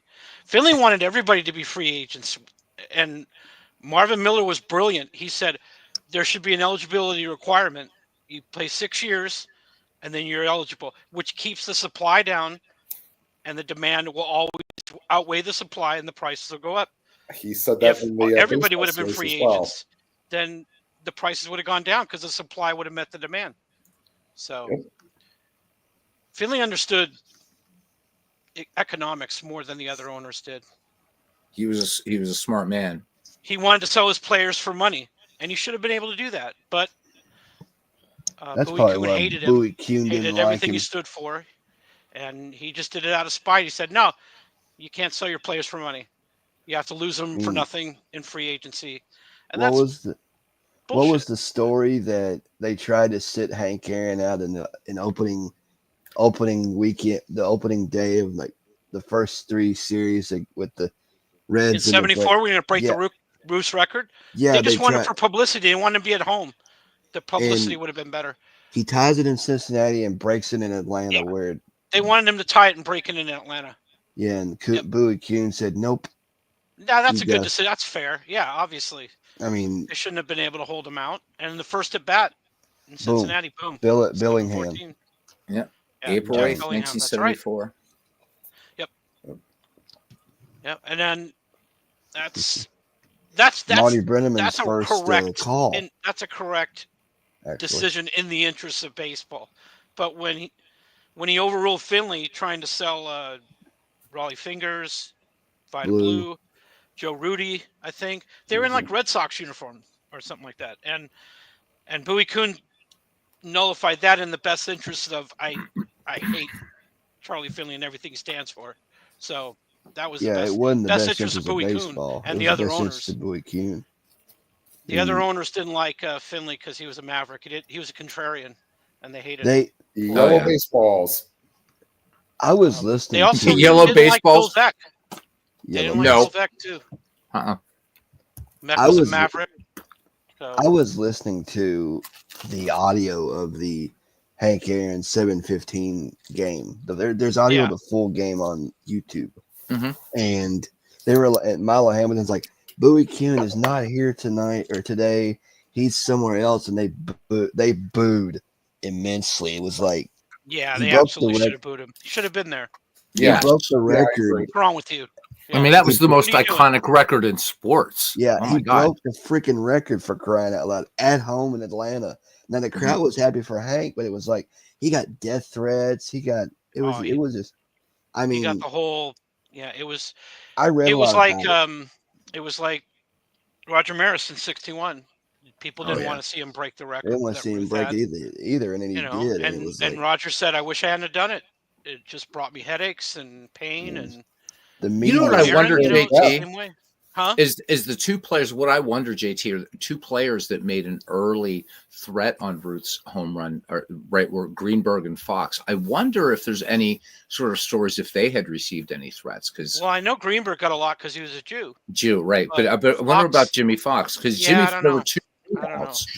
So Fox could have at least tied the record, and it wasn't long Yeah. after Ruth. And he would actually. have if there were screens put up that weren't there in Ruth's day. He Right. probably could have broken it Right. if all the situations were the same as they were for Ruth in 27. He probably would have broken it. Yeah. And it sucks. That's why he's overlooked. He's never in the starting lineup. I mean, No. why they always leave Fox out? Jimmy Yeah. Fox was freaking awesome. He was Yeah. incredible. Oh my God! Yeah, Ted Williams said you could blindfold him; he could tell you that Jimmy Fox was batting. That's right. He had a special crack on the Yep. bat. Yep. Yep. Say, you know what? Joe Jackson had. Somebody said that about Joe Jackson too. I can't remember who, but they said the crack of the bat just sounded different. I think that was Ty Blindfold me, I Cobb that noticed it. said that. Probably. Ty Cobb had immense respect for Joe Jackson. So did Babe Ruth. Oh I yeah. want to see the Cobb movie with Tommy Lee Jones. No, you don't. Oh, I don't. It's so inaccurate, man. In fact, who's the guy? Al JT Stump. or Tim? Al Yeah. Stump. So Al Stump That was a fucking jerk, guy. dude. Yeah. Yeah. Oh my God. He went into Get business Ken for Castro himself. gone on him, man. Oh my God. He went into business for himself and made up a Yeah. story about I Ty mean- Cobb and. Yeah. But I I mean, love Cobb Tommy was- Lee Jones, the great Ty Cobb. I mean, he Oh, was yeah. great.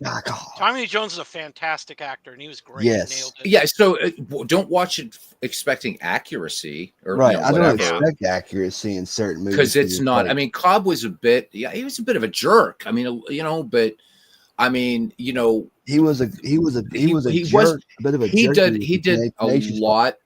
He did a lot of good. Cobb did a lot of good. He helped let me tell you helped out something. a lot of Ty ball Cobb players, man. was a jerk. He was a competitor. Jackie Robinson was a jerk. He was a As a competitor. competitor. I mean, yeah. These guys were. Some guys are just more Amen, intense Carlos. competitors outwardly than other guys, and Yeah. Ty Cobb was outwardly intense. And you know, mean- Cobb also said at the end of his life, he said if I had some things to do over, Yeah. I wish I would I have would had have made more friends. I would Yeah. have made more friends. He practically had no friends when he was retired. I mean, his family didn't Yeah. want anything to do with him. But In a way, but he Al kinda Stump stood alone. You know, he Al stood Stump alone did from people. so much to and so there's a book that was just recent, JT and Yep. Tim. I Yep, can't that remember the name of debunks it. all that. Right. And so, you know, I just can't remember the name of the author right now. Oh, by the way, the 10-5 rule, it started in 73. I was 1 year off. Okay, Not no, 70. that's fine. Oh, that's it. 73. You're off the channel, dude. What's wrong with you? I'll pay my penance. Oh my God. Let me go ahead and cut off a finger in the penance. Okay, no, we're not doing any kisas here. No. Okay. You're fine. You're fine. Okay. Thank goodness. Yeah, that's I didn't bring my knife. something that's never talked Oh. about. Is like when that rule started. Yeah. So I mean, Kurt Flood got a lot of shit about that. Obviously, back in he You know what? lost the case. Risked his but, you know, reputation and everything. Like nobody stood up for Kurt Flood in court. Nobody. Nope. No player. What was Because it? they were all so afraid. They were afraid of retribution. Speaking out. Yeah. The owners would get revenge. They would blackball them. They were afraid. Yeah. I don't really blame the players, but when players come back and say, like Bob Gibson said something about, like, oh, nobody gives Kurt Flood any respect. Dude, you weren't there. What leg do you have to stand on? You know, don't be sanctimonious now. Don't get all. Well, you know, Walter Johnson was arguing against that back in the dead ball era. Yeah. I mean, Walter Johnson saw and he wrote it was called Baseball Quarterly or something, whatever it was, and Walter Johnson wrote this great essay And so he was seeing so the 19th century players loved it, but when you get in the dead ball era and guys are starting to say, wait a minute. Well, it's not a bad clause. It guarantees employment for one more year. So it's not a bad clause. It was just the way the owners interpreted it, said, oh, it automatically renews itself every year. No, it doesn't. It's 1 year. 1 year means 1 year, not forever.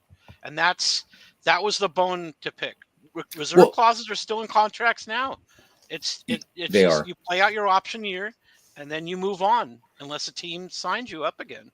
Because look what happened when the Federal League folded, right? So owners were raising the salaries of guys in the National American League, right? When the Federal League went bust, right? Yep. When it went bust, their salaries went down. Yep, that's right, exactly. And that's what you get when everything goes with the interpretation that the reserve clause in 1 year means I'm auto renewing perpetuity. If you have that kind of power, you can do whatever you want. Yep. I was just wondering, now you're cut in half. So how did the Federal League crown a champion that year? It was just one league with 8 teams. There wasn't much to. So I mean, the thing is that whoever finished first, I guess. Yeah, that's what it was, right? Because the National League and American League, I mean, and the Federal League moved into cities, so Pittsburgh, Chicago. So they were going up against the majors, but the thing is they didn't have the financial wherewithal to really compete. And then Judge Landis makes that decision in favor, which was later reversed, right? But out of that came something that baseball has that no other corporation in America has. They're immune from monopoly. Well, this is the thing from being a monopoly. In other words, they can't be called that. Antitrust exemption. Yeah, antitrust exemption. Yep. This is what allows the federal government to sort of end lockouts by the owners. Like, hey, if you guys don't let the players in, we're going to reconsider that antitrust exemption because the NFL doesn't have it, the NBA doesn't have it, NHL doesn't have it, none of them have it. Nobody Only has MLB. It, yeah. And it's because it's a antiquated grandfathered decision, which, it is what it is. I accept that, but that's the way you can get the owners in line. Is as a government, if everybody says, what can the government do about it? Hey, stop giving them privileges like that. Didn't Sotomayor sort of dangle that over their heads after 94? Because she's like, you guys have this antitrust exemption, that could go away. Why do you think there was expansion in 1969? Because when the A's left Kansas City for Oakland, Stuart Symington was the senator from Minnesota that said, you pissed me off. You took the A's, and I'm going to go ahead and we're going to investigate that antitrust clause. We're going to get you guys. And then they were like, MLB was like, oh my God, let's get the Royals going. And they even moved the Pilots up to 69. They weren't supposed to have a team till like 70 or 71. So they didn't have enough time to get their stadium ready or anything. And that's why they folded after 1 year. They went they moved to Selig's Milwaukee. Right. Yeah, Bud Selig was he was an owner before he was a commissioner. That's right. Well, he was still an owner and a commissioner. He did both. When both Selig hats. became the commissioner, they dropped the whole facade about, this is a neutral guy. He obviously was there to serve the other owners, and that's always. Actually, I shouldn't say that. But from Selig on, it's always been to serve the owners. Oh yeah. Manfred's kissing their asses all over the place, man. Come on. Before that, the last real commissioner in my mind was Fay Vincent. Yep. Agree. And, it's like, it's just, I'm no fan of Manfred, and I've never been it's like, because he's not like, and I think Beatles, you said this yourself, he's not really a baseball fan. I don't think he's a baseball fan. He's a businessman. He's a businessman. Yeah. I mean, anything that he can do to make money or, whereabouts. And it's like he's changing the game, and, it's like, and then we've touched on this so many times. It's like, the MLB has the chutzpah to say, you asked for these rule changes. No, he didn't. They're making that up. Yep. Of course they are. It's just some shilling thing. I mean, like during the playoffs last year, I kept hearing an ad for an MLB at-bat app where you could weigh in on what you think. It's bullshit. I heard him too, constantly. And it's like I started laughing. I'm like, this is so ridiculous. And then stupid. all the ads for the MLB Network and all the shows, and I get annoyed by what was it, like the constant plugging of like these guys who think they're and it's like or when they play, like, because last year they started doing this, they say great moments have been having on the radio since 19 whatever the heck it was, and they play like the little clip of like Ben Singer catching the foul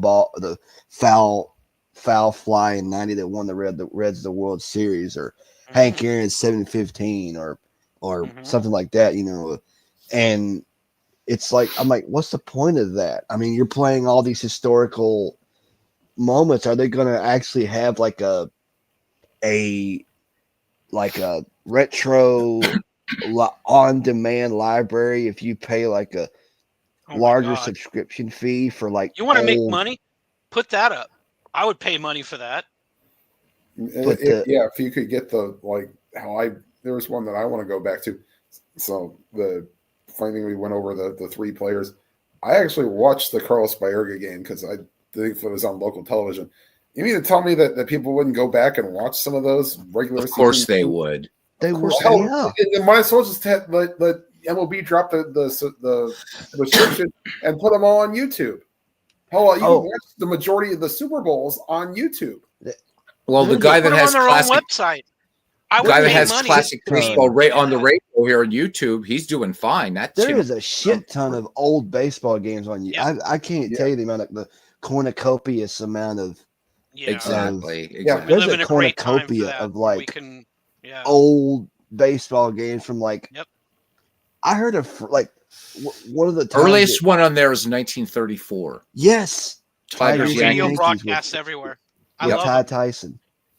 Yep. I mean, like, and they do like little premieres of like games, and people come in and chat like, oh, this is great. This takes us back to, and it's like I think they're getting into the 1980s now, if I'm not mistaken. On that. So is the thing for baseball to go forward is to look backwards, because there is an appetite for that, man. I'll tell you what, JT and Tim and Aaron, I never get tired of hearing some of these great calls. Is there anybody, even if you hate the Dodgers, can anybody ever get tired of Vince Scully's call of the Kirk Gibson home run? Nope. Well, I was going to bring that up. His call of the Hank Aaron 715 home run is one of the most beautiful calls I've ever heard. And I know he's the broadcaster on my team, but impartially as I can be, that was one of the most beautiful calls I've ever heard. I mean, Vince Scully was it was poetry, man. When Vince Scully called a game, I loved it. And I'm 3,000 miles away from LA, but man, I would watch Dodgers games, JT, to hear Vince Scully. I mean, it's like the voices of summer. I mean, you got your Scullys, your Brennemans, your Carys, your Harwells, Bob Prince. Can't forget Bob Prince. You can't forget, and Lindsey Nelson. Carlos. Good night, my friend. Good night, Carlos. 4 a.m. Lindsey Nelson of the Mets. I mean, Lindsey you got Nelson, all the. I wouldn't have even discovered him if it hadn't been for that radio broadcast channel on YouTube. And I'm like, this guy's incredible. I love Lindsey Nelson. I love listening to him. Jack Buck. I mean, you got all these. Like, I mean, John Miller is in that class, I think. John Miller is definitely in that class. He's still doing it to this day. I think he's still. And John Miller does some good impersonations too. He does. Oh my God! He's got a great Vince Scully. Yeah, he does. Well, thank you, Al. We're gonna. And John Miller rolls. I think he rolls APA, doesn't he? I think it's Strat. Does he? It's Strat. It's either APA or Strat. Yeah, he loves the game. I mean, he. Like, I wish he was like my uncle or something. No kidding, right? No kidding. To have John Miller as a relative that's this big into baseball and at his age where he's still like, I mean, God bless Bob Uecker who passed away this year. Oh, Bob Uecker. Yeah. I mean, what a guy. What a guy. Yes. Rest in peace, man. I felt so bad for him last year calling the Brewers losing the wild card game to the Mets and then not getting a chance to. I mean, it was his last call, and then but he did it until he was like. But you know what, Uecker he'd be fine with that, right? His last call, because that is just the whole Bob Uecker thing. There are Bob Uecker, talk about Bob Uecker seats in the ballparks. It fits. The reason I didn't feel bad for me, Aaron, about it was because that's the whole Bob Uecker. He's like come on, he was a fantastic broadcaster. And let's not forget, even though with all his self-effacing humor, I will always argue, if you make it to the major leagues, you're a hell of an athlete. That's right. Right. Yep. You're really good. Yeah. It's upper crust for sure. You're upper crust. And he just loved the game. He loved the game. And that's just fitting. He's like the Rodney Dangerfield of baseball. And a lot, really, there is that. I look at Bob Uecker, it's like, don't be sad it's over. Be happy it happened. I mean, exactly.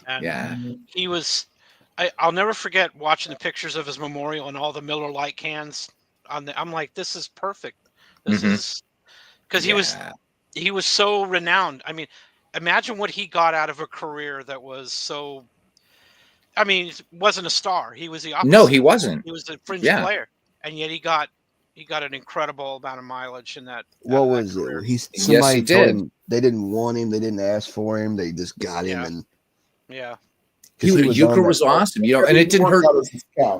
It didn't hurt Joe Garagiola either, because Garagiola was a better player than Uecker, but it was the same thing. He wasn't like a Hall of Famer by any stretch of the imagination. What got Garagiola's ass though was one fateful night so going off baseball for a second. On one fateful night, Johnny Carson had the night off, and who did Joe Garagiola interview? John Lennon and Paul McCartney.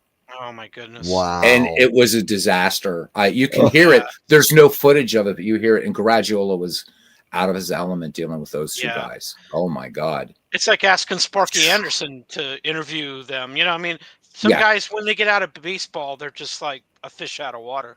Oh yeah, I mean, Garagiola. Hey, you guys are so right about Uecker. I mean, loved him. And let's face it. I mean, what put him on the national stage? The movie Major League. Yeah. Right? It was like everybody in the Midwest. What really? I mean, I think so. Wasn't he on Mr. Belvedere before that? He was on Mr. Belvedere, but I think it was that. But it was that Harry Doyle. Yeah. Yeah, I don't know. Jim Bunning was a state senator after he got out of baseball for Kentucky. He was a U.S. senator. He was a senator. U.S. senator. He represented Kentucky in the. Yep. I think you're right, Joe. I think it certainly didn't hurt that he was on Major League. I mean, that just a bit outside. That's you read my line, brother. Exactly. You read my mind. And of course, what's even funnier is they don't call him the best color man in the league for nothing. Because he asked him if he had anything to add, and he was like, "Oh, who the hell cares?" Not really. Yeah, he didn't have anything to add. And he's like, he's not the best color man in the league for nothing. Beautiful stuff. I still use the one goddamn hit. The one goddamn one goddamn hit. Yes. I can't say that on the air. Who cares? Nobody's listening. Yep. Nobody's listening anyway. I mean, and then he's like, we're sponsored by. I can't find it. To hell with it. It's like that's great. To hell with it. It's perfect. Beautiful. Like I must have watched Major League like a gazillion times. Yeah. You have to. It always gets me. I mean, every time. It's every like time. And it's not just the famous lines. Like after he says just a bit outside, he says he tried the corner and missed. I'm like, that's a great. How can they lay off these pitches? How can they lay off these pitches? Yes. Ball four. Ball eight. Lay off pitches close. Yeah, he was drunk on the air and he calls a fight between like it's so funny. I mean, this one's for you, Bob Uecker. We love you, brother. Uecker was like, what was it like? So Ricky Vaughn, a juvenile delinquent in the offseason. And I'm like, I know, right? That's art. And Uecker's great skill was he could deadpan all this. And I was like, oh yeah, it's so deadpan and beautiful that I'm like, oh, you're my idol, dude. That's incredible. Yeah. The way he would say these lines, he wouldn't say them. He didn't like change the timbre in his voice. He just not at all. They just flowed. Yep. It was just a casual conversation. How much of that was scripted? I don't even know. I think he ad-libbed a lot of that. He had to have, I mean, because he was so quick.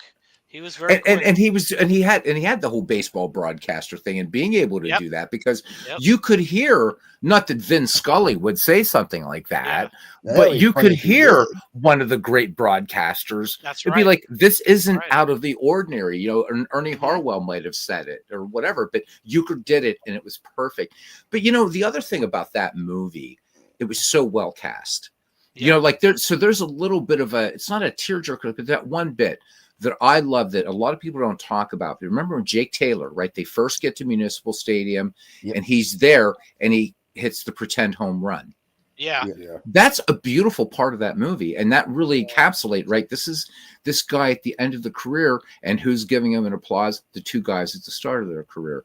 And he's at the end of his career, and he still loves baseball that much. Yes. That's pretty awesome. Yeah. And I love the manager. That actor, oh my God. He's a great who never hit a home run in his life. Never hit a home run in his life. Right? What do you say about the nose hair? He said something about the nose hairs, and you're sure? That was he leads the league in nose. He leads the league in several categories, including nose hair. Offensive categories, including nose hairs. Yes, that's it. It looks like a party favor. Yeah. Oh man, that movie is perfect. It's just perfect. Well, I love. Yeah, God, it's perfect except for one thing. Beware. What's that, Tim? Over this movie forever. That the fact that they could not cover up that goddamn NBC sign. Because why the hell are you? If you're going to make it look like Cleveland Stadium, cover up the local NBC sign. Yeah. Or make it Cleveland. So why? So Tim, maybe you said this to me before. Why wasn't the movie shot in Cleveland? It was shot in Milwaukee. Why not in Cleveland? Milwaukee, because they could probably get it for cheaper. Okay. I mean, I don't know the exact reason. Oh, probably because there was still a football team playing in Municipal Stadium. That's true. In fact, the only real shots of Municipal Stadium are outside. Right, the overhead shots. Yeah, that's true. You're right. God, I love that movie. Okay, here we so go. much. Here, I'll tell you right now. I'm reading an article about it. Ohio. Let's see. Well, and County Stadium looked like Municipal Stadium. It did. I suppose. Not as big. Oh my God! Seating capacity 70,000. Oh my God! The whole reason why the film was shot in Milwaukee County Stadium was because management was very good about allowing us to turn on the lights at night. But in retrospect, I guess we paid for that. Anyway, I guess they were cool. They were more easier, more agreeable to deal with. You know. Well, that's cool. Partially, but that new Superman movie that's coming out this year, they filmed all of that, the stuff that's going to be in Progressive Field during the day. Oh wow! I would assume that they did. I believe that they did. I don't think a lot of it was filmed at night. In fact, I walked by in a lot of the sets because they used, the public square. The beginning of Major League, we see the Moses Cleveland statue. That's in public square. I walk by it 6 times a week. Okay. Yeah. I still call them the Cleveland Indians to this day. I do too. I'm not using I sadly made fun of somebody. They go Indians. I go, you root for a team in Indianapolis? Yeah. How did they get away with because we wanted the All-Star game? I'm like, the All-Star game don't mean shit now. I mean, to be honest with you. It doesn't. No. I think it's going to be you have interleague play. The All-Star game does not mean crap anymore. Yeah. It's going to be I think it's going to be in Atlanta this year or something like that. Yeah. Yeah, it's just I think it's two reasons. You mentioned it. Interleague play is one reason, but also the fact that we can watch every game is another. Back in the day, we couldn't watch every game. Yeah, right. And you wouldn't get to see guys from this team. It's like, hey, I can see that guy who plays in the other league. When I was growing up in the 90s, before the internet really took off, you had to watch. The only way you can get baseball is if, because here in Kentucky, it was either the Reds or the Braves. Yep, or the Cubs. I don't know if you got WGN. I got WGN. It was the Cubs, Braves, and then your local White Sox guys. And you got the Mets and the Yankees as well had. But WGN was huge, man. WOR, yeah. Then I never got the I never got the Yankees or the Mets. I got really? The Cubs and the Braves. I got WGN and you had I'm East Coast over here, so maybe That's why. You Yeah. could not go on the internet and listen to the radio feed of it, like the real player radio feed of a. So, Aaron, you never got to experience the joys of the NBC Game of the Week either. See, that was big. Oh yeah, nope. Man, that was big. Nope. I think barely what was it? did. CBS in the 90s or ABC? CBS had it after for a little was bit NBC. after NBC did it. NBC, Aaron. CBS had baseball for like 4 or 5 years, and they sucked at doing baseball. I was so glad the CBS gave up doing baseball. They were awful. I couldn't wait for the game of the week, especially in the 80s. They'd have This Week in Baseball. Twib, baby. Twib. That's right. Mel Allen. So Mel Allen. Oh, my God. Mel Allen, man. How about that? How about that? What a guy. It's like listening to him doing La Russa, like 96 and old time baseball. It's like hearing him recite the players of the time. It's like it's so interesting. It's like, I just wish that they would have used the same technology that Appa used, because the Ernie Harwell thing is amazing. Yeah, what they did with that. I mean, but Mel Allen took that really seriously, and he actually he was getting really old, but he worked hard on it. He worked really hard on it. I think it was Dagalo who said it was a dream to work with him, because he would do another take before anybody would ask for it, and they would just edit it in post. I mean, you get guys like Ernie Harwell and Mel Allen doing. You're not going to get. I mean, I would love. I mean, not that John Herson is going to spend the money, but what would be amazing if he would call John Miller and say, "Listen, we want you to pick up where Ernie Harwell left off." That's not going to happen. Miller. Like, you can't. I mean, he could do everything from 1998, because Ernie goes from 1871 to 1997. Yeah.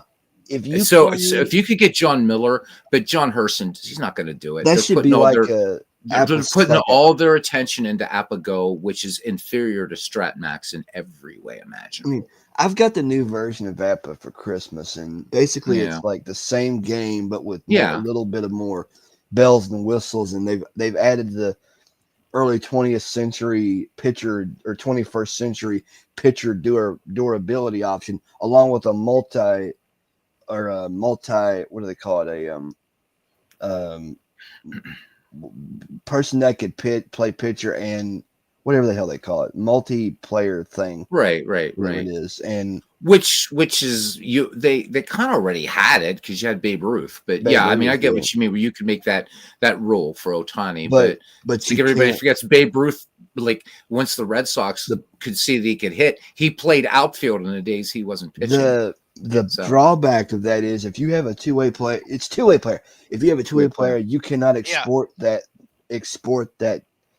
any part of that league. You have to. I don't know how to fix that, honestly. I don't know. I never bought 6.0, Aaron, because I'm not interested in 2010s, 2020s. I still have the older version as well. But you can't have both installed at the same time. No, I know that, but I've still got it in case, But but like, basically, if they could get like John Miller to do like 98, it could be like a second, like a broadcaster option in the sound menu or something. He's not going to do it, though. He's not going to. Sure, of course he's not. I mean, that is old mid 90s technology, and no, that's not why, Aaron. So I was watching I forget if it was, I think it was Saber that did the interview with him. I think with John Herson. I know what one you're talking about. But and he said, because somebody was saying, well, you guys aren't supporting baseball for Windows. He said, well, yeah, but we are. I said, but why? Why am I going to put a lot into that when everybody already has the files and blah blah blah? Now, let me preface this by saying this is the same guy who said that the cards last longer than PDFs. As soon as he said that, I'm like, are you kidding me? That's right. So that's wild, right there. I didn't even know about that. Yeah, he said that, and that is a quote. And here's the thing. He said they want AppaGo to be like their Appa's like the hub for everything. Now, baseball for Windows is like light years better. It is than AppaGo. AppaGo gives you one ballpark, and it's the basic game. StratMax, you can play basic strat, you can play advanced strat. I don't think they have super advanced, but they have those two. and you can do a lot more. You got whatever, but the thing is that's what John Herson wants. So I was shocked to actually see a 6.0 update for that game.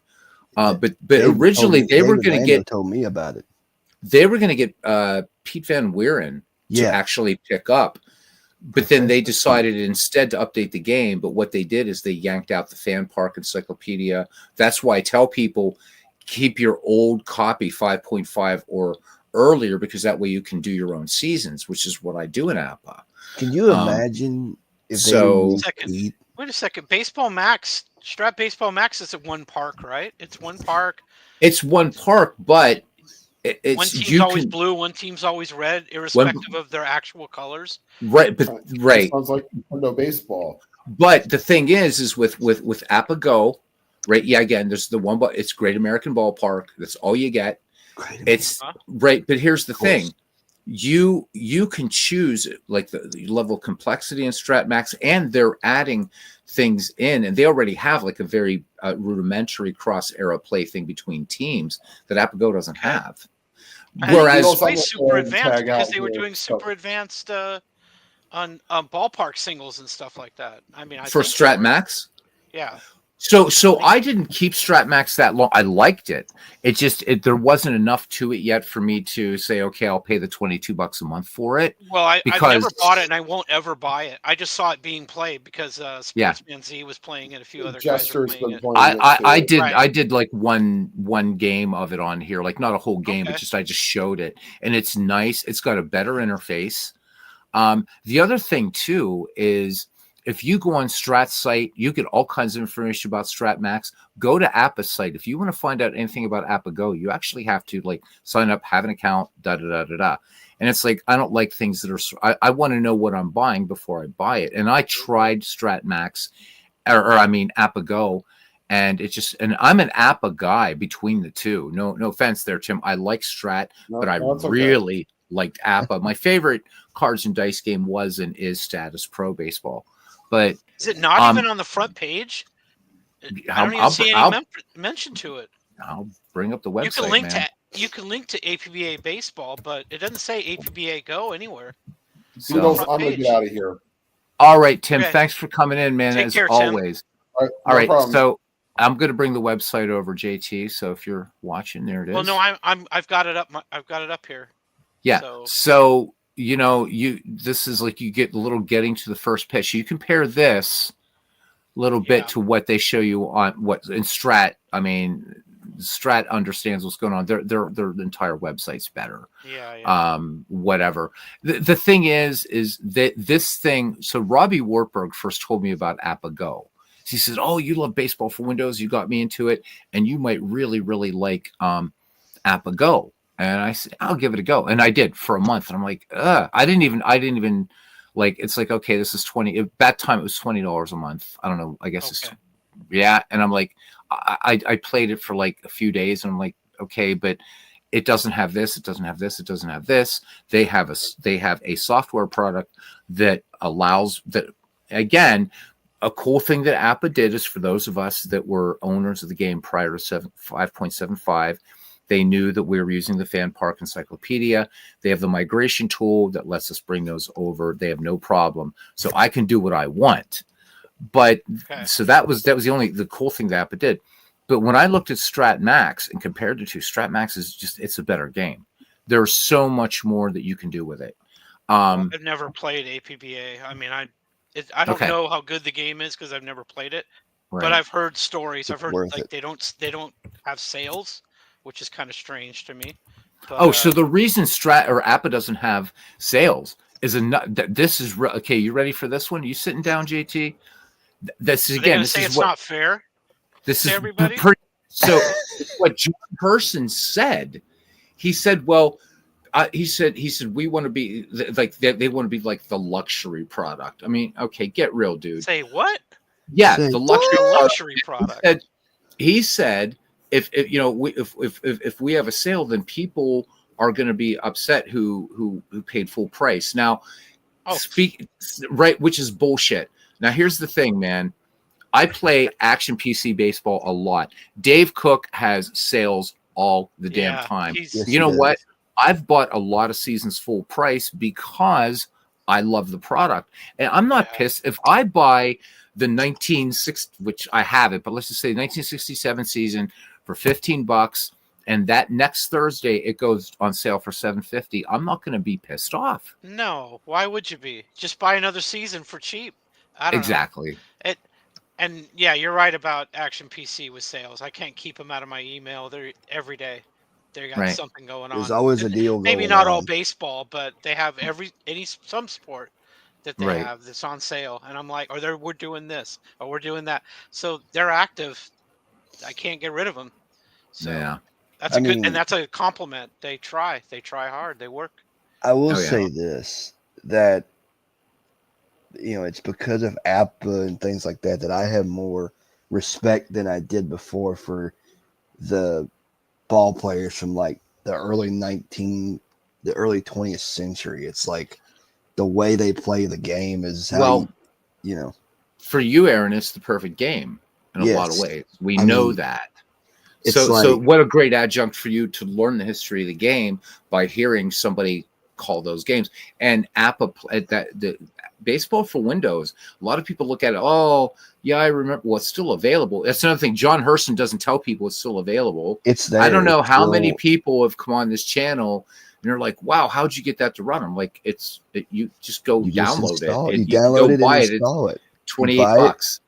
I mean, it's extra now with the new version, but it was $28 when I got it for you. So, I'll tell you a story.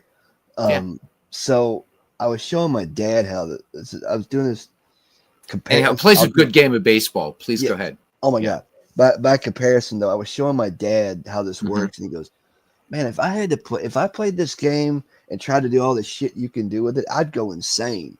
But meanwhile, I was at a friend of mine's house who's also sightless like I am, and I was showing this to him, and he goes, I was telling him like advanced drafts where you can like make your organizations, you can make player moves and things like that, and he goes, oh, so if I want, say, Joe Jackson to come back and play on the 95 innings, I could do it. He said, yeah, you could do that. Yeah. But then when we got to actually playing a game, he goes, that's what this is? I said, yeah, it's Ernie Harwell calling the game we just set up. And he goes, that's cool. I mean, it is cool. And it's not a narrator. It's not a narrator either. It's Ernie. That's what's neat. Yeah. Like it's, now it is digitized, but look, that's the technology they had back then. But it's like, it's so much better than the Action PC narrator or like. Well, dude, it's better than MLB The Show as far as, because if you listen to 3 or 4 games of MLB The Show, which beautiful graphics. Yes. It's real. Gorgeous. Sounds real, but you'll start hearing these announcers repeat themselves. I've been playing baseball for Windows since 1995, and I still hear Ernie Harwell say new things. It's crazy. Every day he pulls out a new nugget. I mean, it's like or I could be reading the text from a pure sim game. It's like I can tell you what happened. Oh yeah, I mean, Pure Sim doesn't have great play-by-play. No, king of play-by-play. If you take baseball Windows out of the is Diamond Mind. Absolutely, that's the king. Oh my God, I wish that would is so sad. I wish I could. I've never Diamond Mind. I know, man. I'll tell you what, buddy. I don't mean to rub it in, but I have never encountered a text baseball game where the text has me literally like on edge. It's that good. Yeah, it's very good. Yeah. Very good. I still have it, but it's like, it just I was showing it to David Lando one night and he goes, yeah, it's like it just floats across the screen. It don't read it to you or anything like that. And I'm like, nope. It's like and it's like with strategy and pure sim. It's like I've been playing a lot of pure sim recently the past few days, and it's a good game. Just listening, it's good. Listening to the sounds, it's like it's you get that atmospheric ballpark, thing. But it's like but like reading I could sit here and read if I sim a day, like or sim games on a day, I could read the box score.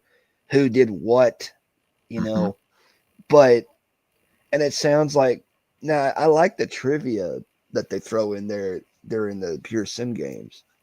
That is that's a nice like, touch. but it's like Yeah. if you play like let's say you play like 2014 season, it just apparently I learned it just redoes it all over again. But No, it doesn't. It advances. It advances a year.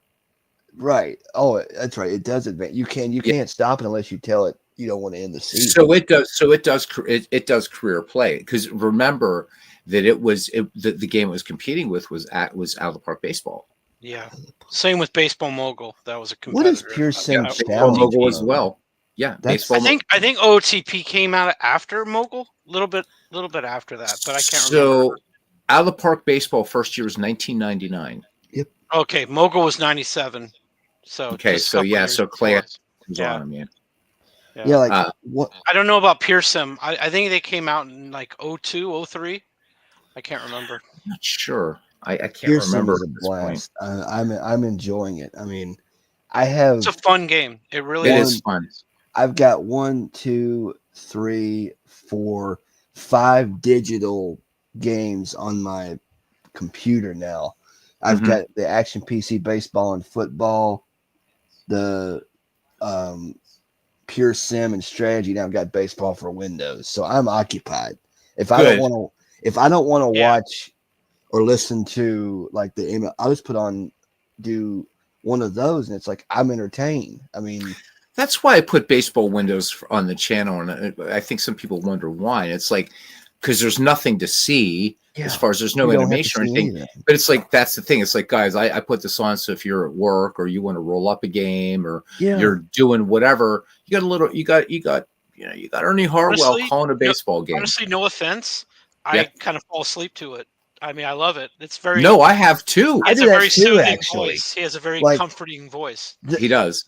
In fact, my ex-girlfriend, I was at her house when and I brought my computer. I was doing some stuff, and she, she's putting around in the kitchen, and I had an Ernie Harwell game on there, and she said, that is so relaxing. She said, I'll bet you could have you. I said, I'll tell you. I said, yeah, Christine. I said, there are times I'd put on that game after a hard day's work and just let it run, and I would fall asleep to it. So no, that's no offense at all. Same here, man. I do the same thing. It's like whenever, I'll put Ernie on a loop, and he just goes game by game by game, and it's like I'll go to bed, and let's say the Cubs and Reds are playing. I'll wake up the next morning, it's like American League games going, and it's like Ernie's just carrying the load. I mean, it's awesome.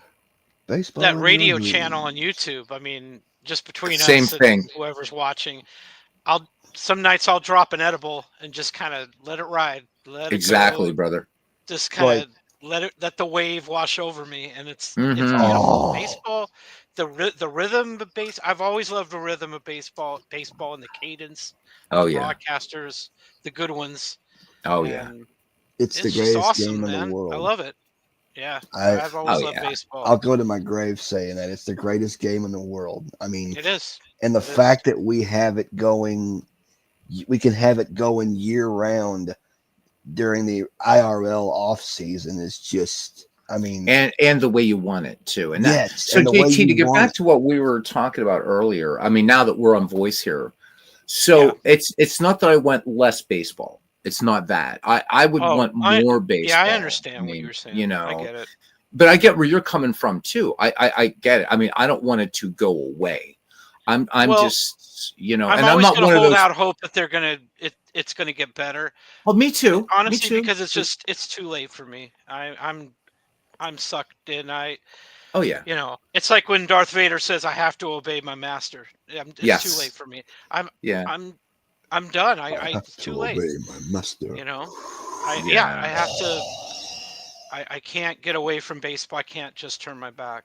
No, I can't. But I am turning my back more and more on the contemporary game. I shouldn't say the modern game. Yeah. I still think the 70s and the 80s were like the golden era, the golden age. Oh, incredible! Yes, there were so many different styles in those days. I mean, and it was a perfect marriage of all of it. You had speed, power, pitching. So many teams tried to win in so many different ways, and it was very entertaining to see that. Nobody was. I don't want to dog baseball from today or from 100 years ago, but having like a dead ball or having the rules that they have put in place, it kind of dictates a certain game. Yeah. And Yeah. in the 70s and 80s, they didn't have that. No, So that's anybody true. could play anyway. And Yeah. it really, yeah, I really enjoy it. And the way they did their uniforms, I don't know, everything about baseball in the 70s and 80s just ticked the boxes for me. I Yeah. just loved every bit of it. I look at it this way, like when I do like a replay of a season, it's like I reflect on, like, it's like, for example, like I might say something like 1901 to say 1930, 1929 or 39 would be considered early 20th century. Then you've got 40, 50, and the 40s, 50s, and 60s would be like mid 20th century. Then you've got the 70s through the 90s, 97 in this case, is late 20th century. Then, of course, the 04, 14, 15, 16, and 21 season would be early 21st century. So I always play the game and reflected on what time of what's like the like 20th century style. You know, it's like early, you know, it's like Question for you. Yeah. What year do you consider the beginning of the modern era? Good question. Very good question. Because like this, you could think about it, because like the 70s, from like 70 to, in this case, 97, it's late 20th century. But the modern game is like, you know, it depends. I mean, I say 1954 because it was, the ballparks were modern enough at that time. They were all built of steel or concrete. The game was integrated enough. They had the upper crust of the Negro Leagues, so they were incorporated into the game. And I think we had the same, like, did you know in 1954 that the sacrifice fly came to be what we know it to be? Before that year, for like 20 years, if you've hit a fly ball that drove in a runner, you get the RBI, but that wasn't a sacrifice fly. They didn't consider it that. Yeah, they didn't credit that back then, and it finally came into being the way we know it now in 1954. I did not know that's that. That's thank you for that. Yeah, I didn't know that either. I did not know that. Yeah, because I mean, always the rules, they shifted. It used to be the way it was, the way we know it now, like in 1920 something, but they got rid of it, and then they just said, you know what, it just counts it as a bat. So I mean, it's affected a lot of batting averages from that era. Because imagine what they would be if it didn't count as an at bat. Didn't they? I think they used to call it, back in the old days, they called it a sacrifice hit or something. It was, they had another name for it. You're right. So sometimes they lumped them in with bunts. And you got, that was your sacrifice hits. But other times they didn't. You just got a fly. It was a fly ball out. You got the RBI, but it counted as an at bat and an unsuccessful at bat at that. So yeah. I mean, I did not. When I found that out, I said, you know, maybe 54 is the sweet spot, because they had Willie Mays already. They, like I said, they had great players, great black players in the game already. Sure. And you know, the other thing, JT, was a lot of people call that the golden age, the 50s. Like, oh yeah, I think Ken Burns baseball was like the capital of baseball. The capital of baseball. New York had like half the teams. And so and the like, three great center fielders. But, you know, you're talking about not being able to turn away from baseball. Exactly. I love that. Is a great song. I can't turn away from baseball. Not that I'd want to. Is all the books I've bought through the years and games and this and that. I mean, so when I got back here from Europe, I not only left my entire Magic library there, which I've been working to recoup, and I mostly have, but it was also my baseball library. So thank God eBay has those, you know, the great big fat hernia-inducing books, and it's like I want to read these books, man. And like, if I would turn away from baseball, I can't. I can't never imagine my life without baseball, and it has been my. So the way I grew up was not very nice, man. I grew up around some shit. Baseball for me became right, so it became a haven for me. And it was a lifesaver in a lot of ways, along with Magic. Those things helped in my great Irish family. How it was with me too. Like, and so for me to have to live a life without baseball, it wouldn't be life. I could not imagine. And as much as the game is all messed up now. I'm still stoked for opening day, man. I am. I'm ready. When is ready. opening Well, day talking about the golden this age, year? I mean, we're in the golden age of baseball sims and information. Oh hell yes, hell And yes. that's what's so beautiful. That's what keeps me going. I mean, How about it? Go to can Retro play any Sheet, sim. baby. I can sim There you go. I can sim any season I want, any time I want. Yep. I can just fire up a 1925. I think wasn't 25 the Browns almost That's beating the Yankees 22. and 22. I can fire 22. up those 22 Browns and let them go. Let them, Yep. relive the It's magic all and over again. right, and it's like that season. The reason why I love 162 is because, well, number one, that's been my whole life. I've never known anything else but 162. And Same here. Same here. the story that it tells, the story of the season is what I mean. I only love the World Series probably more than the story of the season. I love teams facing adversity while they got a bunch of injuries in this area. They didn't get very good luck in this month or these 2 weeks, and seeing them get through it or not get through it, or a team surprising everybody that was predicted to finish fourth or something, and they're leading the division. Are they going to hold it? Are they going to hang on, or are they going to Chicago Cub it and fall down the standings? I don't know. And the story that it tells, that's why I limit. I don't want to say limit myself, but I usually play season replays because I'm just so addicted to that storyline. Oh yeah, absolutely. That's what I love about one of the things I really love about baseball and the season. Oh yeah. I have said this. I think I said this once before. Like it's a reflect. Like if I came home from school or whereabouts, ever had a rough day or didn't just feel like things weren't going my way, and I was like just down on my luck, I would put a baseball and if it was available, I'd listen to a baseball game, and it was like I'd feel better. It's again, I think it's what JT said. It's the cadence of the game. It's the sound. Comforting. I got to hear a great game be played, and it's like Ken Burns, sign us up. Seriously, man. Well, it's I mean, true. How many of us have true. the memory of the transistor radio under the pillow? Oh, I do. Listening to the game. I do. Camo X, buddy. Camo X had that strong signal, You're supposed to be sleeping, but you're listening to the game. I know. I remember that very well. I remember early 2000s.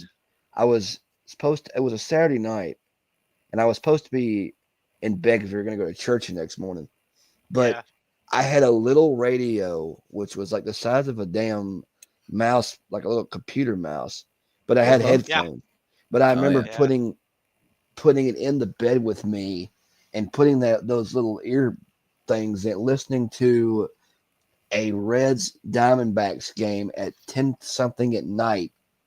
And it's like, I'm like, no matter how bad things got, and it's like I could hear just listening to Marty Brenneman every night. And it's like, like, and that still kind of hangs to this day. Cause like, if I'm having a rough go of things, I'm not feeling well or not doing well emotionally, I'll just put on Baseball for Windows, and Ernie just kind of takes that pain of, hey, your life may be tough, but put on some baseball, and I'll try to get you through the rest of it. I mean, it's just like it's beautiful. It's beautiful. My girlfriend told me once. She said, because we were sitting on the bed talking one day, and I had Appa on, and she goes, she has a lot of drama in her life. She says, she looks at me and she goes, I kind of like what you got going on over there. And I said, really? She said, yeah. She said, yeah, it's a good distraction.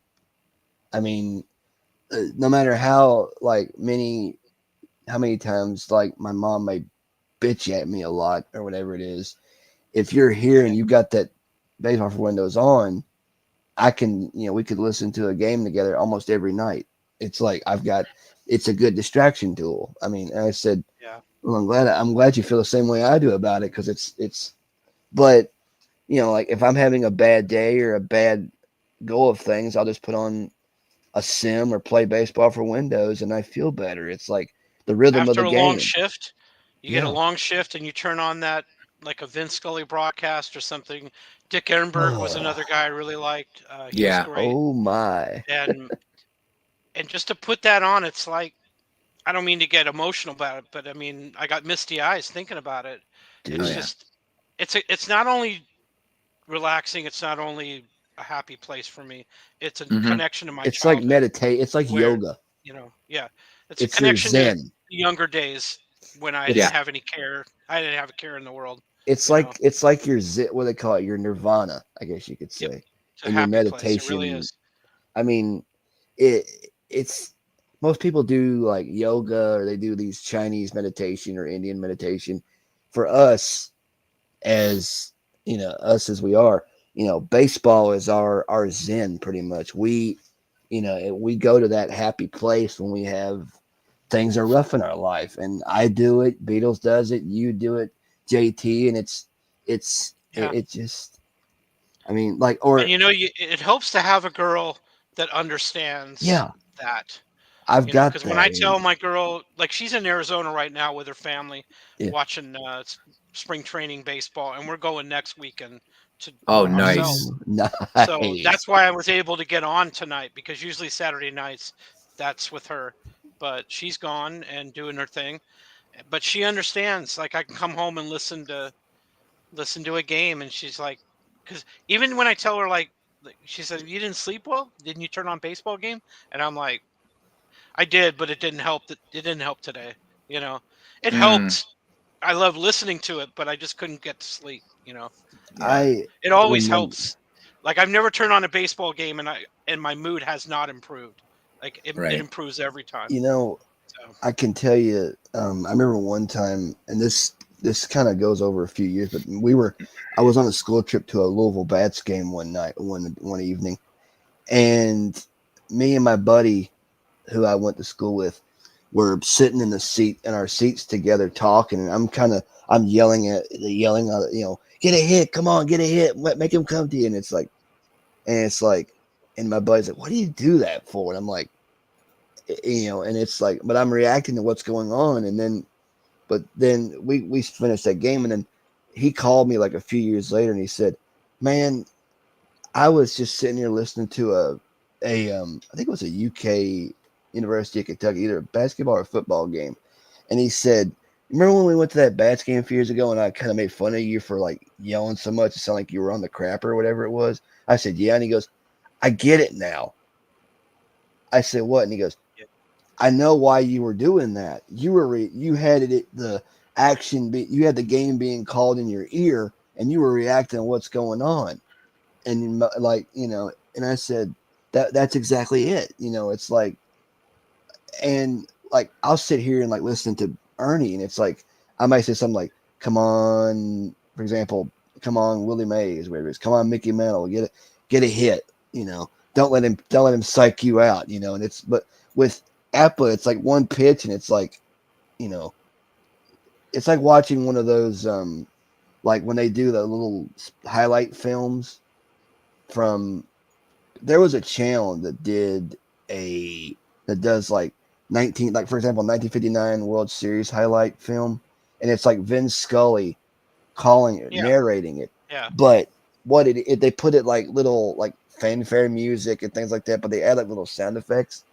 Yeah. It's kind of like that. Like that crack of the bat they throw in. Yes, because they did it like, but it's like it's kind of like that, except it's a little slower and it's more realistic. Whereas you've got, Ernie doing the whole thing, and when you hear that, when that crowd gets loud as hell, and you can't hear Ernie, it's like, holy shit, this is something's going down.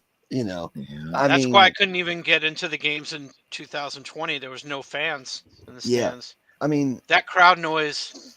I mean, is that what they did? Because I didn't watch baseball here in 2020. The parks just had cardboard cutouts. Yeah, it was like they did. Yeah, and it was like golf, like watching freaking golf. I can't watch golf. The announcers were even quiet. It was just like, everybody shut up. I want to hear the grass grow. And I'm like, yes, exactly. It's not entertaining at all. I heard yesterday a Red spring training game, and I swear to you, amongst the announcers talking, you could hear the trees rustling. Yeah. I mean, it's it's that time of year where they play in the smaller ballparks. But it's and they're open air. The acoustics don't really. It's a different environment. We go to spring training just to relax, but when there's a game that's meaningful, like I was just listening to Game 5 of the '81 World Series, and Goose Gossage being Ronce late in that game, and the noise, the booing from the stands because it was at Dodger Stadium, and it was just a beautiful booing sound. I was like, oh my! I smiled. I said, wow, that's incredible. You cannot Like, you you can't cannot replace manufacture that or replace You it. can't replace it. It's real. No. And God, do I ever love that kind of stuff? The roar above the roar, like when a home run sailing, it looks like it's going to be a home run, so there's a bit of a roar, and then the extra roar when it clears the and you hear ballpark, like the Yankee Stadium organist might play something, or the Dodger Stadium organist, and you hear occasional fireworks. I mean, like, I wish that they didn't play them like the organ or whatever, but if they want to launch, like I've heard some Cleveland Indian games in the '70s, and they would go deep and they would light off fireworks, and I thought that was great.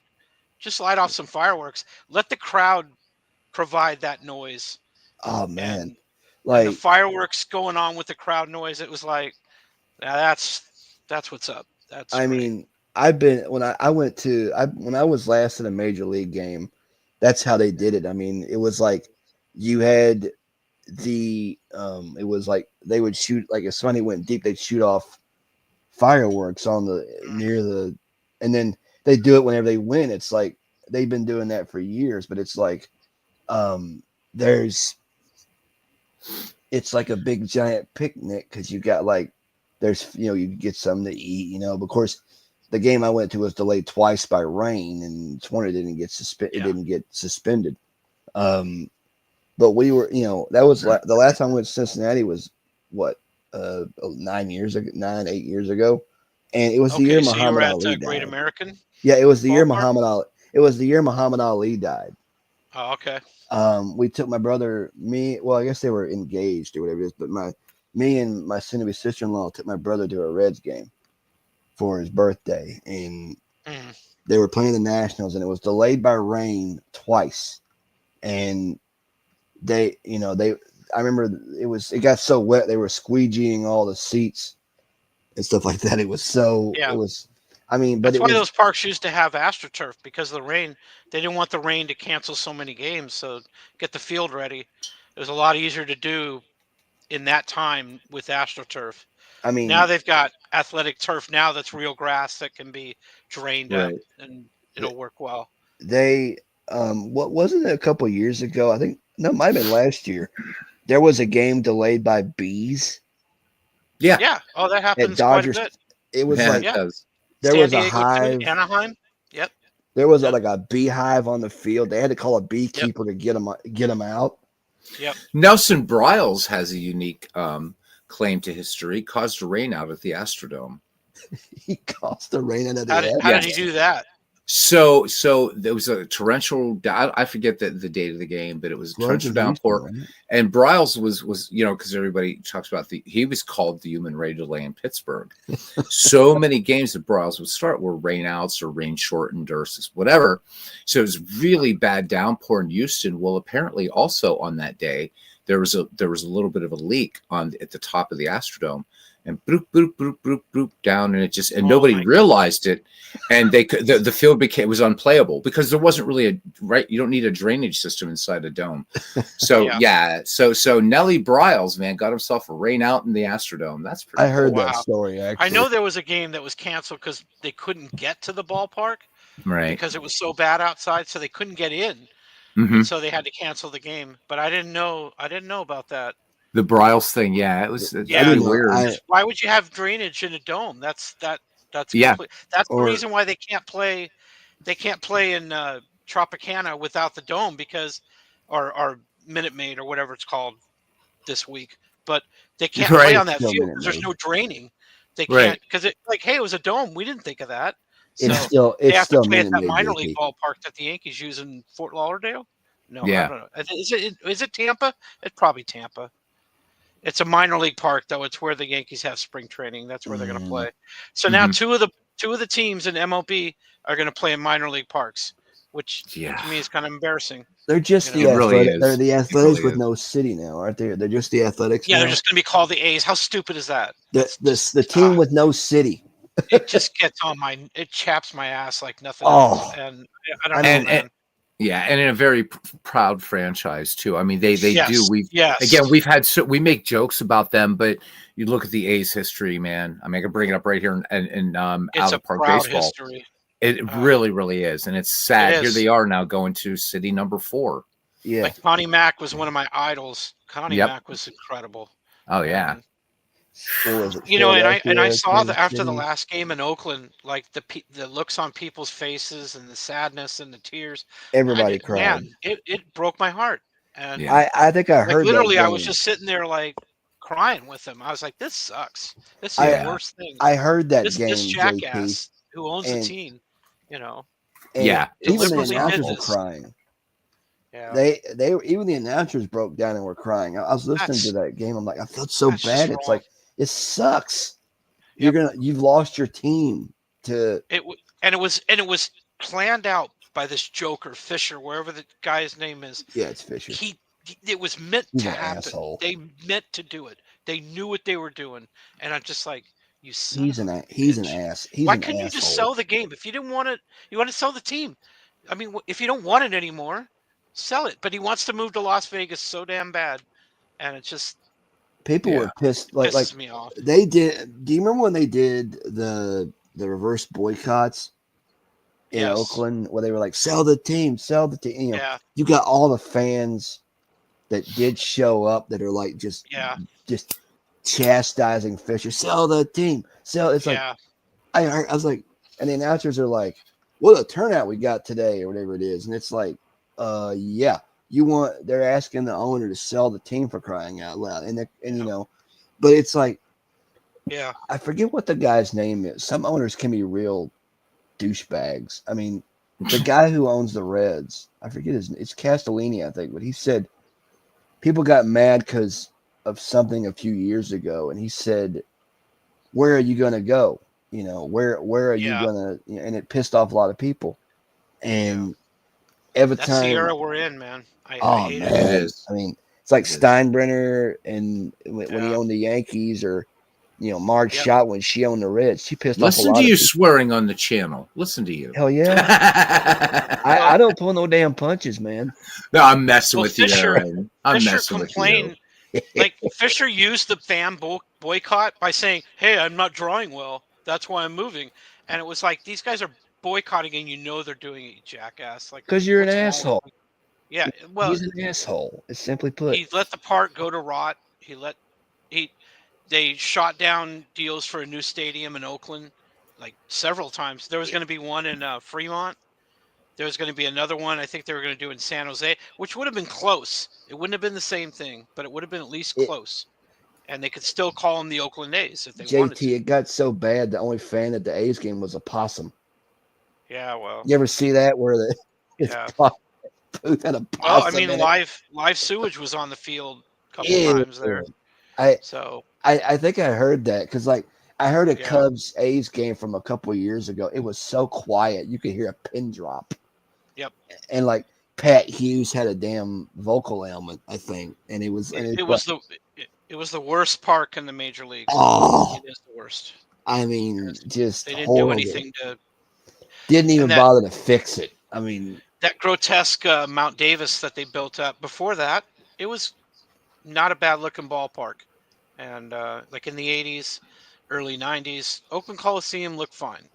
And what was it? Remax, Oakland Alameda County Coliseum, or whatever they called them. Network Associates Remax. They called it Remax Coliseum at one point or another. When they put Mount Davis in there to bring the Raiders back, and where are the Raiders? They're in Las Vegas now. They're in Vegas. But they did it to bring him back, and it ruined the whole aesthetic of the ballpark. And that's obviously Mike Davis. But yeah, like the A's are going to play in Sacramento this year. It's going to be so weird. I mean, they're just the Athletics now. It's a team with no city. Just like it's going to be hotter than hell there. There's no protection from the sun. oh God, I mean, heaven you help expect Oakland fans to drive to Sacramento? hell no, and they're watch not going them? to That's not go. going to happen. They're going to have no attendance this. I bet you they're going to have no attendance this year. Little to no attendance this year during games. Why would you go if you're in Sacramento? Because you know it's a lame duck. You know they're only going to be there until the stadium's built 1 or in 2 Las years Vegas. till the one in Yeah. Vegas is, and nobody's So going why to would show you up there invest either. your time or your money? I mean, like for what? I mean, it's so owners are so just miserly bad. I mean, it's just like, I mean, I don't know who owns all the teams these days, but you know, it's like Fisher's an asshole. The team's not in Oakland anymore, and everybody's pissed about it. I mean, You talk to him, he's saying, "Hey, I have a right to make money just like all the owners do." it's damage So control. that's the way it is. Yeah. If there was a protest outside his door for him to resign, he wouldn't. It would be like, I don't know, I'm not making any money. Well, that's exactly what he's saying. It's your own fault. We all know why he's not. Yeah. I mean, it's all designed for the team to start getting good again when they make the move to Las Vegas. When is opening day this year? I think it's no. Do you mean opening day in like in America, or opening day like how they? Because I forget where they're playing this year, what country? Because now Japan first is it Japan this year again? I think they're playing in Japan. I don't know. I heard somewhere somebody said something about their Dodgers are playing in Japan or something like that. Okay, well, I'm looking. I mean, I wouldn't right be surprised. Now. I have nothing against Japan or anything, not at all. But they played in South Korea. March. Oh wow, day after St. Patrick's Day. So the 2025 Major League Baseball season scheduled to begin March 18th to 19th. 2-game series between the Dodgers and the Cubbies held in Tokyo, Japan, before the rest of the regular season, which is set to run from March 27th to September 28th. So there you go. There's your answer. Yeah. Dodgers and Cubs will be playing their first. I'm not going to be watching the game in Japan because that's going to be like too many time zone difference. Well, I don't know. I mean, it depends on the time they're going to start. But true. I mean, for the Dodgers, I'll probably watch it, but one of them at least. But yeah, I don't know. I have nothing against Japan, but I don't like it. I hope that, and this is a personal note, I hope that Charlie Steiner comes back this year as Dodgers voice, because I don't like the guy they had last year. But well, when he came back, I'm sad to talk about this because he really did sound bad. He sounded bad. And oh man, like they took him off quickly because he was forgetting everybody. It was sad. I mean, he had some kind of cancer or whatever it was. They said. Yeah, I'm not sure what took Rick him Monday down, mentioned it. Rick Monday mentioned it during the World Series last year. He said it's in remission now. And they think he might be back this year or something like that. I mean, Steiner's 75. He's getting up there. Monday's damn near 80. Mm-hmm. They do their best. They're great. But yeah, it was. He just wasn't himself. Steiner. I don't know if he was on medication or what was, but he wasn't himself, and it was sad to hear. And I don't want Steiner to go out like that. So right. Go out on his own. Go off on his own terms. Yeah, if he can come back as Charlie Steiner, then great. But if not, I'd rather that he just, retire. Yeah. Well, guys, and I'm sad to say it. We have hit 5 hours, so yes. Get going? I'm gonna have to call it here. It's 4:51 a.m. What about tonight? Yep. You guys gonna be on tonight? I'll be on tonight. All right, cool. I'll be with you guys. I'll be on tonight. I'll be doing a different baseball game, but yeah, definitely. Well, although I have set up, I did set up Braves versus 1992 Braves and Pirates, a 7-game series. Boy. Let's do it out, baby. We're gonna redo the NLCS. I'm not gonna do that tonight. Are you masochist? I mean, what are you doing? I'm gonna. Well, so I replayed that game, right? That final game on Action PC Baseball, and the Pirates won. So I'm gonna try it now at the park, but we're gonna do the full NLCS. Oh, are you going to start Ted Power, or was that 91 or 90? Maybe it was 90. That was 90. 90 was Ted Power. So Palacios going in Game 4. All right. So game one is going to be Smoltz and Dreback. So, Yeah. and then I like that you Glavin got Wakefield. 4-man rotations. You're not going with a 3-man rotation. No, That's good. no. Tim Wakefield, God rest his soul. Oh God. He's one of the good ones. But I'm I'm stepping out Yep. camper for about the that. night. Yeah. Well, guys, it Yeah, was a gents, pleasure be on talking with this you, evening. you know? Good night. Yeah, Good night, it's great. fellas. JT, Always always a pleasure. treat having you on, brother. Always, man. And you too, Aaron. All right, Take to care, guys. everybody else, there's 6 of us, so that's 2, you 2. So to the 4 of you sleeping, thank you. And we did top out tonight at some nice number. So obviously 5 hours. I can't go back and scroll back and I'm gonna thank sing you a everybody. lullaby. So Yeah. that's it. All right. Yeah. All right, guys. All right. Take care, Good gentlemen. night. All right. Night. All right. And everybody see you around the batting cage.